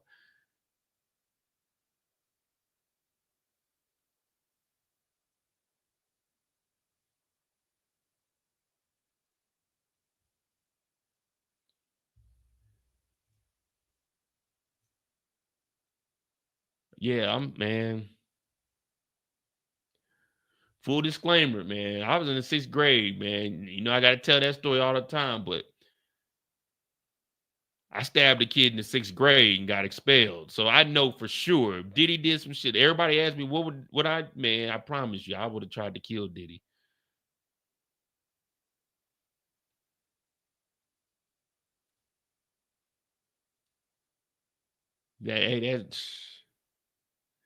Yeah, he gonna be taking that. He gonna be taking that motherfucking knife out that motherfucking spine of his. Cause I guarantee I would have got up and been in that kitchen before that nigga left. And security just had to beat the hell out of me. But I'm trying to take that nigga head off. It just is what it is, man. All right, let's continue on. Are you aware Cassie included the balcony incident in her complaint? She said, yes. I told her she had the facts wrong. It wasn't a hotel and Tiffany. So Tiffany was there. So Cassie put it in there and said it was a hotel. Briana said, nah, bitch, that was at your house. No disrespect, Cassie. Said, have you talked with Cassie about your testimony or hers? She said, nah, I got nightmares. I scream. When's the last time you had nightmares? The other day. Have you hired a lawyer about the balcony incident? She said, yeah, my first lawyer was hired in January of 24. Did you mention everything in the first meeting with us? She said, no.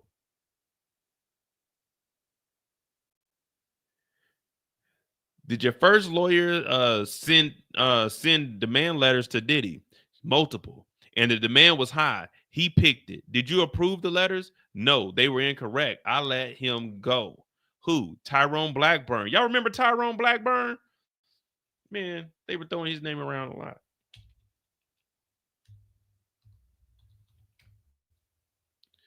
Y'all remember this guy?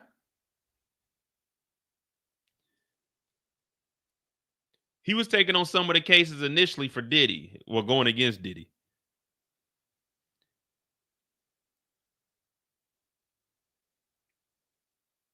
Yeah, and he got the Little Ride case. That's where his name really came up. The Little Ride case, who said he was assaulted by Diddy also.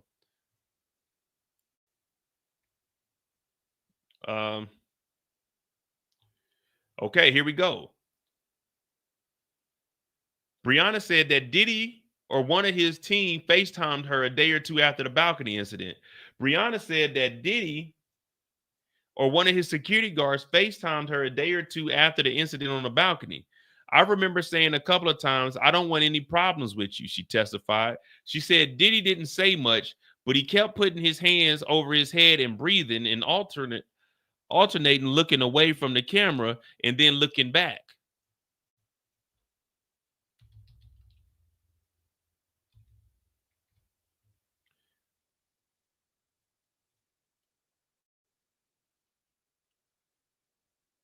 Kind of like this video.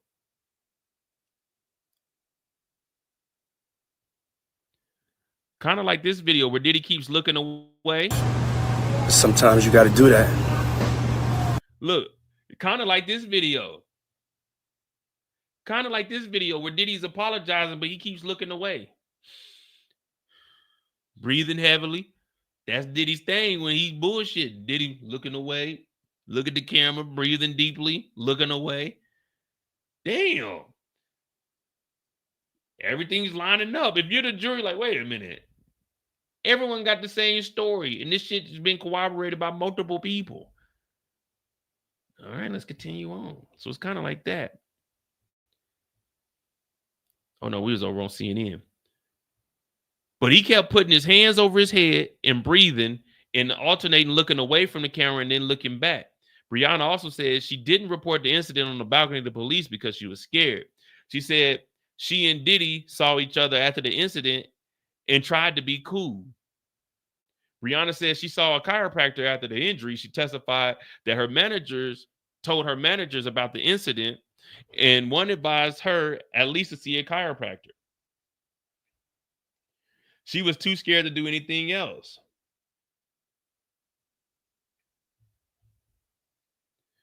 Briana said she saw a chiropractor that day, but did not disclose who the injuries came from when asked. The jury was also shown a photo of her neck and back that appeared to be reddened and covered in bandages. The images shown was actually a photo of an iPhone displaying the original picture. Briana said her ex-girlfriend took the photo and she couldn't airdrop it. Briana testified that she didn't seek further medical treatment at the time because the drugs were in her system, numbed the pain.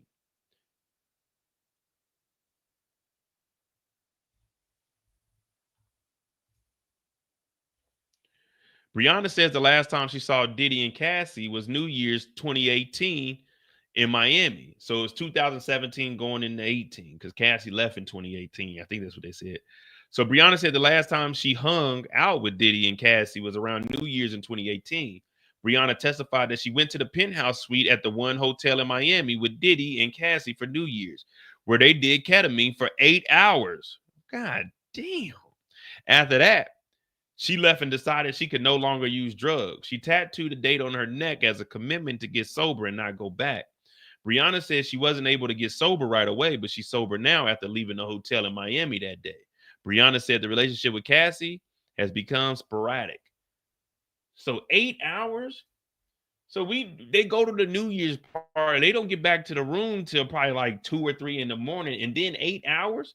So they up to 11 in the morning? 8 to like 12 in the morning. This is Miami, so they may have went somewhere else. They may have went to an after party, and then they went back to the hotel and did ketamine for 8 hours. Who's sitting around and doing drugs that long?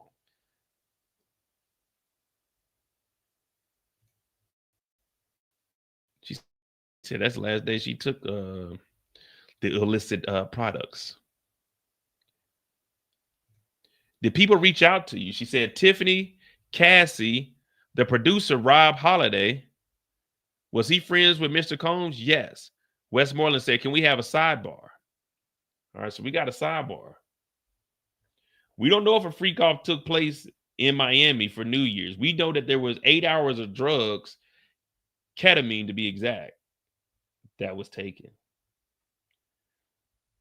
And now Westmoreland is asking for a sidebar. Maybe they're getting too much information. Maybe they're looking at this like, man, we don't know how we're going to deal with it. Diddy, this is some wild stuff. The hanging over the balcony, that, come on, man. The beatings are terrible. The hanging over the balcony, to me, in my personal opinion, that's the worst. Because, man, like, I'm not downplaying the DV or nothing like that, but I'm saying me personally, I'd rather get attacked than hung over a balcony, man. That hanging over a balcony would do something to you. You can play off getting whooped on, but hanging over a balcony, that sticks with you for life. Sheesh. And she didn't even know what she did. She just in there getting hung over a balcony. It could have been anything, man. Diddy could have been tripping out. Like, you don't know what you in trouble for, man. You just in trouble. He hanging you over a balcony, man. What the hell? Yeah, Diddy's a wild guy, man. And the thing, this is just her story that we're hearing in one day. We haven't got to the cross yet, but we're hearing her story in one day. The Jane Doe, they said, is going to be about 6 days, 3 days apiece. Yeah, that is attempted N-word. That is attempted trying to take somebody out. Like, come on, man. You hung her over the balcony for, she said 15 seconds, and then he threw her into the patio. Like, come on, man. Like, man, for the people saying that this is just a DV case, then what do you call this? Because this ain't his partner. This is just a random person that's at the house hanging out. And she didn't even know what she was doing.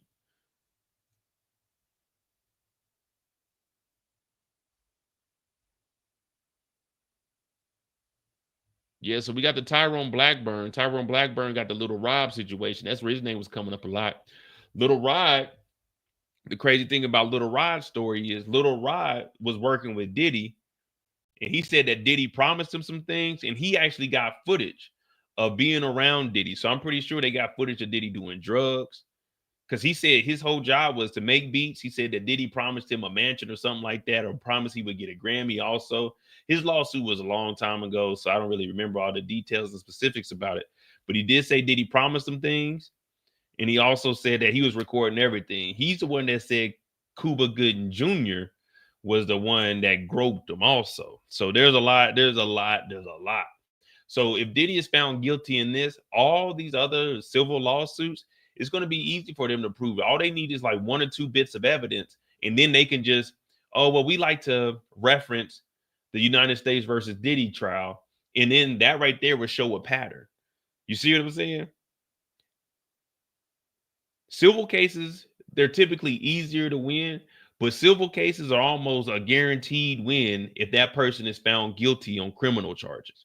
It's almost a guarantee that you'll win a civil case if someone is charged criminally with something, because then all you got to do is just reference everything that they had.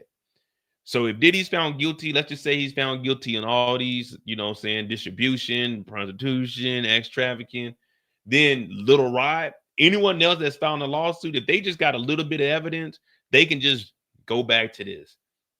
But we can't blame nobody but Diddy. So, I mean, there y'all go. You got the attempted M, you know, trying to get rid of somebody that falls up under RICO, hold them over the balcony, intimidation. Yeah, man, this ain't looking good, but this is where we at right now.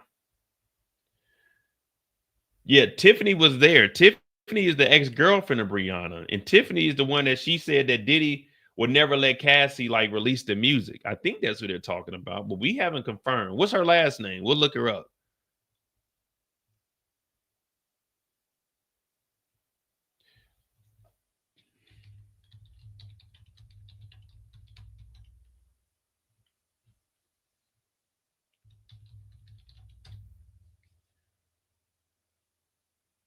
Tiffany Red. Let's see if there's any photos of Tiffany Red with Briana.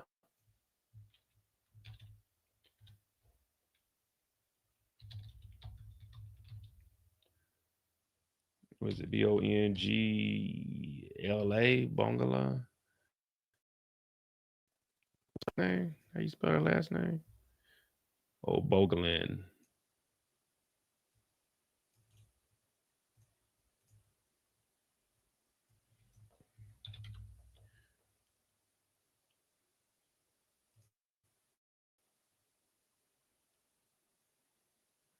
Yep, there y'all go. So it was Tiffany Red. So it is Tiffany Red, the songwriter that was there. The one that was on the news when Cassie dropped and was saying that she was around. And whenever Cassie had some music, Diddy would never let it go out. Diddy would pick whatever song she was singing.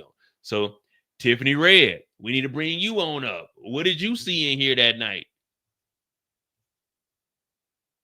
Man, this is... Briana testified that she still has nightmares and paranoia about the balcony incident. She testified that she spoke out to Cassie. She spoke to Cassie after Cassie filed her lawsuit against Diddy in 23. She told Cassie that there were a few details wrong about the balcony incident and described it in Cassie's lawsuit, such as it not happening in a hotel and Cassie having the wrong date. When asked if she experiences lasting effects from the incident with Combs, Briana whispered yes.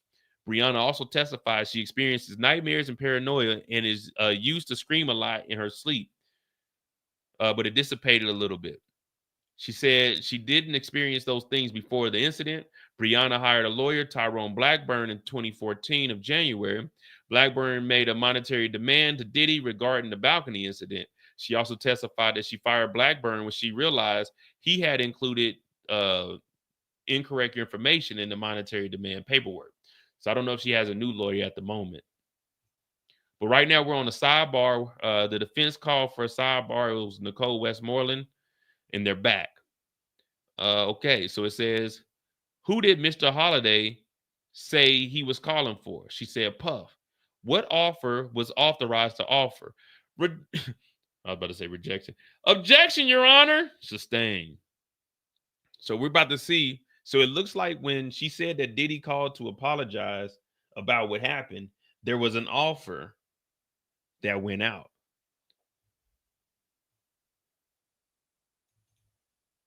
So now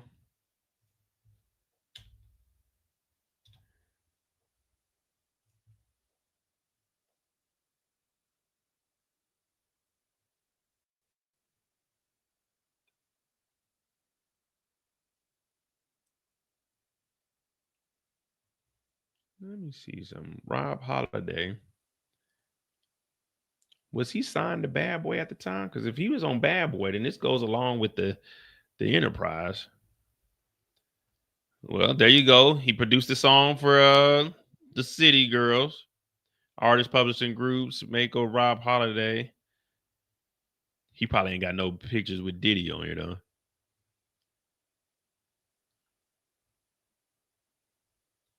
Worked with Megan Thee Stallion. He had the 2 Chainz, Rule the World. Okay, with Ariana Grande. So he got some hits. I bet Rob didn't think his name was going to be brought up in this. So Rob is the one that called and Diddy was on the phone. And there was an offer supposedly made. But they called for an objection and it's sustained. So how did you feel during the call? She said, I declined the offer. The defense, non-responsive. So it wasn't like, all right, she didn't answer. So the judge said, sustain, move on unless you're prepared to ask some of the fundamental questions we discussed at the sidebar. So they're not talking about the, I guess they had the sidebar and was like, we're not going to be talking about the money. But did you talk with them again? But we heard that the judge didn't tell the jury to disregard that there was an offer. She said she declined the offer. So there was some money offered from Diddy from the incident. And Rob Holiday was the one that facilitated the call. I know he's like, damn it.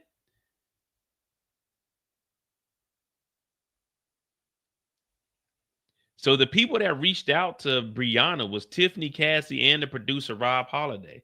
If I'm Rob Holiday, I'm like, nigga, what are you calling me for? Why am I calling? What am I calling Cassie for? I mean, not Cassie. What am I calling Briana? I ain't got nothing to do with you hanging her over the balcony, nigga. But this fool called. So Rob Holiday, an idiot, calls on behalf of Diddy to speak with Briana to offer her money about Diddy hanging her over the balcony and then throwing her into the balcony furniture. Oh my goodness.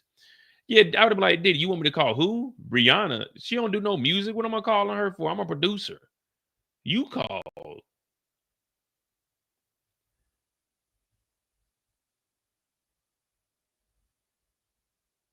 Yeah, this is shit, man.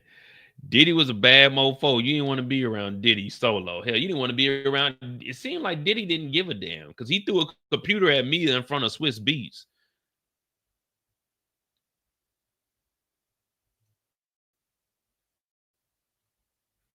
Yeah, man, this ain't looking good for Diddy at all. Shit. Diddy may, I don't know, man. The difference between Bad Boy and Death Row, Suge was punking niggas. Diddy only doing this to girls and Deontay. And he went after Kid Cudi, but we know Kid Cudi paint his nails and wear dresses. The difference between Death Row, Suge Knight would slap a nigga. Diddy only smacking women.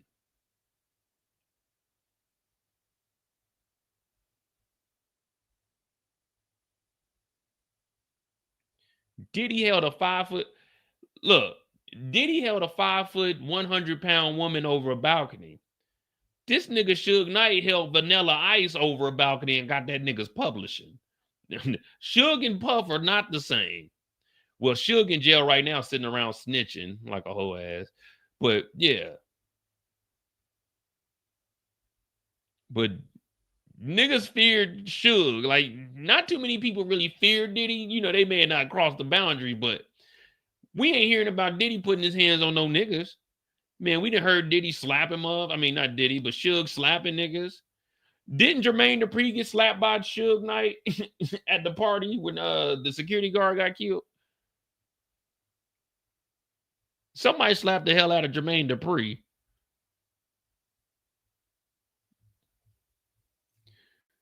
Yeah, death row was a little bit different. Suge was treating it like real death row.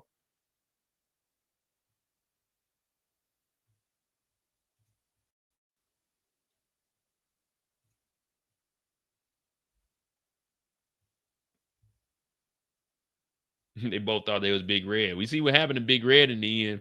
You got to watch closely when you watch the 5 Heartbeats. It's a news article that said Big Red went to jail because he set up that hit with the trash truck.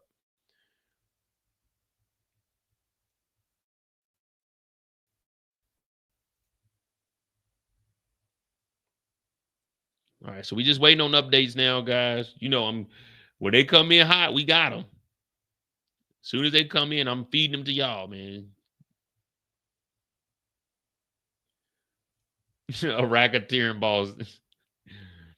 Briana says music producer called her in 24 and said he was authorized by Combs to talk about a settlement. Oh, so this is in 2024. So this wasn't after it happened. Well, after it happened, okay, let me set it straight. Because you know when we're getting it from Inner City Press, we're just getting it however he's throwing it. Pause on that, but we in court, so there ain't no pause here because you ain't gonna say pause to the judge. He's gonna correct your ass. So the call from Diddy was a day or two after the incident. Apologizing, looking at the camera, looking away from the camera. Rob Holiday called in 2024 calling about a settlement because Diddy was trying to settle with her out of court. But she denied that. Okay, so there was 2 calls. There was Diddy back when it happened, a day or two after, where she said he was apologizing but kept looking away from the camera and looking back. And then in 2024, Rob Holiday called to talk about a settlement. Again, I'm a music producer. Get a lawyer on the phone. What am I going to talk to her? Yeah, we got a settlement that we want to offer you. Who the fuck is Rob Holiday? Oh, I got a couple gold records. Nigga, who the fuck is Rob Holiday? We don't know you, man. We may have heard your song or something. We don't care, nigga. You ain't no lawyer. You ain't authorized nothing. So this here is Diddy going around calling everybody. Remember yesterday? The old financial, the chief financial officer, he said Diddy contacted him in September of 24, right before Diddy got arrested. Diddy was reaching out to everybody he thought had something on him.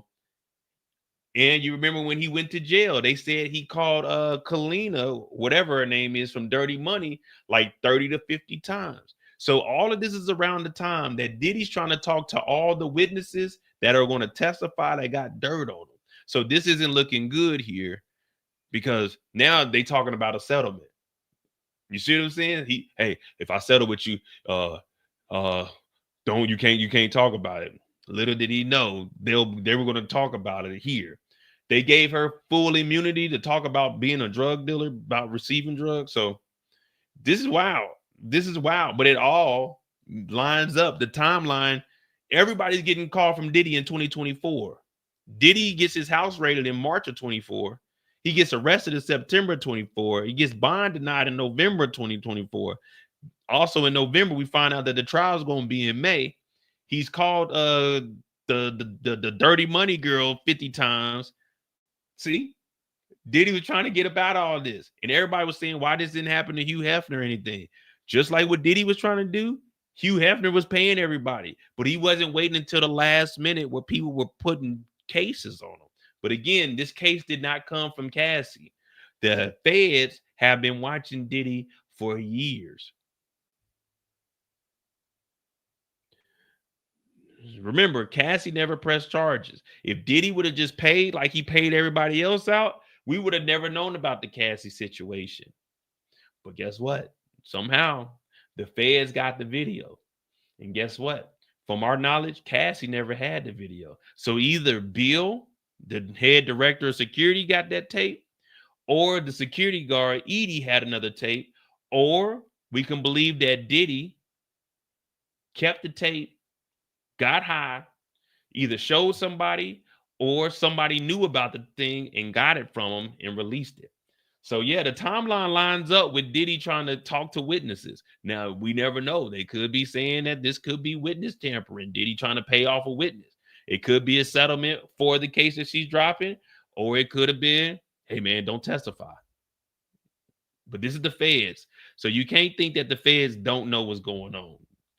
The feds even pulling jail records. They talking about we want to admit some of the jail phone calls that Diddy was on. So there might be some incriminating stuff with Diddy on the phone calls. But let's continue on. She said she testified that the music producer Rob Holiday reached out to her in early 2024. So this is probably around the time that the house got raided or before the house got raided.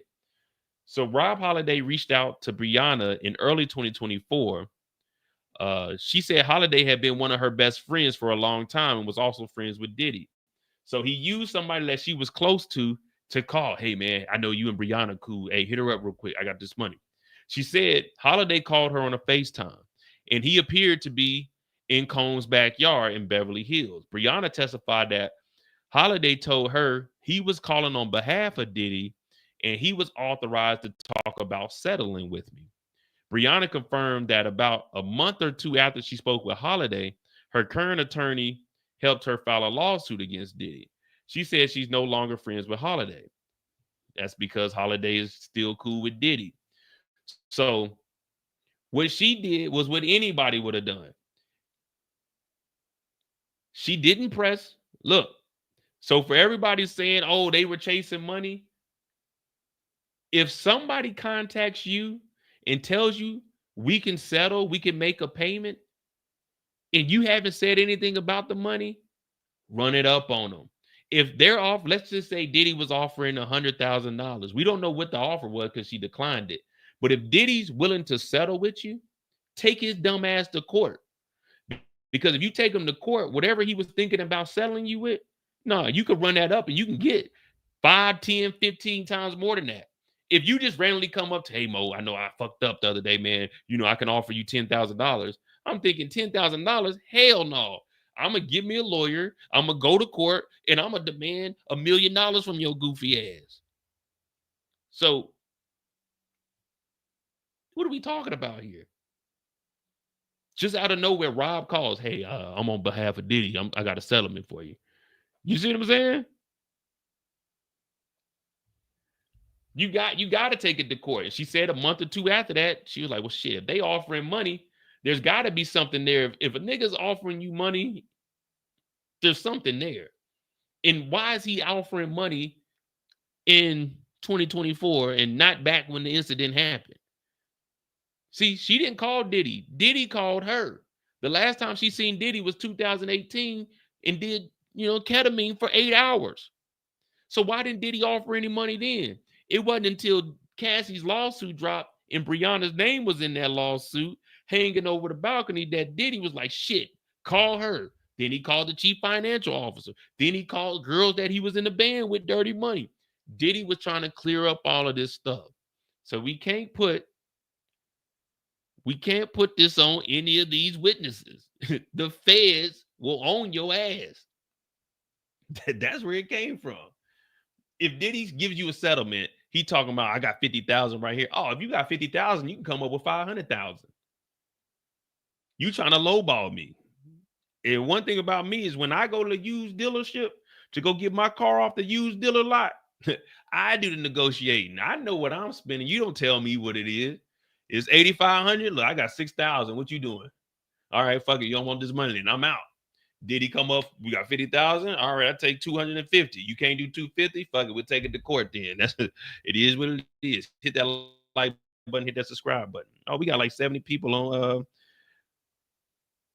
We got like 70 people on my TikTok. Hey guys, I'm Mo.J. We're just covering the Diddy trial. I'm giving all the updates so you guys don't have to do it. And then I give a little bit of an explanation to it. Also, man, we on the YouTube with it. It's crazy, man. It's all coming out, man. Diddy moving like a mob boss. So what did Briana do? What any smart person would have done? Briana says she's seeking $10 million in a lawsuit against Diddy. She says she's seeking $10 million in a lawsuit against Diddy, but she's not expecting any money to come from her testimony at this trial. She says she filed a lawsuit against Diddy because I wanted to seek justice for what happened to me. Direct testimony is over with. Nicole Westmoreland is about to do the cross for the defense. So put a 1 in the chat. Do you think $10 million is enough money to be compensated for being held over a balcony 17 stories high. I think $10 million is feasible for that. And then he threw her on the balcony. She had bruises. She had to go to the chiropractor. There's photos of it. You ain't once heard the defense say objection to Diddy holding her. So we know it happened. Because if it didn't happen, objection, Your Honor, you know what I'm saying? Like, no, we got to come up with something. We didn't hear no objections. So we know that Diddy hung this lady over a balcony. I think $10 million is feasible.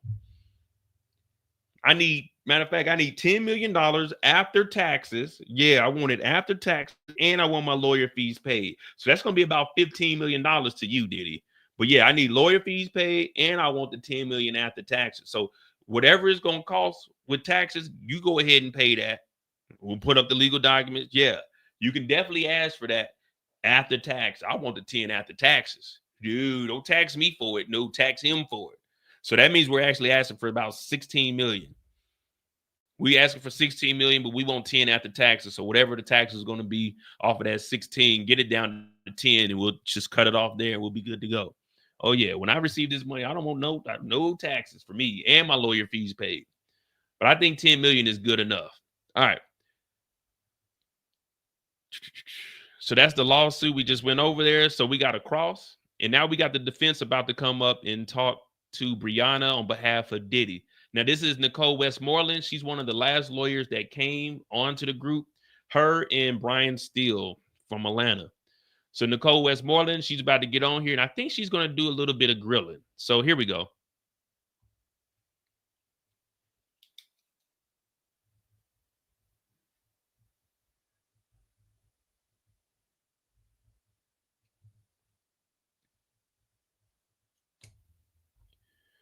All right, so Nicole Westmoreland, she's coming up. She's the defense attorney for P. Diddy. And yeah, give me a second. Let me hydrate because we're running through it. Now, I know they're going to probably, we know what they're trying to do. They're going to try to punch holes. Now, remember, I'm not for Diddy. I'm not against Diddy. All I'm doing is reading what's going on in the courthouse. So now I'm about to try to look at this from the defense's perspective and see what kind of defense, because, you know, I'm just interested in seeing what the lawyers got. Do I believe Diddy did this? Yeah, I do. But we're going to see if the defense can convince us that he didn't do it. So when you hear me talking from the defense perspective, don't be commenting, oh man, you support Diddy. I don't care if Diddy's innocent or guilty. My rent is due on the 1st. This trial has nothing to do with me. It's entertainment for us. So let's see what the defense got to say.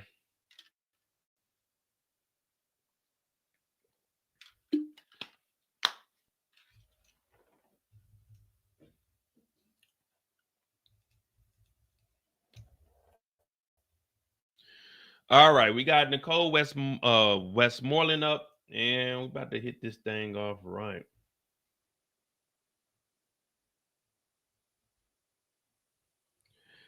Let me just mark this down. Let me see if I can get a mark for it. 42.50. Okay, we good. We got all the updates. All right, Westmoreland. She says, I need to ask you some questions. You have immunity as long as what you say today is true, right? Briana says, yes. Who decides if you're lying? Briana said, the prosecutors? ? Like, I don't know who decides if I'm lying. You decide if I'm lying. Westmoreland said, Miss Bongolin. So it's Bongolin. All right, so I was pronouncing that wrong. Miss Bongolin, you were a graphic designer. She said, yes. She said, you and Cassie work on designs, including her hour tour. Her hour true? I'm going to wait till we get on CNN for that. Including her hour true, I guess. She said, yes. Westmoreland said, all right, you were focused on t-shirt designs. There were a lot of things. She asked you to come over? Yes. Westmoreland said, you suggested Cassie do a photo shoot in the pool in just a t-shirt. She said, that wasn't the first idea, but yeah. You began to feel comfortable with her. Sounds about right. Westmoreland said, you spent the night. Yes. All right. Westmoreland, she ain't playing around. We don't care about none of the other history. She getting straight to it. You spent the night, huh? All right, we just waiting on these updates.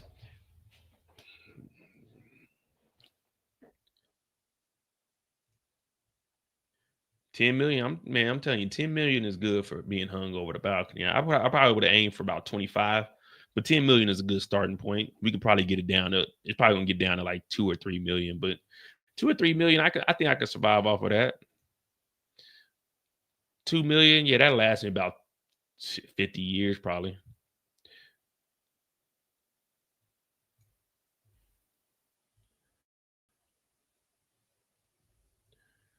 Again, we're just waiting on the updates to either come from Inner City Press or from CNN.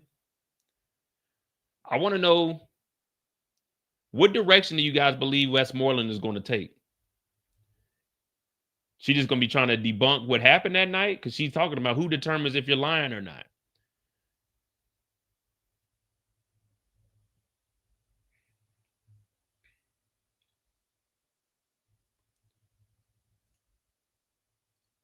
Could.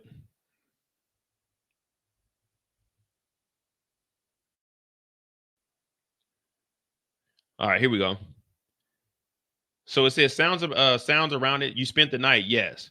Westmoreland said you went to parties with Cassie. Briana said, not going to parties. We partied. Okay. You did a lot of drugs with Cassie. Yes. How did marijuana make you feel?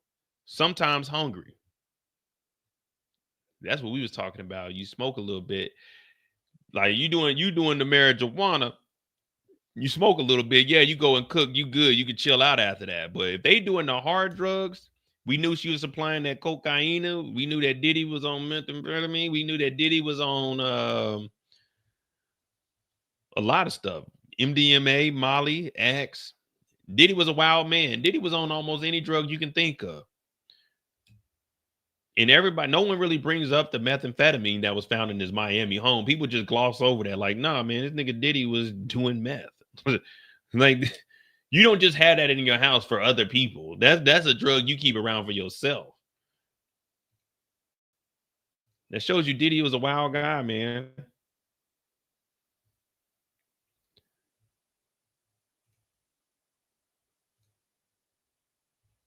Diddy really thought the world was his.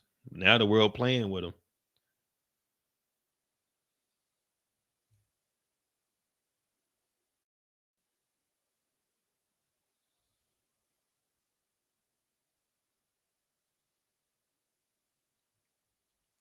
Yeah, man, it's crazy when you hear these stories, but we hear celebrities that OD all the time. And it's crazy because from the outside looking in, none of us would have thought that Cassie was a hardcore user. We may have thought maybe with Diddy, maybe he popped a pill or two here or there and smoked and drank, but this guy was really living the rock star lifestyle. And we found out that his finances weren't in order either. So Diddy was a true living, functioning junkie. You know what I mean? Everyone thought that, we all had our thoughts about Diddy. He was a little he-ish, you know what I'm saying? He may have dabbled with the other side, but no one ever confirmed that. There's been stories and rumors, but none of us ever confirmed that. But when we hearing all of this stuff that Diddy was doing, this is legit like a movie. When they make movies, this is what Nino Brown was doing.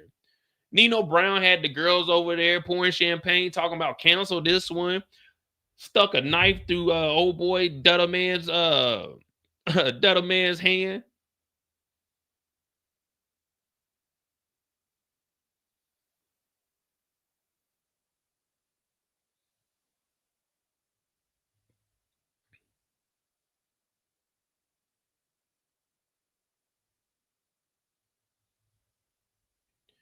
Yeah, man, Diddy's wild. Diddy is wild. Let me see what we got. Make sure y'all hit that like button. We got like 50 likes, and we done been on this live for 4.5 hours. Y'all just been over here laughing and chuckling it up, huh? Hit that like button for your boy. All right, Westmoreland is back. How does X make you feel? She said uplifted. How about G? Like the negative parts of alcohol. What about that perk?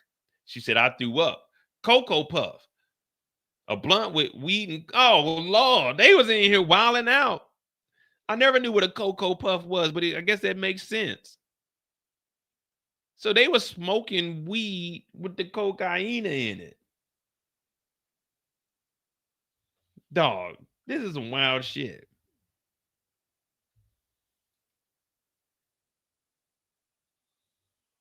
Cocoa Puff, who calls that that? Have y'all ever heard of Cocoa Puff?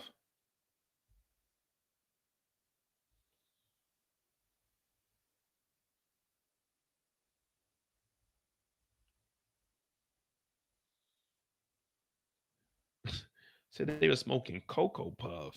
That's a little bit of Monica mixed with, you know what I'm saying, with the one girl.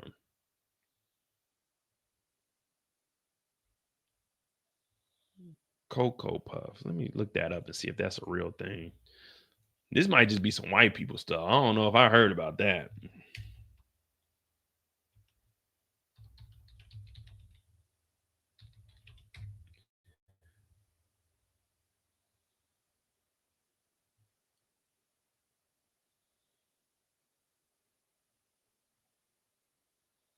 Yeah, I'm not even seeing that. Cocoa Puff.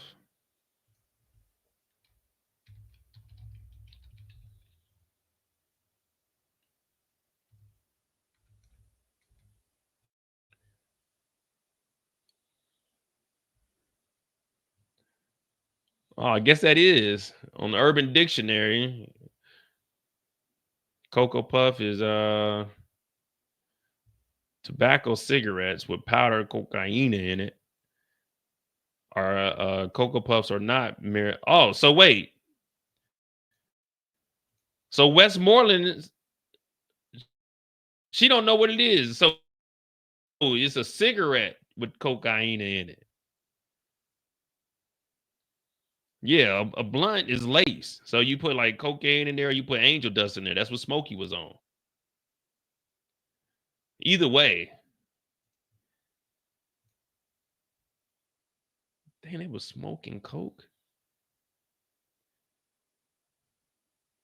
Westmoreland, you would agree with me that you and Cassie had a serious drug problem. Yes. You sold drugs to Cassie a lot. She said, yes. You got her 100 pills? Yes, they were hers.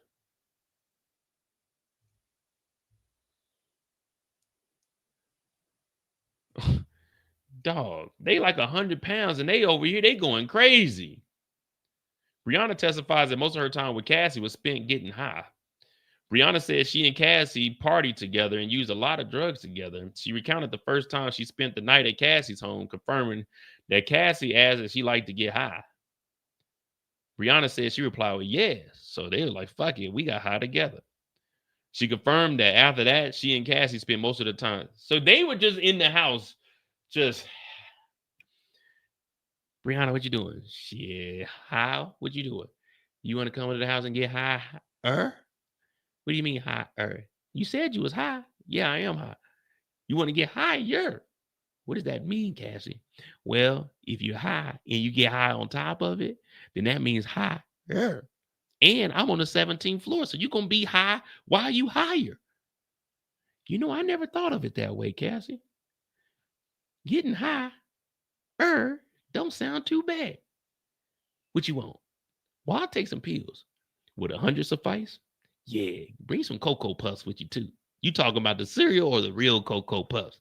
The real deal. Okay, don't worry about it. I got you. I'll be over there in like 40 minutes. Diddy ain't going to be there, is he? Girl, you never know with Diddy. That nigga might pop up, have a ninja star. We don't know. All right, well, the hell with it. We about to go get high. All right, I'll be over there. Give me like 20 minutes. I ain't got no car, so I'm going to catch a cab. All right, I'll be over there. Yeah, like, so that's all they did. They just hung out and got high. They go to a photo shoot. Fuck it. You want to go get high? Go back to the house. Go get high. You want to go shopping? Fuck it. Let's get high first. Then they go shopping and come back and get high. Hey, you want to stop getting high? Yeah, let's cook. That was their high self talking to each other. You know, when you high, you ask some stupid ass questions. Hey, man, you want to stop? Like, this is what they said. They wanted to stop using drugs, so they went to cook. So they were using drugs, and they said, let's stop using drugs and go cook. because they were high and didn't know what the fuck they were talking about. So they went to cook, ate, and was like, you know what? Let's get high. They only stopped to cook because they were high and they were hungry. That's what I'm thinking, because this is all they do is just sit around and she said they don't go to parties. They party.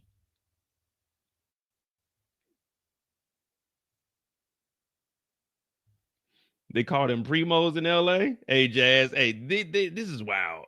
This is wild. They said they just sat around and got high all day.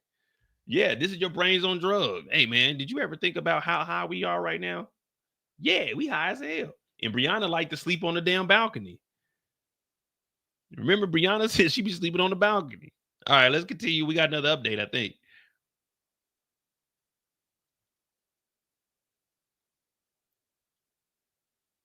Yeah, but I mean, this isn't doing anything here. We all know that Cassie and Briana do drugs. We want to know if she's going to defend Diddy holding her over the railing. That's what we want to know. And that's the word, higher. It's not higher, it's higher.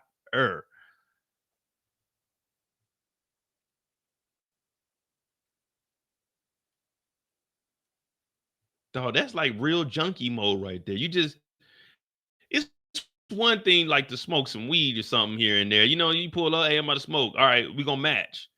If you don't know what match means, if you got a dime, I got a dime. You know what I mean? You got a quarter, I bring a quarter. So matching is just, you know, what does it say? Match, like a pair of socks. Whatever you got, I got. We match. So that way we got more. But most of the time, like when you're younger, you know, y'all splitting that dime. When you get older, you just bring your own. You don't really do too much passing anymore once you become an adult.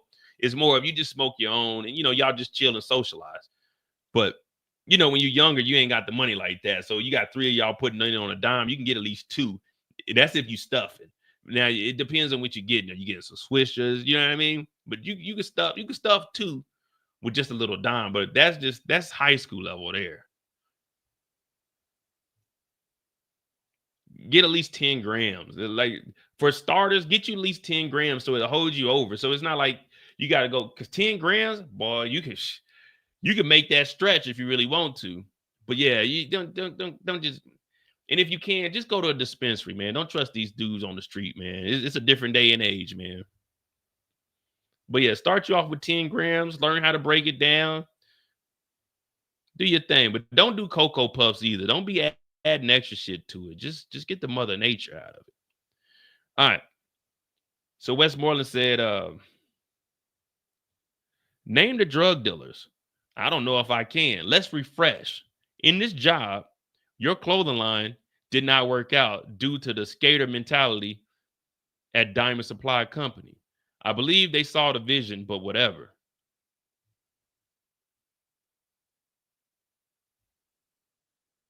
Yeah, we definitely want names. We want names and numbers of who these suppliers were.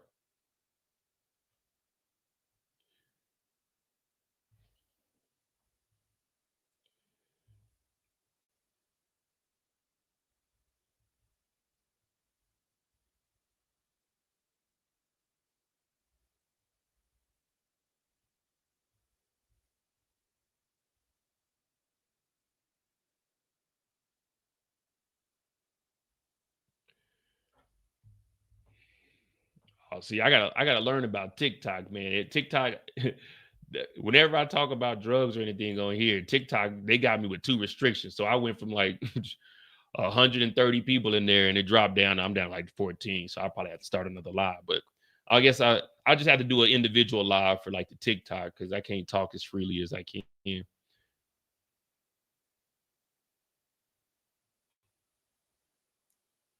Okay. You believe you were one of Cassie's best friends. Yes. But you didn't meet Mr. Combs for a year. You met in 2016, first time at a dinner at his house. Yes. He was standoffish to you. Yes. Well, she didn't want to meet Diddy because she said that she feared that nigga when she first seen him.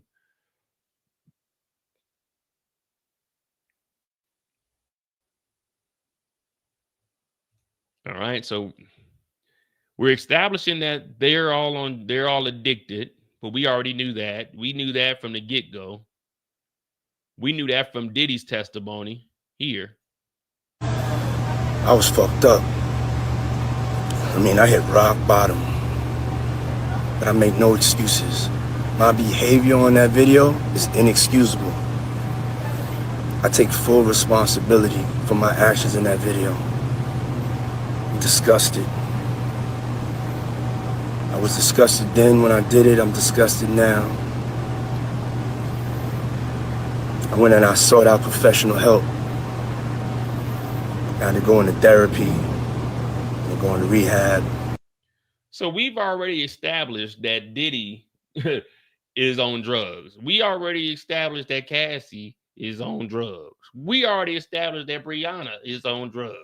We don't even need to talk about drugs no more. The only thing we're gonna learn from them being on drugs is different type of drugs. I never heard of Cocoa Puff till today. That's the only thing we're gonna learn about when it comes to taking illicit drugs. Is different type of drugs. You can't change our mind about nothing. Just because you on drugs and you rob a bank don't mean you're not gonna go to jail because you was high. They're gonna take your high ass to jail. Don't be, and then they're gonna say you had a getaway car. Oh, well, you were driving under the influence too because you told us you was high. So we don't care who's high. Let's get to defending some of the other stuff. Yeah, we had a problem. Briana says when asked if Cassie had a serious drug problem, Briana, they asked her how she felt when she used the drugs, marijuana, cocaine, ketamine, and G, and acid. See, we didn't hear nothing about acid, so they were using acid. Said they partied a lot together, but regularly sold drugs to Cassie because Cassie had that bag. You would agree with me that you and Cassie both had a serious problem? She said, yeah, we had a problem. On one occasion, she said she got Cassie so many pills it scared her. She acknowledged that she and Cassie were doing all the stuff together before she met Diddy.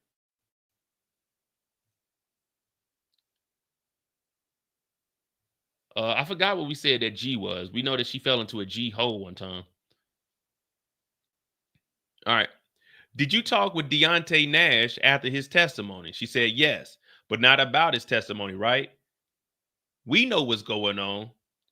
Westmoreland said, you don't need to talk because you know. Objection, Your Honor. Sustained.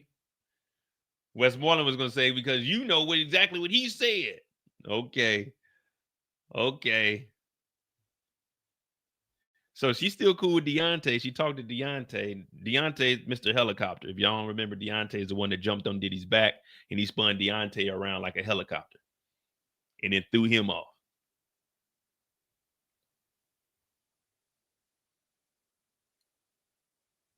Okay, Westmoreland.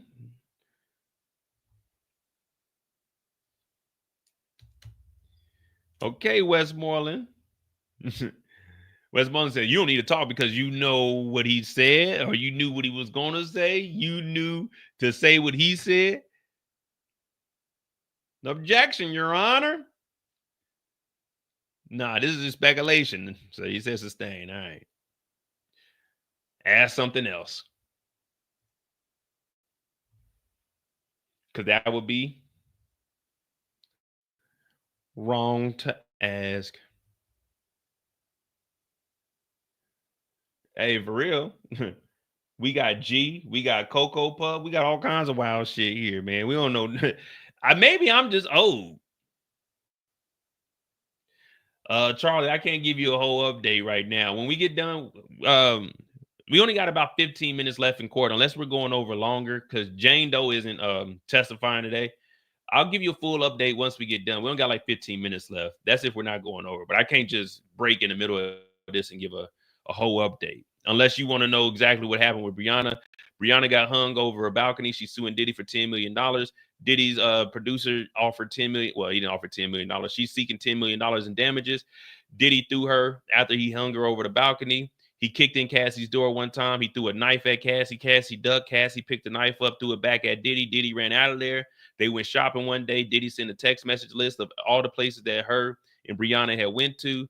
Briana was kind of scared of that. They ended up going to the Blind Dragon one night. That's when Diddy kicked in. They were packing her bag to go out to Toronto, Canada. What else happened? That's pretty much it. But she never said anything about Diddy. Then she partied with Diddy on New Year's Eve, 2017, going into 2018. They partied. Then they did drugs for 8 hours, ketamine to be exact. We don't know what time they got in the house, but we're assuming they stayed up to at least noon of the next day, January 1st of 2018. She didn't talk to Cassie, but she was still cool with Cassie. Her ex-girlfriend, Tiffany Red, was in the apartment. She was hiding in the guest bathroom when Diddy came over, picked her up, lifted her on the railing of the balcony. Then she picked her up and she was held over the balcony. Her feet were dangling. Diddy said, "You know what the F you did? You know what the F you did? You know what the F you did?" For 15 seconds, threw her down, and he got the hell up out of there. 2 days later, Diddy called. He gave this kind of explanation on his apology. Had to ask God for his mercy and grace.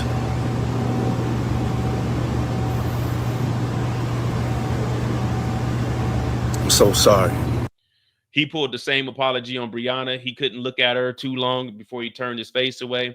And that's where we're at right now. The defense is up here. They're establishing that Briana is a druggie. She is addicted to a lot of different drugs that we never knew nothing about, specifically Cocoa Puff. It seems like it's a marijuana blunt that is laced with cocaine, but we called that lace where I'm from. They saying that a Cocoa Puff is actually tobacco with cocaine, but either way, coke is in there, which is the terrible thing to smoke.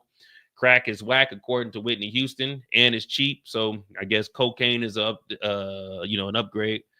But we're over here, we're establishing that she didn't meet Diddy for over a year from the time that her and Cassie became friends. And other than that, we haven't established anything else except that her and Cassie do drugs and they don't go out to party. They are the party. There you go. That's just a little quick update while we're waiting. Hopefully that filled in some information. Also, we had a video expert, but he basically said the same thing we all said. The video was real. All right, so here we go. Westmoreland said, November 2023, you are aware that Cassie filed a lawsuit. You were working together then. Briana said, yes. May we have a sidebar? Yes, you may. So we got another sidebar, guys.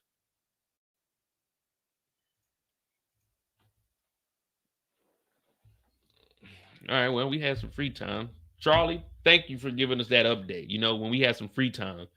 But boy.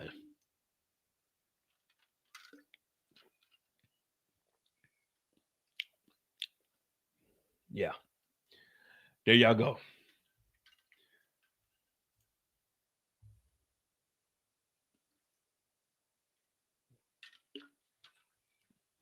I guess the state is going to ask, what are we talking about?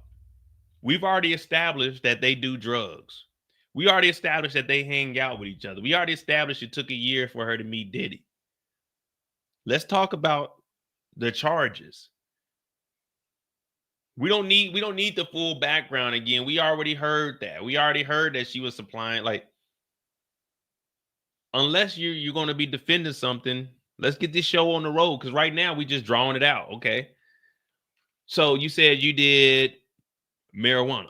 Okay, that's good. And you and Cassie would do these things together, right? Yes, we did. So you said you also did cocaine. Yes, we did. And you guys did that a lot? Yes, we did. Okay. You said you did ketamine, right? You said you did ketamine. Okay. Would you say that you have a problem? Yes. Would you say that you and Cassie do this often? Yes. Okay. So you said that you and Cassie didn't go to parties, you partied. Yes. So what did you do at these parties? Oh, we did drugs together. And what kind of drugs would you say you guys did when you partied? Cocoa Puffs. And Cocoa Puff is marijuana and cocaine, according to you, right? Yes. So after the parties, what would you do, like in your free time with Cassie? Oh, we would do drugs. So you would say that you and Cassie would take illegal substances. Yes, that's correct. And you would supply them? Yeah, that's correct. Would Cassie ever give you some? Yes, that's correct. Did Cassie ask you, did you like to do drugs? Yes, she did. Would you say you like to do drugs? Oh, yeah, I do. So, okay, so you do like drugs. Okay. How can I ask this? You have immunity today, right? Yeah. So do you know any of the drug dealers? No, not that I remember. So what would be your go-to drug? Oh, that'll probably be Probably coke. So you would say you and Cassie would do that together? Yes. So is it safe to say that you two do a lot together when it comes to illegal substances? Yeah, we do. Okay. Has Cassie ever smoked with you? Yes. It's like, what are we talking about? We know they do this. We know they do this. Let's get the show on the road, man. Let's defend something.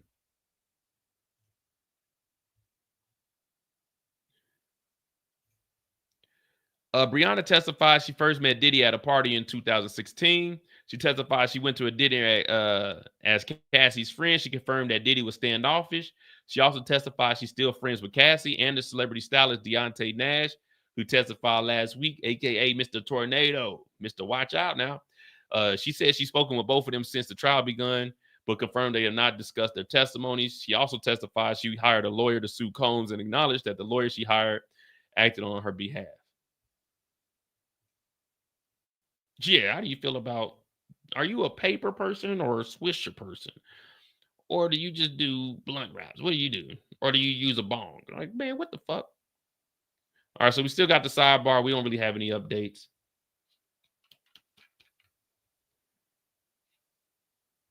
I don't know if Briana was at the free calls. I haven't seen anything talking about her at the free call. I think it's just Cassie. Like, Cassie would have to take a break and go do a free call and then come back. But is it really a break, though? Because there's no way there's no way I'm believing that on New Year's they all got together for 8 hours and did. Come on, this is New Year's. You think Diddy is letting a New Year's, all pun intended, slip away without having a free call?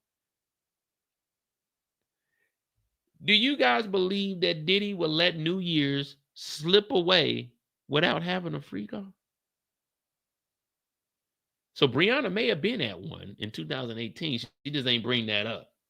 There's no way Diddy's letting that slip away. What did he say with Rick Ross yesterday? The slippery slope, slippery slope, sud me up. Whoa, wait, yo, Diddy, whoa, pause, nigga. Ain't nobody sudding you up. It's slippery soap, man.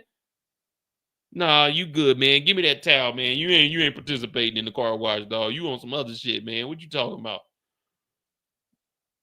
what you talking about, man? Diddy over here talking about this is slippery. Like, hey man, you need to back up. But yeah, Diddy ain't letting no damn New Year's slip away without a free call. 8 hours on ketamine.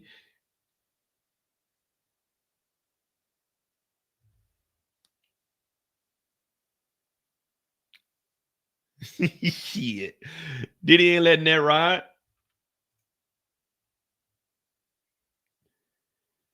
All right, Westmoreland, they're back. Cassie included the balcony incident in her lawsuit. True. Cassie said this happened at a hotel. True. She didn't say it like that. You said your apartment, it has a balcony. See, Westmoreland, she didn't say her balcony. She said she was on Cassie's part. She said that Cassie said it was at a hotel and she told Cassie it was wrong. It wasn't at a hotel. It was at Cassie's apartment and she was sleeping on the couch with her ex-girlfriend. So now Westmoreland is saying your apartment, it has a balcony. What you need to know about my apartment for? We weren't at my apartment. We was at Cassie's apartment. That's what she testified as. If I can remember her testimony, see, Westmoreland trying to get across up.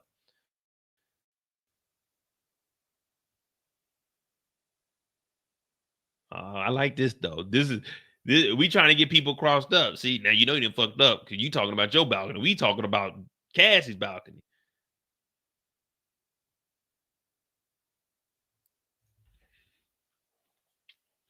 Real quick on TikTok, I'm gonna restart this because I got those restrictions, but I'm gonna bring it back up. It's gonna start right back up.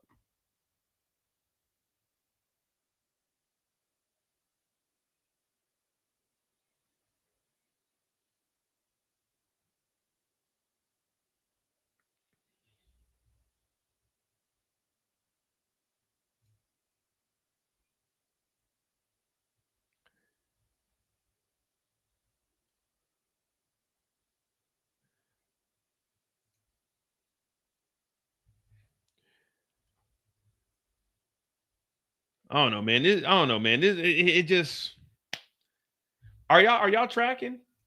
Maybe he's not typing it right, but are we following everything that she already testified? I mean, I know she's asking this again because she's trying to get her to slip up. But remember, she said she notified Cassie that she had it wrong in the lawsuit and said it wasn't a hotel, it was your apartment.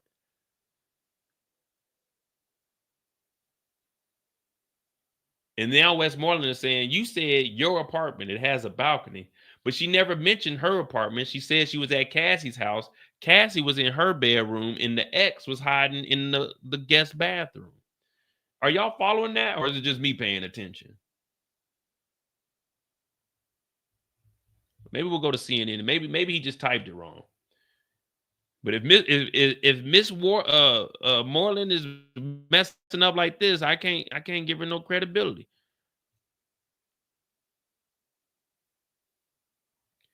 Briana testifies Ventura asked her to be named in her lawsuit over the balcony incident. Briana confirmed that she spoke with Cassie before and after she filed the lawsuit. Cassie asked Briana to name her in connection with the balcony incident in her lawsuit, but Briana said she refused. Briana also testified she did not tell any of her friends about her own lawsuit. Yeah, it might just be a typo. I don't think Westmoreland is messing up like that. So Cassie asked, and remember, we didn't get Briana's name in Cassie's lawsuit. Cassie's lawsuit just said that somebody was hung over the balcony. Now she misstated it and said it was a hotel.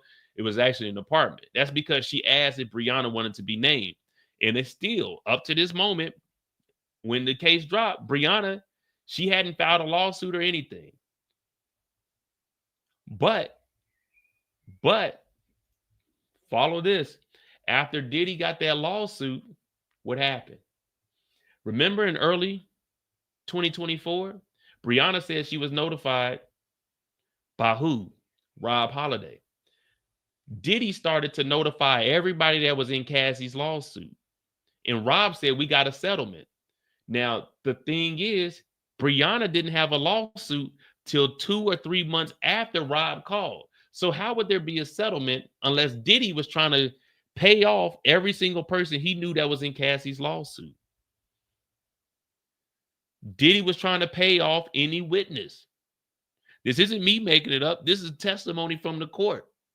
Rob called her in early 2024. Cassie never named Briana in her lawsuit, just said there was an incident where someone was held over a balcony. Early 2024, Diddy notifies her talking about a settlement. A settlement for what? He's talking about something that happened all the way back in 2016 where Diddy hung her over the balcony. So now we know the balcony shit is true because it was in Cassie's lawsuit. Diddy paid out for that. And then he contacted her. 2 months after, they contacted her about a settlement so she wouldn't, quote unquote, say anything about being mentioned in Cassie's lawsuit. She then drops her lawsuit for the $10 million, but she gets rid of her lawyer because the lawyer misstated stuff incorrectly. So it isn't a money grab. Diddy reached out to Briana to pay her not to say anything about the Cassie lawsuit. So everybody talk about, oh man, no. Diddy was reaching out to people. And once Diddy reached out to her, she was like, oh, well, shit. If Diddy wants to pay me about hanging me over the balcony because I was mentioned in Cassie's lawsuit, then I might as well sue him. Why take this little $10,000, $20,000 that Diddy's going to offer when I can go and let me get $10 million for it? And you might be able to get it. So it could be witness tampering. It could be. But at this point, I don't know if it would be witness tampering because he didn't. Remember, he wasn't arrested at this point. So as far as we know, there wasn't any case against Diddy. So it wouldn't be witness tampering at this point. It would just be paying off somebody that was mentioned in the lawsuit.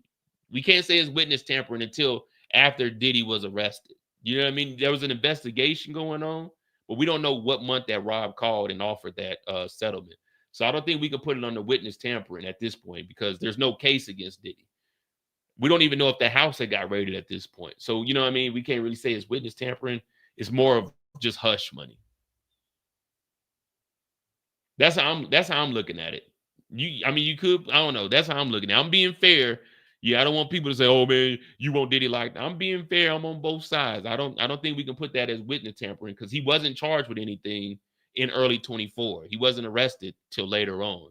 The raid was like in March, April time frame, and he didn't get arrested till September. So we can't put it as witness tampering because what was she a witness of? You know what I mean? Now maybe because Diddy was just thinking that the lawsuit that she dropped, paid it off, that was gonna be the end of it. The Fed said, "Oh no, no, no, no, no, no, no, no, no, no, no, no, no, no, no, no. Provide that information to us." So really, you can say that this whole case is because of Diddy. If Diddy would have just paid Cassie $30 million, guess what? No one else would have been brave enough to speak out about Diddy.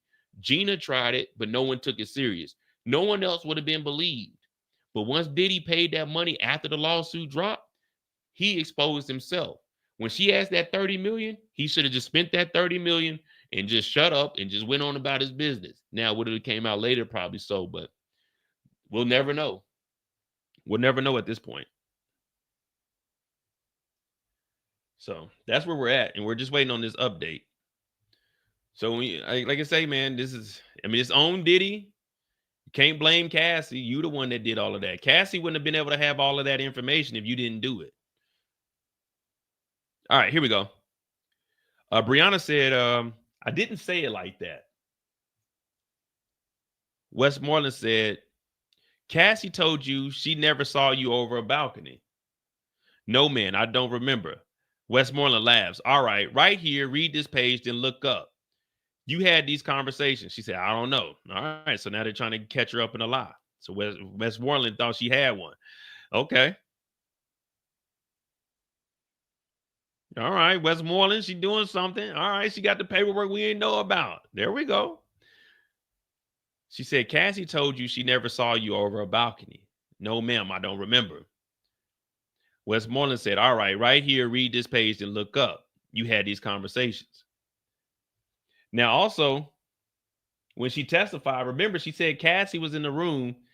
Diddy came out there and did that. And then Cassie came out and said, oh my, did you have her? Did you have her over the balcony, really? All right, we're going to see. So let's see what she said. Look up. She said, read this page and look up. You had these conversations. All right, so we're getting somewhere. This is what I'm talking about with the defense.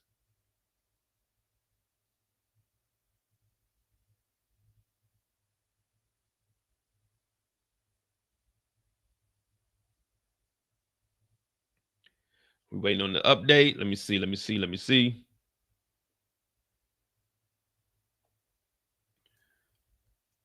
I want to know what she said in the testimonies.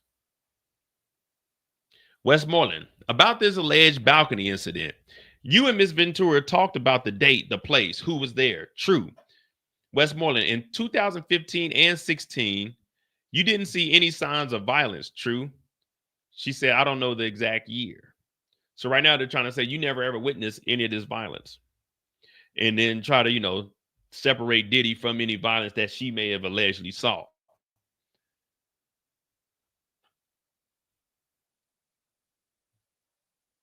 So she's doing good. She's starting off good. That buildup was slow. We could have probably just jumped into it, told her, read this line right here. Let's get to it.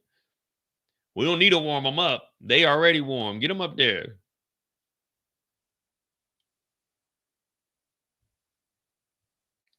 It's the same thing, Moedotj, Moedotj. So this is day 16. It looks like, okay, we're going to be going it looks like we might be going till 4 o'clock today.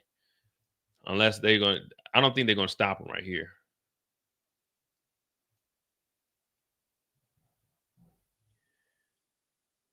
So we're waiting to see.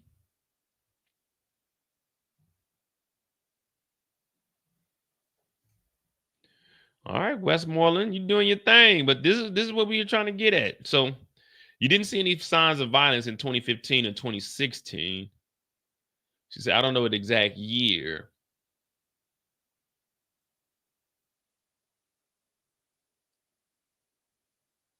So when did she get a year when Diddy came in and threw the knife? Because that'll give us an idea of when this happened. So maybe that was 2017. I don't know.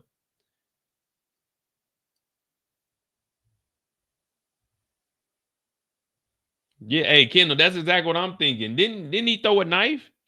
They said Diddy came in and threw a knife. Oh shit, my boy Alex. What up, Big A?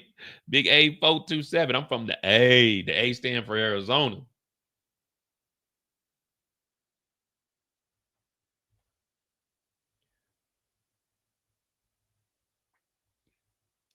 But the blind dragon, I think, well, we seen the blind dragon.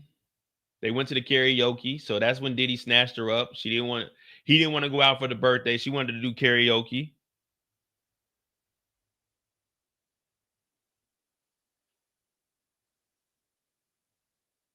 Dog, Alex, man, I ain't heard from my boy in years, man. Met Alex back in like 2011 to 2010, maybe. No, it had to be before then. It was like 2006, 2007.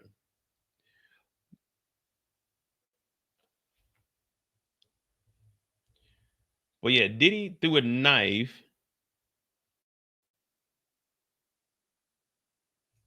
But we also, the text message, I won't consider that violence, but I think that's weird that Diddy texted her and said, I know everywhere you've been. All right, so Westmoreland said, the birthday parties, what illicit substances were you doing? She said, I don't remember. All right, Westmoreland said, the alleged knife throwing incident. He just walked in and threw a knife. She said, I'm not sure. Are you telling the truth? Objection, Your Honor. She said she was asleep. She said that Diddy was banging on the door, so she don't know if Cassie opened up the door. What the judge say? So she don't know. If you sleep and someone enters into the house, I don't know how they got in there. All I know is I woke up and I seen a knife being thrown.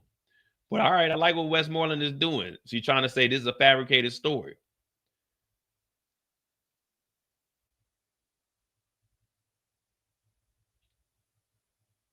Rainbow Six. Hey, Ghost Recon too, man. We used to be on it.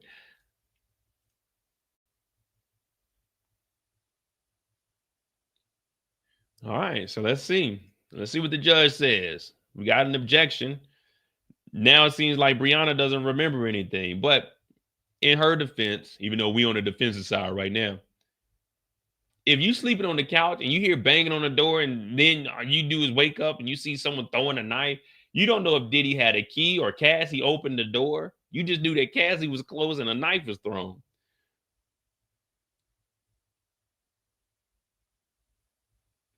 That's like me saying, I don't know if you walked into this courtroom or you climbed through a window. I don't know. I wasn't, you know what I'm saying? I didn't see, but I'm in here.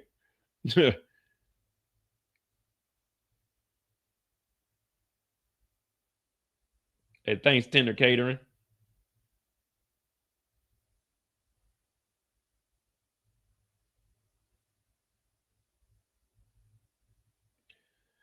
All right. So now Briana doesn't remember. But once we get the CNN update will tell us exactly what we need to know.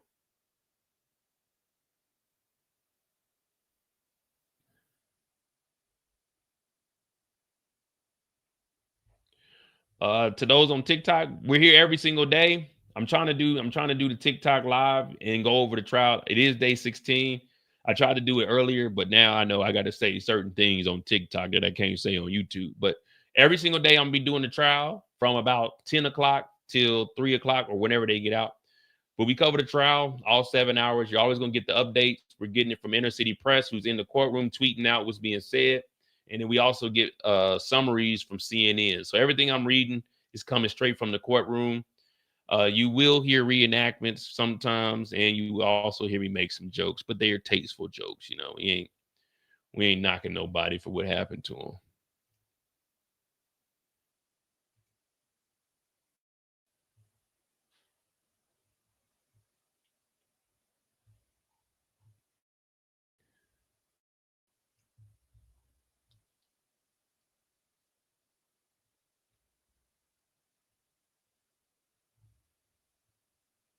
So we got the objection. Was it overruled or was it sustained? Did we answer another question? All right, here we go. Sustained. I knew it. Because they understand they got to, you know, she's up under immunity. So I don't know what she would lie about. She just don't remember. I just remember a knife being thrown. Like when I got stabbed up, can I remember What angle did they come from before they stabbed me? No, I just know they ended up in front of me and they stabbed me. I don't know if they came through the front door, they came through the back door. All I know is I defended myself. I don't know how they got in here. All I know is we were chilling. I looked up, dudes in front of me, and it was going down. I don't know where they came from. All I know is that a blade went across my damn forearm. All right, sustain. Westmoreland said, you didn't tell the government they would get in knife fights, plural. I don't remember. Let me show you. I was suggesting where the knife came from because it makes no sense. See, it's a lot that's going down. So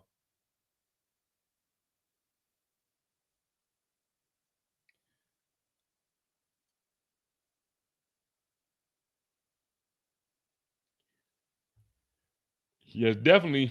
This is probably one of the good defenses here. I mean, talking about the knife fight.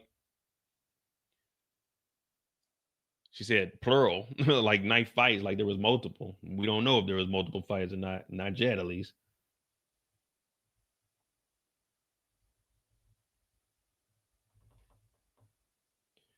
Yeah, we need to bring Cassie and the baby back on the stand. Cassie, come up here. Did you have a knife fight with Diddy? Shit, I can't recall. I know Cassie glad she done with all of this nonsense, though. She ain't got to be in here for this shit. But then we got Jane Doe that's going to be up here tomorrow. So, shit. We about to hear all kinds of stories. Westmoreland said, you're saying you don't know how he got in to throw the knife, but once he left, you're no longer worried. She said, I don't remember how I felt. You say a photo shoot with Mr. Combs said, I could kill you. She said, yes.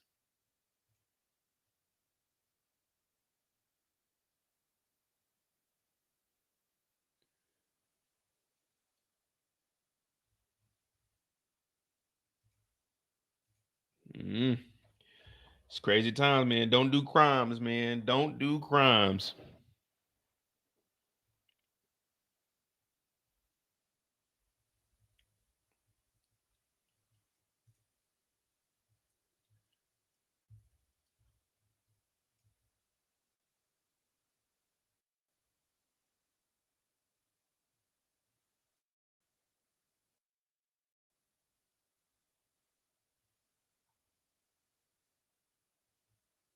Cassie reached out to her.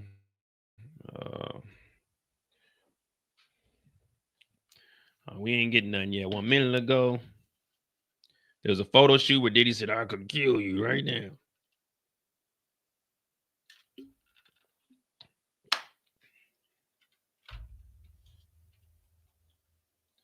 So we almost already at an hour here. I mean, I guess after the knife fight, was there anything else? Whether it was a drug use, we already talked about that.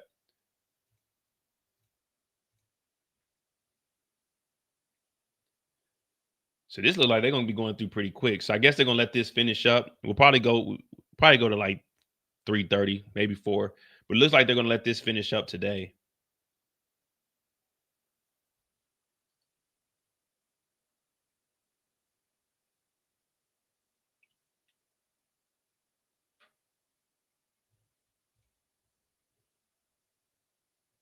See, when the defense got up there, she started forgetting everything. Now she don't remember nothing. She remember everything when she was up there with the prosecution.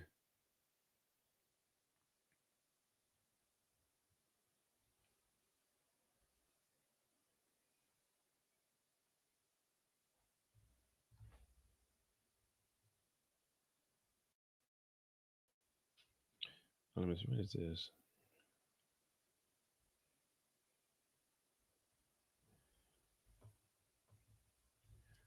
Shit, one night, like they talking about multiple knife fights. One knife fight is enough.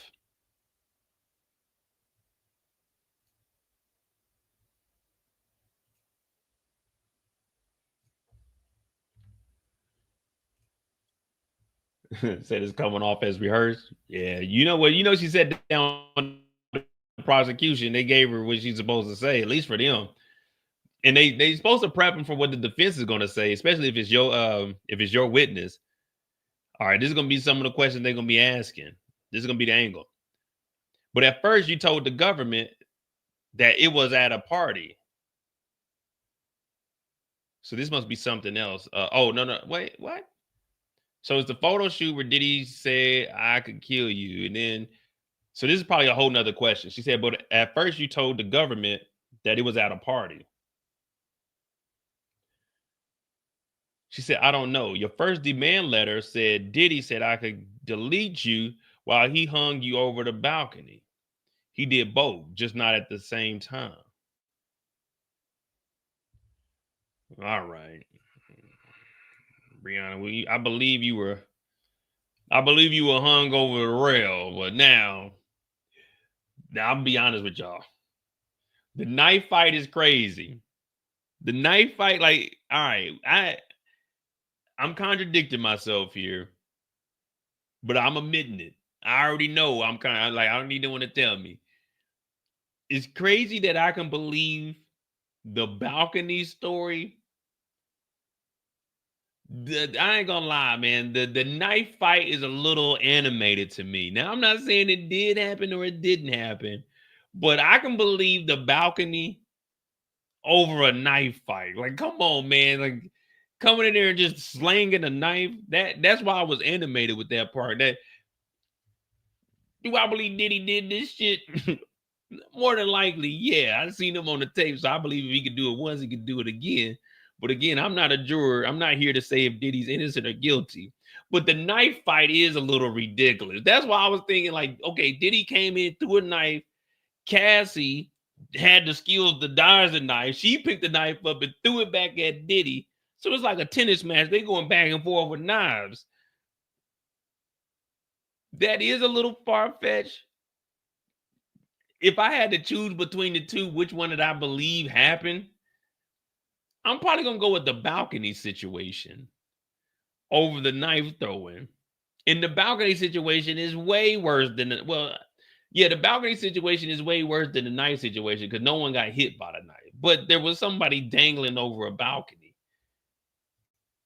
If I had to choose, I'd say the balcony was real and the knife fight probably didn't happen. But again, I don't know if it did or not. I'm not there. Let me see. Briana's shocking testimony is shocking and damaging and goes directly to the RICO charge. Oh, it is the legal experts. Briana's testimony has been shocking and damaging and shows Diddy alleged abuse also extended to those who were not romantically involved. Former federal prosecutor said Briana was not in a relationship with Diddy, and if you recall, the defense has really tried to frame their alternative narrative of what was happening with Cassie, between Cassie and Diddy, as a toxic domestic violence. But here we have another witness who was not romantically linked to Diddy, who was being violently abused. She said she was referring to the testimony where Diddy held her 17 stories over a balcony in 2016. Briana's testimony goes directly to the racketeering and conspiracy charge. Prosecutors are trying to prove because it demonstrates that Combs was operating in a way that through threats, violence, and abuse that goes to the corrupt enterprise aspect of the RICO. So a former prosecutor is saying that this is tying in, but she's going to have to stand on business because this defense is picking it apart right now.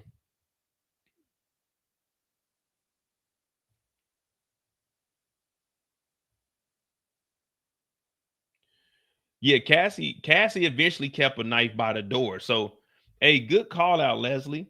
Y'all remember Cassie did say she kept a knife by the door in case Diddy popped back up. So maybe when Diddy popped back up, he got to the knife first and slang that iron. And then Cassie ducked it and threw that iron back. Oh, that was a good call, Leslie, over on TikTok. See, that's what we talking about. We need our investigators out here. We need to figure this thing out.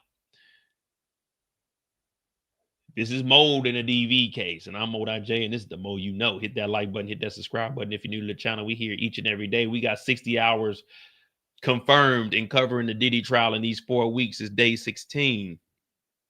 Day 16. At the end, we'll probably have over 100 hours covering the Diddy trial. That's crazy. That's crazy. But we do have over 60 hours after this live covering the Diddy trial. We have 5.5 hours today.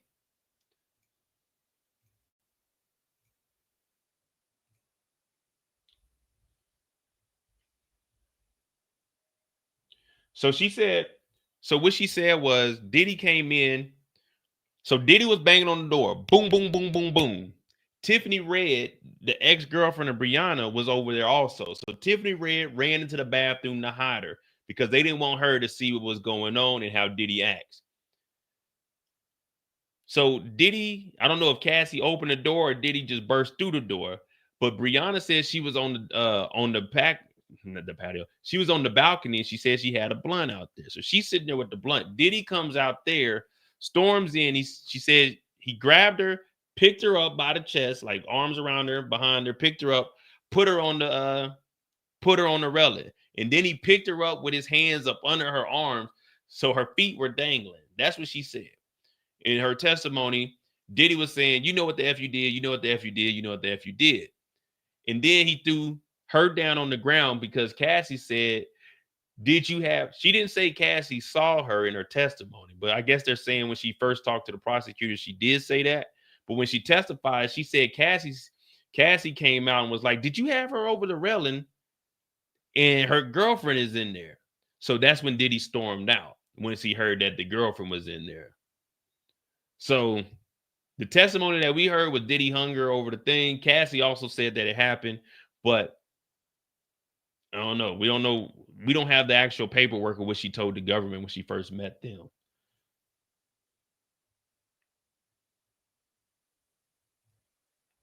But she also did say she had PTSD. So her memory going back over this, she might be nervous. She's getting questioned. She's getting yelled at. Well, I won't say she's getting yelled at. I don't know how Westmoreland's tone is.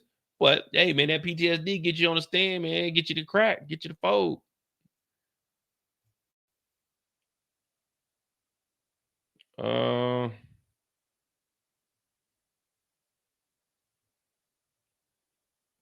And also, like we see,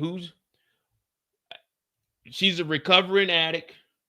She says she get PTSD. She toss and turn in her sleep. So I mean, I don't know, man. We haven't got anything else, so it'd probably be like one or two more questions that they ask, and then they might be getting dismissed, or because we haven't seen an update in 10 minutes, or no, actually, what is it, 15? So like 7-8 minutes, almost 10 minutes. We haven't got an update. But the knife fight is wild though. Like surviving a knife out, you know what I mean?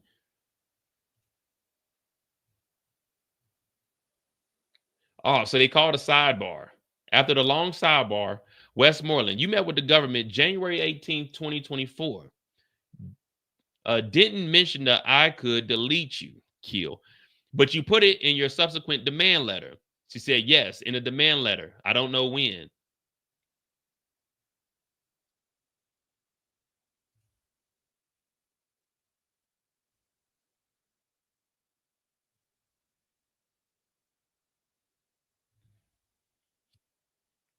Or she could have just remembered and put it in the demand letter. Who knows? I mean, if Briana really wanted to, she could have got up here and said, nah, my lawyer put that in. I told you that my lawyer put some incorrect information in there. I didn't ever say he did that. My lawyer did that. That's what the lawyers are for, man. Blame the lawyers. That's what they're getting paid for. They work for you.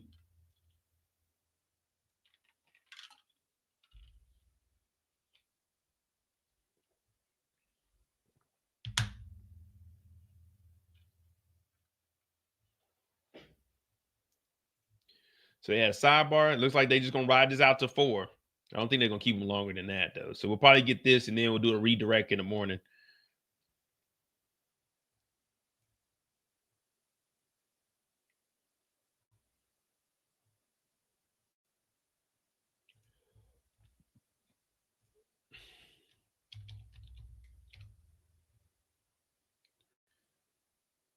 After the sidebar.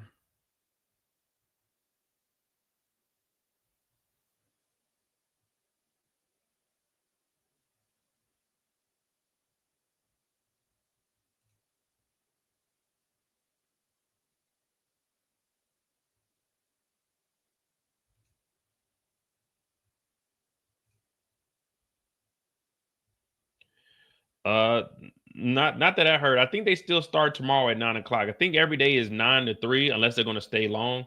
But they'll probably end up staying longer starting tomorrow when Jane Doe gets up here, because Jane Doe has a flight leaving on Thursday of next week. So they're probably going to stay till 4 o'clock every day, starting with Jane Doe tomorrow, just so they can make sure that they get her in and out before she actually needs to leave.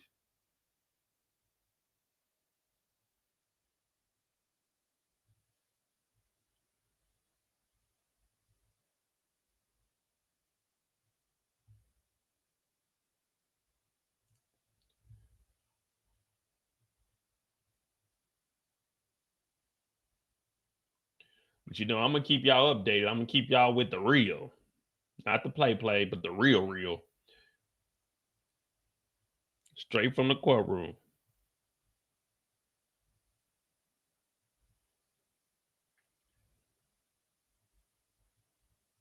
Lenny said the recap. I'll give a recap in a minute, because we only got like 30 minutes left. So I don't want to recap it and then we get some more information. I have to add that in. But I'll give a recap. There's only about 30 minutes left in today. All right, here we go. Westmoreland said, read this. The whole thing? Nah, just this paragraph. The judge says, as much as you want. Briana said, thanks. Okay. Westmoreland said, you didn't tell the government about the I could kill you, and Tyrone was there. Yes, I let him go. Ah, okay. Briana's fighting back. So they're saying you didn't tell the government. That's exactly what I just said. You didn't tell the government that Diddy told you I could kill you, and Tyrone was there. She said, yes, I let him go. All you had to do was say, Tyrone put that in there. I never said that. That's why I fired Tyrone as a lawyer. Damn, man, I'm good. I need to be on that stand. I need to tell my story. Man. I grew up and I used to hear songs, and there was a guy by the name of Puff Daddy at the time on there, and he lied to me in his music. He told me he was a player, but it found out he was beating women the whole time. I need $200 million. I'm scarred for life. My childhood was robbed from me. My adulthood was robbed from me because Diddy kept telling me to do something with my 24 hours, and the whole time he was having freak offs and doing drugs in his 24 hours. So yeah, I need $200 million from Bad Boy Enterprises, Sinecombe Enterprise. But yeah, blame it on the lawyer. I literally just said that 5 minutes ago. Blame it on the lawyer. Hell, I didn't write the demand letter, Westmoreland. My lawyer did that, and that's why I fired him. He put some incorrect information in there. Okay, so she's fighting back. The defense is on it, though. They're trying to debunk everything, but that's what you get paid for. You get paid to defend.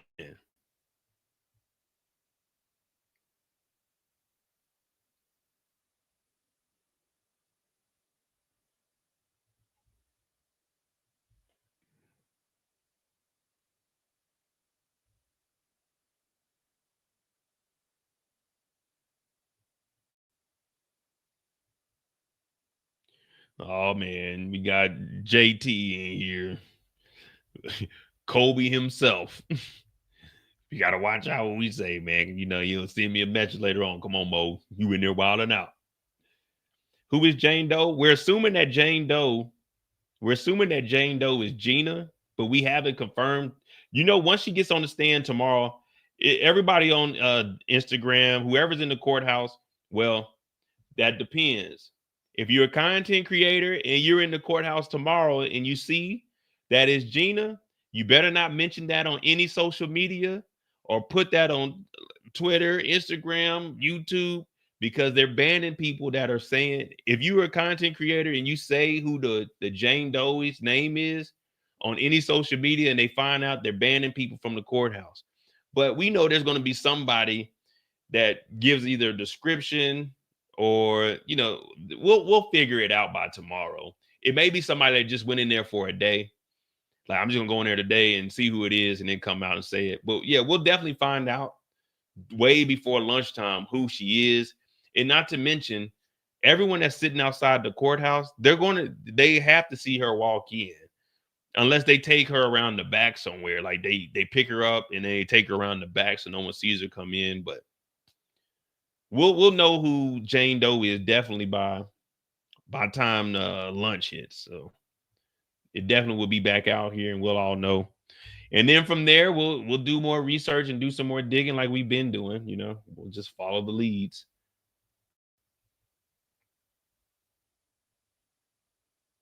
Oh, what's up? My mom over here on TikTok. All right, so all right. Westmoreland said them drugs were expensive, right? Briana said they are expensive. Westmoreland said now. She said, "Shit, I don't know about now. I don't know now. She don't do drugs no more. Remember?"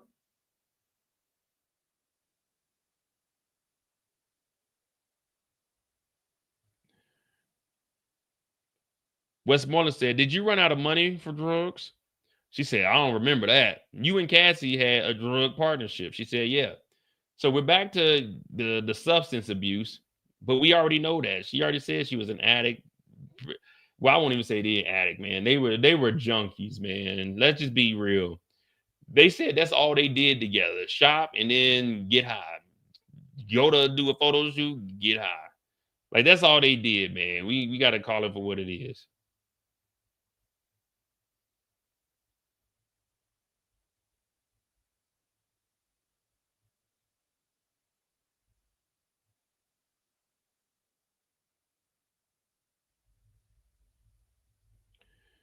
What we all do, have a content creator go in and tell them someone else who is to tell. Yeah, I mean, you could definitely do that. Well, I wouldn't risk it. Not with a federal case. Well, I mean, all they are is banning you from the courthouse. If it gets too out of hand, then I think they'll probably start doing fines and things of that nature. But as of right now, they just said they're trying to put a ban on it. It wasn't an official ban, but they were talking about anyone that put it on social media. So of course, I'm not going to the courthouse. So we find out who it is. You already know we about to go do some digging. I mean, we already did some digging on Gina today earlier, so it is what it is.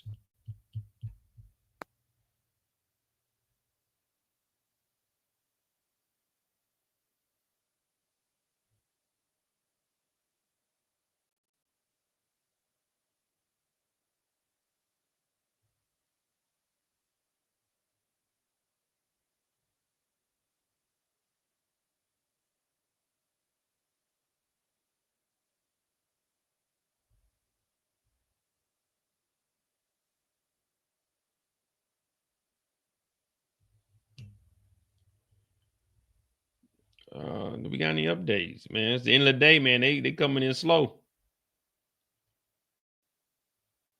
All right. Westmoreland said Cassie would pay for them, right? And you go buy them. She said yes.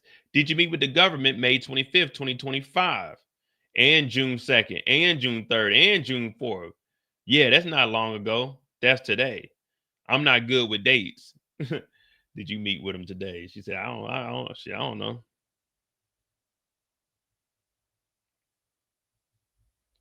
So she met with him all week. What's today? The 4th? Yeah, so Tuesday, Wednesday, Thursday. No. What am I tripping? My bad. Monday, Tuesday, and today's the 4th on Wednesday.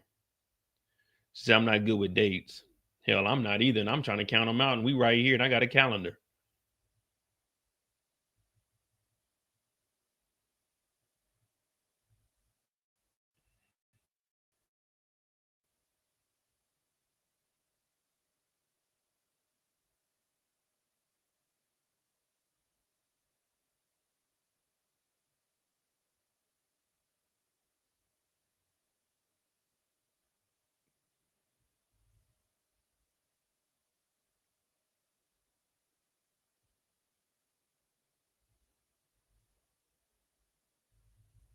That's an update on CNN.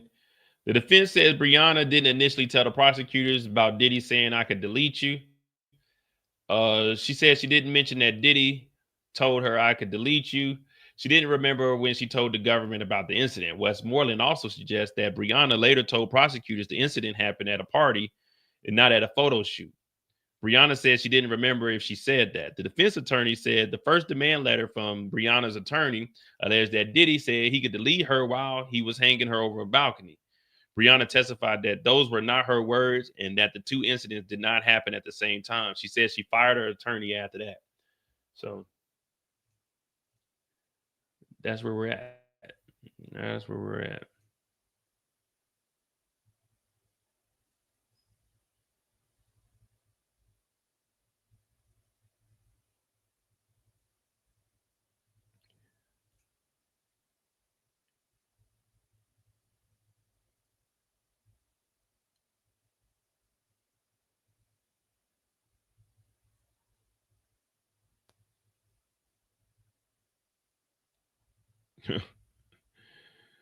They getting on your head now, Briana.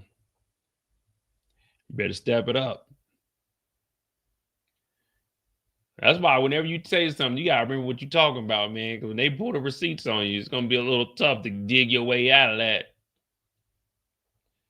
It's gonna be tough to dig your way out of that, and that's all we waiting on to see what the outcome is gonna be for today. Because it's what 3:36, 24 minutes left in the day.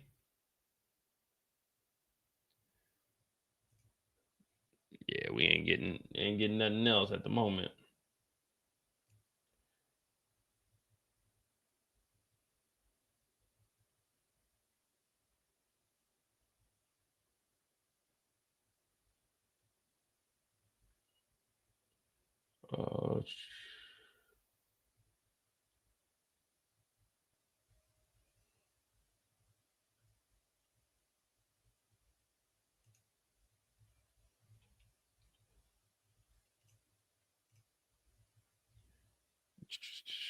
Read this. No, we already got that. She's not good with dates.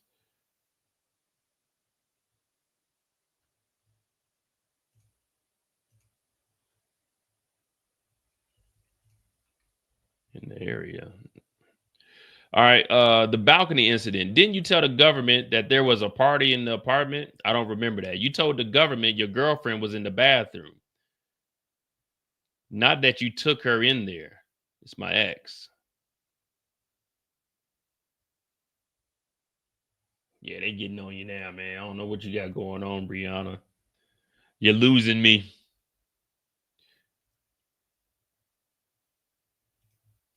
That's why we need to update CNN so we can fill in the blanks, man. Because we aren't getting all the details and all the information that we need properly provided to us.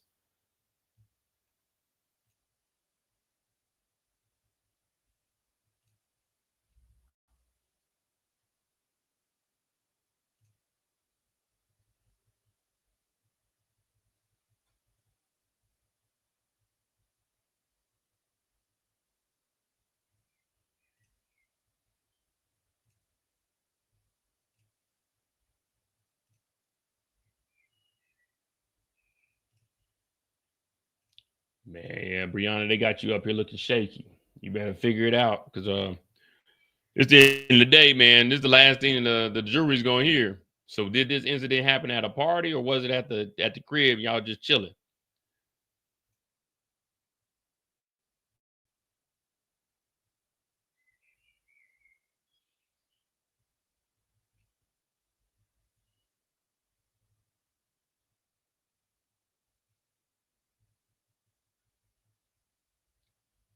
She talking about this my ex. We don't, man. Look.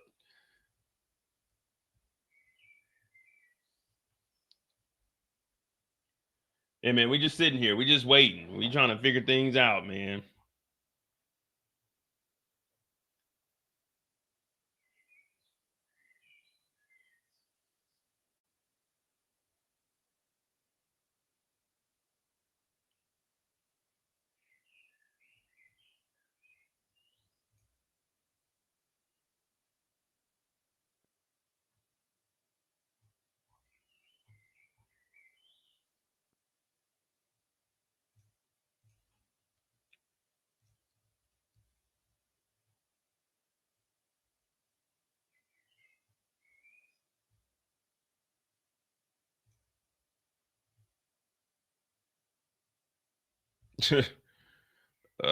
Shit. Yeah, we ain't got nothing, man. We ain't got nothing.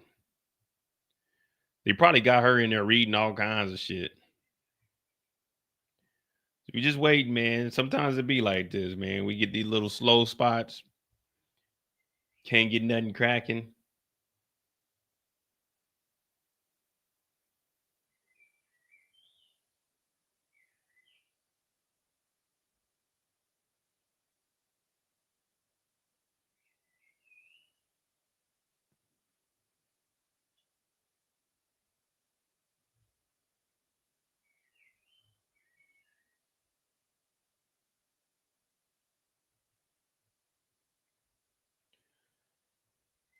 Oh man.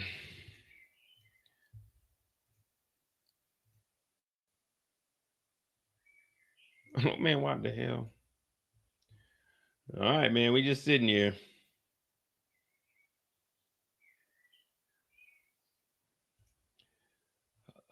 I'm not saying the witness is lying, but if she was taking drugs like she claimed, wouldn't her cognitive and be impaired of recalling what actually transpired? Yeah, I mean, if if I got dangled over a balcony, I'm not really remembering how somebody got in the house. Or all I'm remembering is they had my ass hanging over that motherfucking balcony. That's all I know. I don't care how they got in the house. Where was y'all at when Diddy was on my ass and dangling me over that balcony?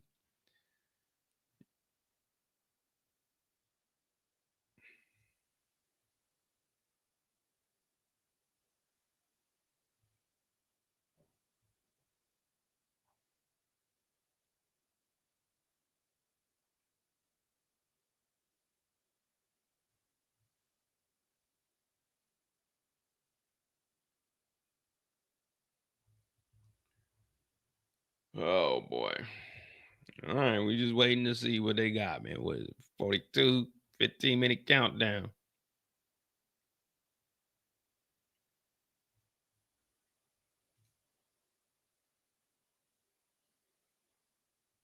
Oh yeah, y'all played me over on YouTube today, man. Oh yeah. Y'all played me on YouTube. Tomorrow, we ain't talking about nothing tomorrow. Nah, they played me on YouTube, guys. We had 55 likes. We had like 130 people in here. They played me on YouTube today. Dude. Oh no. Tomorrow we need 1 for 1. We about to have a 6-hour live and we only got 50 likes. Yeah. Tomorrow it's gonna be a little ugly on YouTube.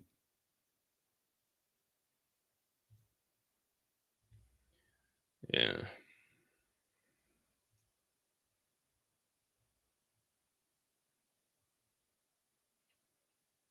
All right, Westmoreland, your complaint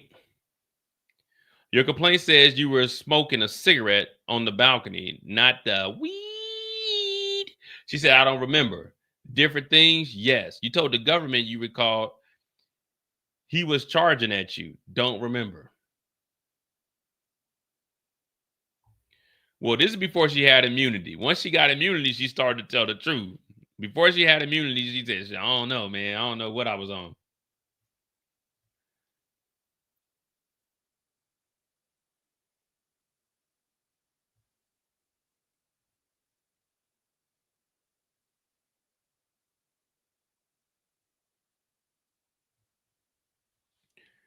Yeah, man.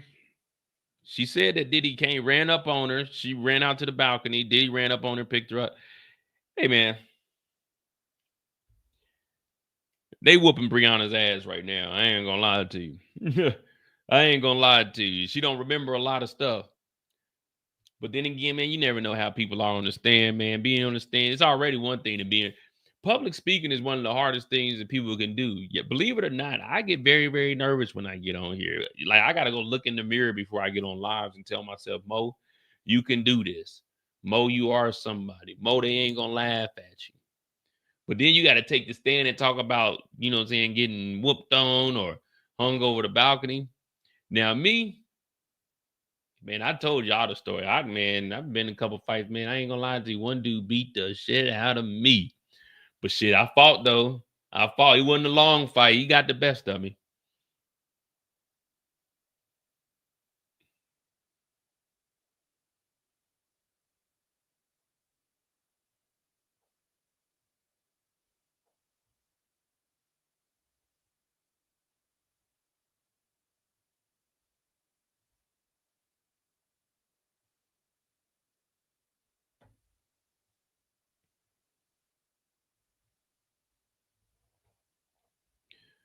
So yeah, we sitting here and it's looking bad. It look like they poking holes through everything.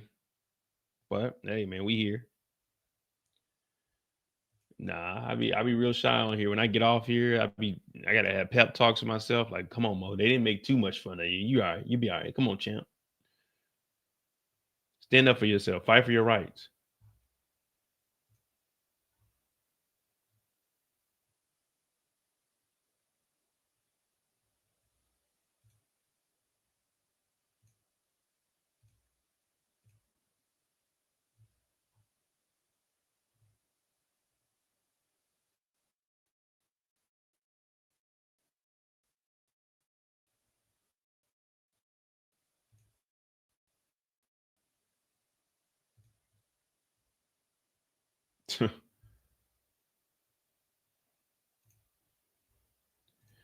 All right. What's the last updates we got, man? We can get on out and I can go lay it down. It's about to be 10 o'clock.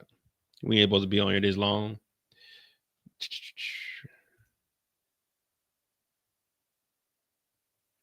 Westmoreland. Did you first say that Mr. Combs actually assaulted you on the balcony? I showed him where his hands were. You said he groped your breast, or your lawyer said it. My lawyer said it.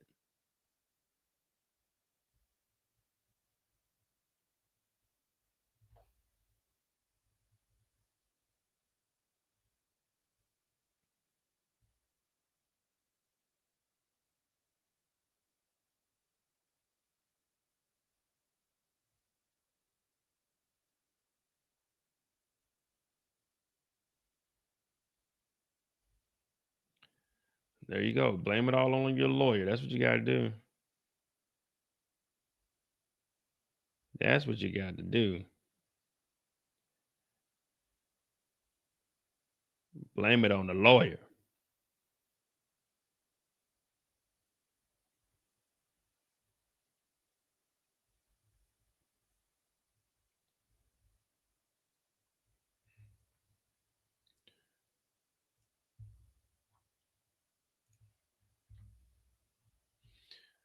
All right, man. We got a couple of updates, and I'm getting out of here, man. They about to dismiss this jury, man, because we ain't getting no information.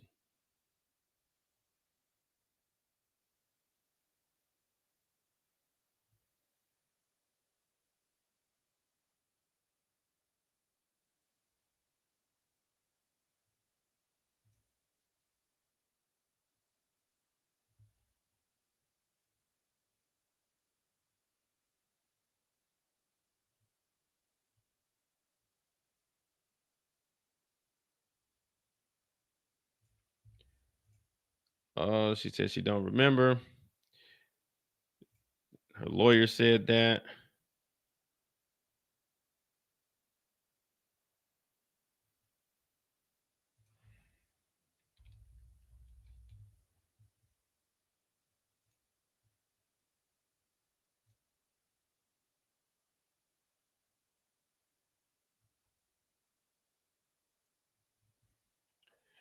Oh boy. Yeah, the defense did a good job with poking holes in here. Well, making it seem like she was lying about a lot of stuff. So either she was lying or she just didn't remember it. But either way.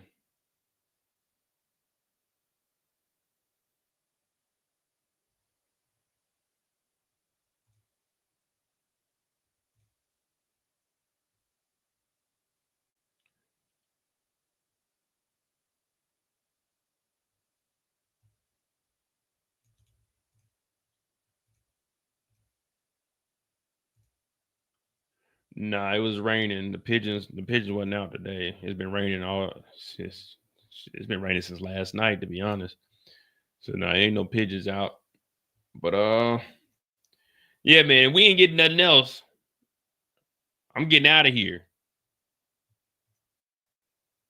The lawyer said it. There probably no further questions.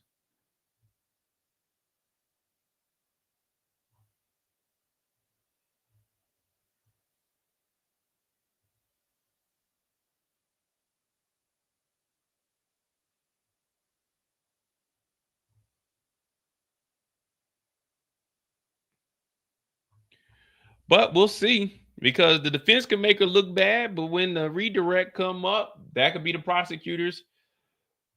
The prosecutors could definitely flip this back on his head.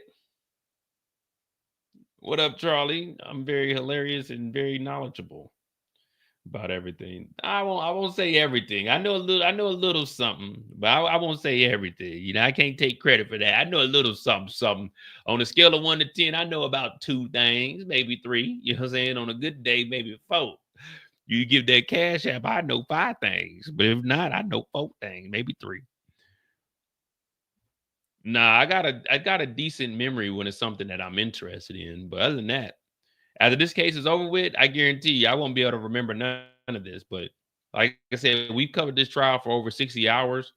And it's every day I get on here. So I see like these little recaps and it just refresh my memory. Or I might be able to, I can connect the dots.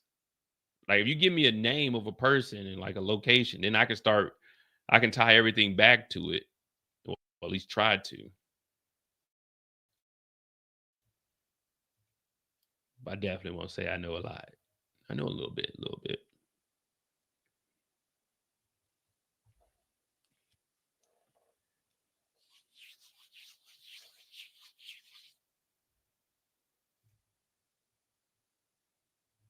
Yeah, I mean, she got the trauma, PTSD. She already said she didn't want to talk about. She said she had nightmares. She screams in her dreams.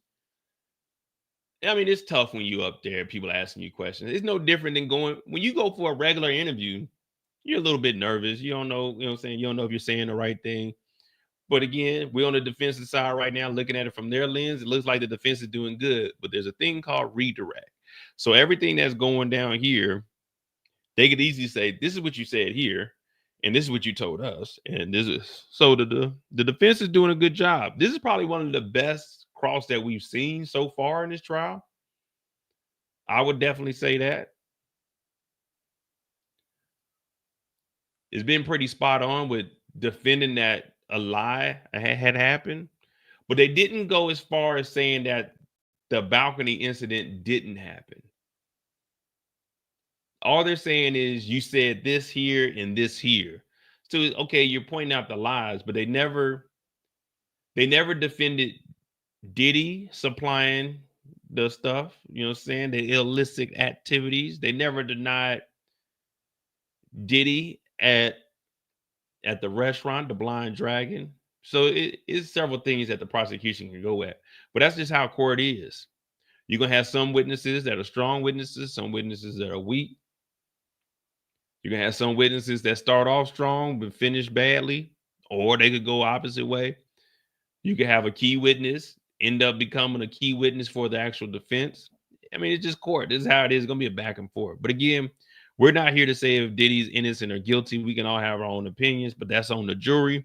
I'm here for pure entertainment purposes. So there'd never be a ha, I got you moment at the end. Like if Diddy beats the case. We told you, Mo. And you didn't tell me nothing. I didn't say if he was innocent again. I don't give a damn. I'm here for pure entertainment. This is a huge case, and I'm like, well, shit, we gonna cover it then. Again, it don't change nothing about me. Rent is still due on the first. Matter of fact, I just paid rent. Hopefully, you know what I'm saying? Hopefully, this will make a little bit of scratch, a little skrilla, a little bit of moolah. But yeah, we don't give a damn. Well, I don't. You know, there's gonna be people in outrage. I don't care.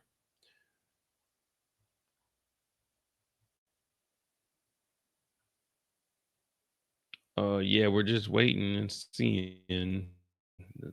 No updates. We got 5 minutes left in court. 5 minutes left.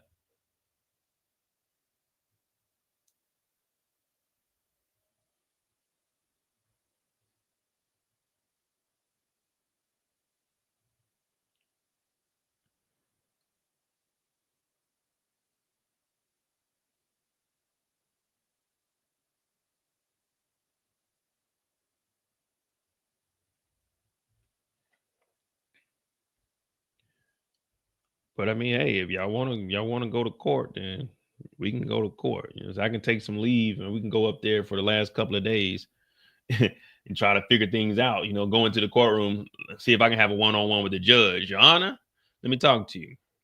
Then was Diddy's booze.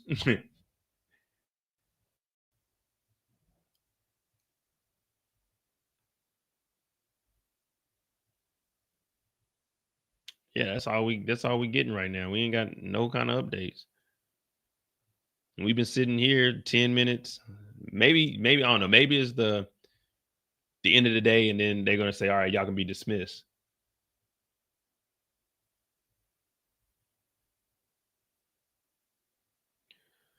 Who knows, man? Who knows? But we here. We covering the trial. And this is how it is, man. We gotta tough it out, man. We gotta stick it out, man. We gotta be here. We gotta support. These are our tax dollars at work here. So if they find one thing is if they find Diddy guilty, what we all need to be doing is applauding because our tax dollars are paying for this. You know, everybody complain, man, they wasting our tax dollars. Well, if they find Diddy guilty, then you need to be applauding because your tax dollars went to a good prosecution and it got an evil person off the street. But see, people don't think about that logically.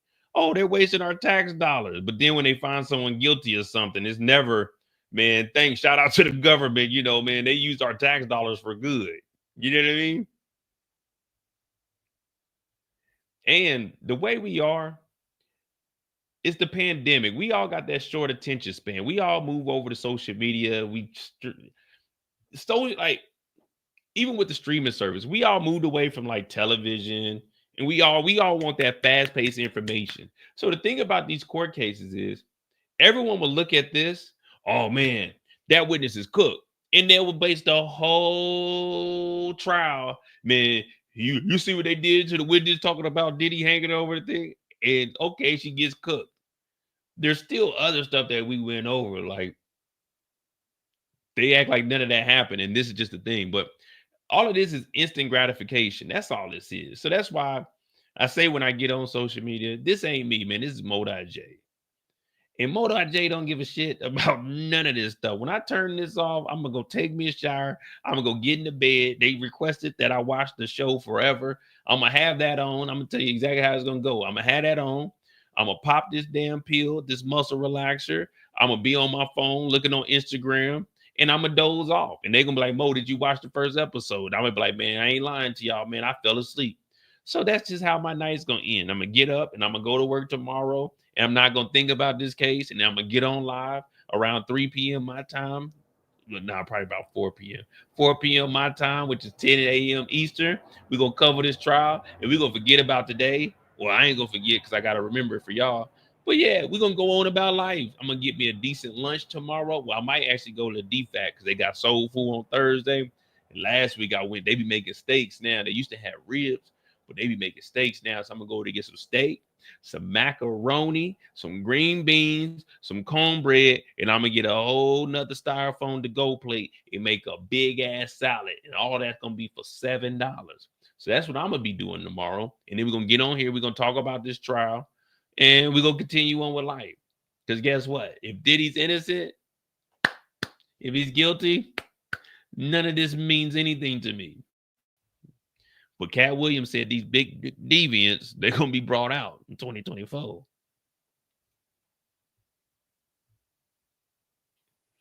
So that's all I say is don't get caught up in this defense. None of us know these guys. Like, whatever they did is what they did 37 seconds ago. Here we go.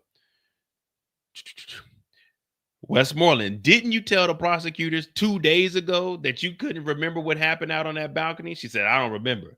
Do you remember what drugs you were on? She said, no. All right.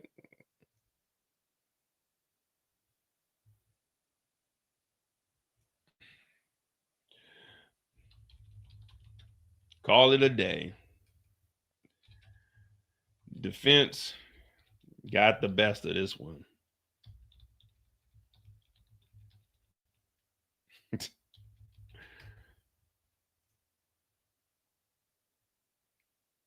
Subscribe. Yeah, call it a day, man. The defense got the best of this one. It's over with, man. It's 4 o'clock, man. Shut it on down, Judge. Hit the gavel. Hit the gavel, Judge. It's over. Order in the court. Jury, you may leave. It's over. Push your chairs in up under the desk when you leave up out of here. Don't talk to anybody about the case, man. It's over, jury. They didn't whip Briana into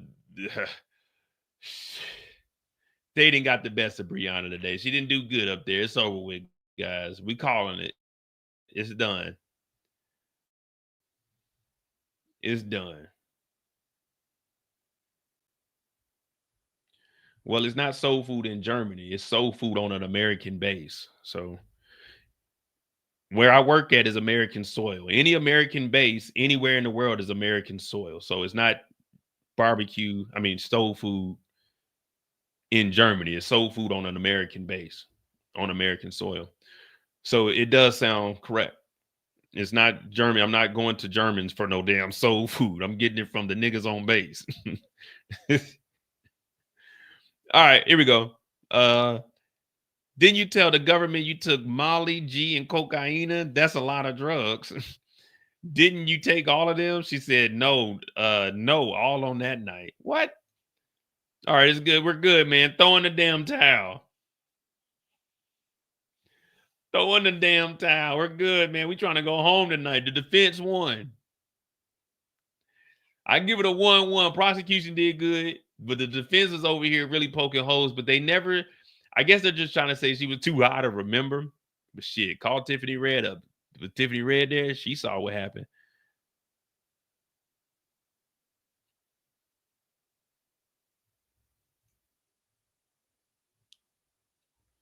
That should be it. No, not at all that night.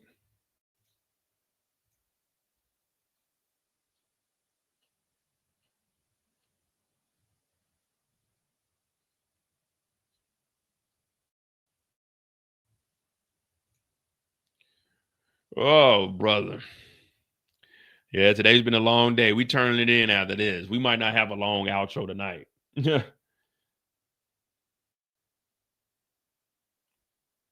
Shit, they might hold him over. We don't know. They might hold him over until the defense says we rest, Your Honor. No further questions.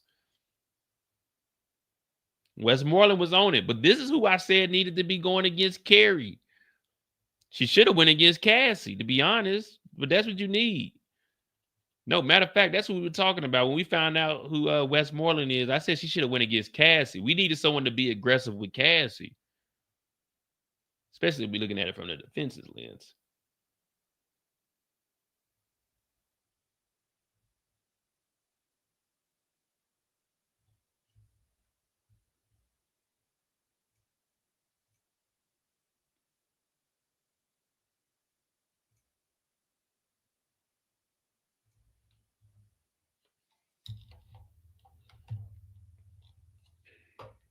All right, let me see if there's any last updates. Just 3 minutes ago. All right, Westmoreland. The judge said, how much more do we have? She said, how much can we get, Laughs? I'd like to finish the day. I asked you how long. Quite a bit more. You may go until jurors, you may go until 11. Oh, so we are starting tomorrow at 11 a.m. So Westmoreland tried to get a quick one in with the judge. And the judge said, how much more do you have? She laughed and said, how much more can I get? I'd like to finish the day. The judge said, I asked you how long you got. She said quite a bit more. All right, fuck it. We'll come in tomorrow at 11. You're done for the day. He's getting tired. All right, so it looks like we're done for the day. Jurors may go into 11 tomorrow. So 11 is, oh, cool. I get to chill tomorrow. 3, 4, 5. So that's 5 p.m. Ooh, I get to chill tomorrow. I get like 2 hours of chill time. All right, so we'll start at 5 tomorrow, but we're probably going to go till 4 again because we went today.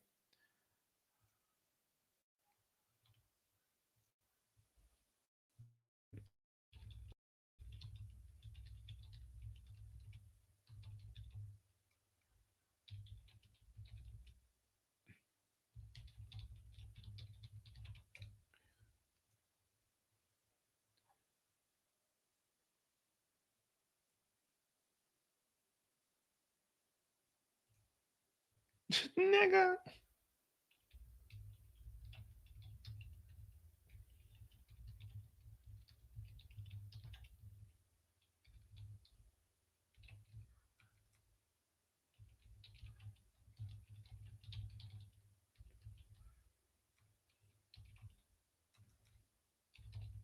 See, this is what you see what I'm doing here. This is what I like to do. This is what I like to do. I like to piss motherfuckers off. So I want Mr. Live to respond to this. He talking about, oh, the judge once again coming to save the witness and helping the prosecutors prep them better. Way to go. Nigga, it's 4 p.m. They already an hour over talking about saving. Man, they trying to go home. They trying to go home.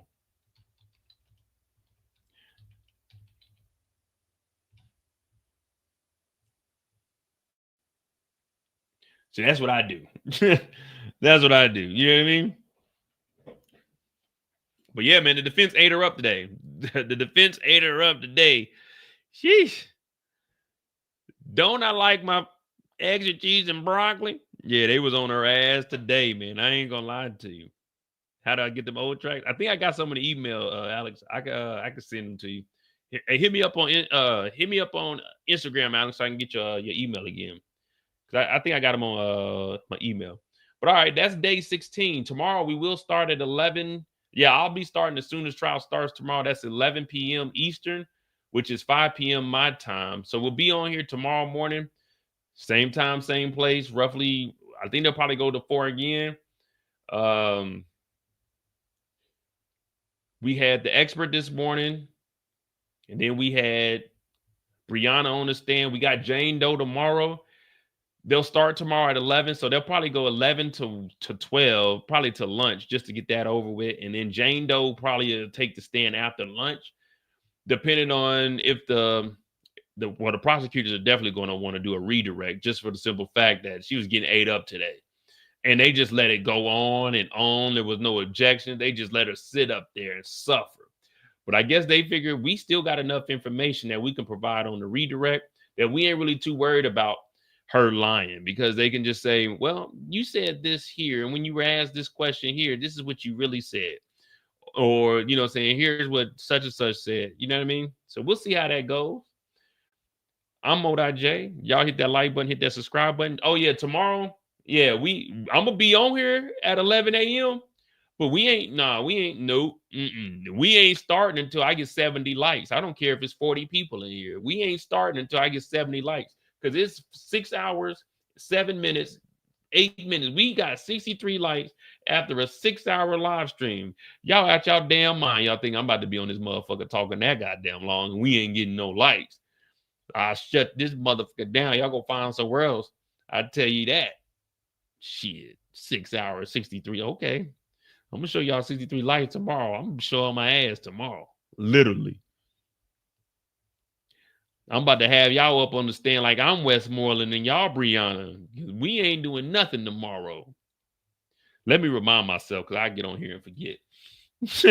Let me remind myself, because I ain't gonna lie, I get on here and forget that I said that shit.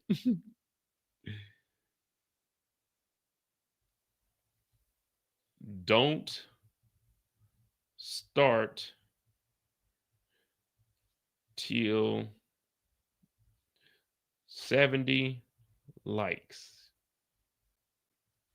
And that's day 17. Day 17. Don't start till 70 likes. Day 17. Yep. We got that taken care of. I definitely won't forget that. So y'all go ahead. Don't hit the like button. Don't hit the subscribe button. Tomorrow we'll just be on here sitting in silence and just enjoying the screen. Now I'm gonna have the updates on my screen, so I'm gonna be able to see it. So it'll probably be a little something more like this, what we'll be having tomorrow. And I'm gonna be reading, I'm gonna be cracking up. Oh, the defense got him, because this is unacceptable. You know what I mean? I'm putting my life on the line for you guys. You know what I mean? I'm staying up past my bedtime for you guys. And this is the thanks I get. This is the outcome from a man trying to work and do something. I got a family to feed, and this is the thanks that I get. My baby walker, I got to give my baby some shoes, and this is how I'm getting treated. My name dragged through the dirt. Y'all acting like I'm Diddy. Y'all acting like I'm on the stand. Y'all ain't showing me no kind of love, no kind of support. This disgusting. I try everything I can. I'm trying to make it entertaining. I'm going to find old videos. I'm linking this to that. I'm bringing up old tweets. I'm doing everything ain't nobody else doing. I'm like, damn, did Diddy do it the way they ain't supporting me? I'm believing that Diddy didn't do it. But hey, man, It'd be like that sometimes, man. You know, I might have to just switch over and just live stream on TikTok. Over on TikTok, they show a little bit of love. And I don't even know what I'm doing on TikTok. It's talking about like, do you want some roses? I'm like, what the hell do I do with roses on TikTok? You know what I mean? What do I do with roses on TikTok? I don't know. I just live stream. They be like, set up goals. Like, what goal? My only goal is to tell the truth, the whole truth, and nothing but the truth. So help me God. But on YouTube, you know, I thought I had a family over there, but they don't show me no love. They don't give a damn about me, you know. They here when the good times, but then, shit, when you put in that work, they don't show you no love. Dirk Diggler said, Diddy didn't do it. All there is to it. Hey, man, we don't know, man. We're going to find out. But, yeah, I got disrespected today, man. I ain't going to lie to you. You know, I never thought they would turn their back on me. At least let me fuck up. You know what I mean? I thought I was doing a decent job, but 63 likes in 6 hours. That's all right. Yeah. Okay. But don't worry. Don't worry. We'll be back tomorrow. We will be back tomorrow, and I'll figure it out, you know. Maybe I can be a little more entertaining. Maybe I need to be more enthusiastic. Maybe I should probably maybe I should put a suit on or something. I don't know, man. I'll figure it. I got to figure out what works, man. I got to figure out what works, man. Hit that like button, hit that subscribe button. You can run, but you can't hide, but damn it.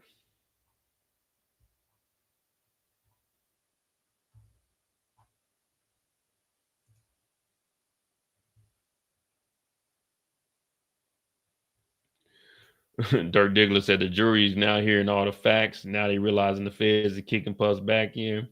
Hey, what I just tell y'all before Dirk got in here? They're going to hear one witness. They're going to hear one witness and say, oh, yeah, man, well, that's what it is. That's what it is. But, hey, I mean, everyone got their own opinion. We'll be back tomorrow. Shout out to Dirk. Dirk will be on here tomorrow. I'd definitely like to have you in the chat so I can have when we got the prosecution up, we can have an opposing argument. And then when the defense come, like we did today, Miss Warland whooped the hell out of Briana. But we'll see how the redirect goes. I'm Mo.J. Hit that like button, hit that subscribe button. We'll be back tomorrow. They said 11 p.m. Eastern. So we'll be on and I'll be on time and we'll start from there. And it'll probably be 11 to 4. Remember, you can run, but you can't hide. Hit that like button, hit the subscribe button. Pinned in the chat. The Mo You Know is my other channel. Subscribe to that channel. Support the channel. Cash has pinned in the chat. But if not, oh well, hit that like button, hit the subscribe button. Tomorrow we need 70 likes before we get started. I'm Mo.J, and this is The Mo You Know. Diddy Day 16. Thanks for tuning in. Thanks for watching. I'm out.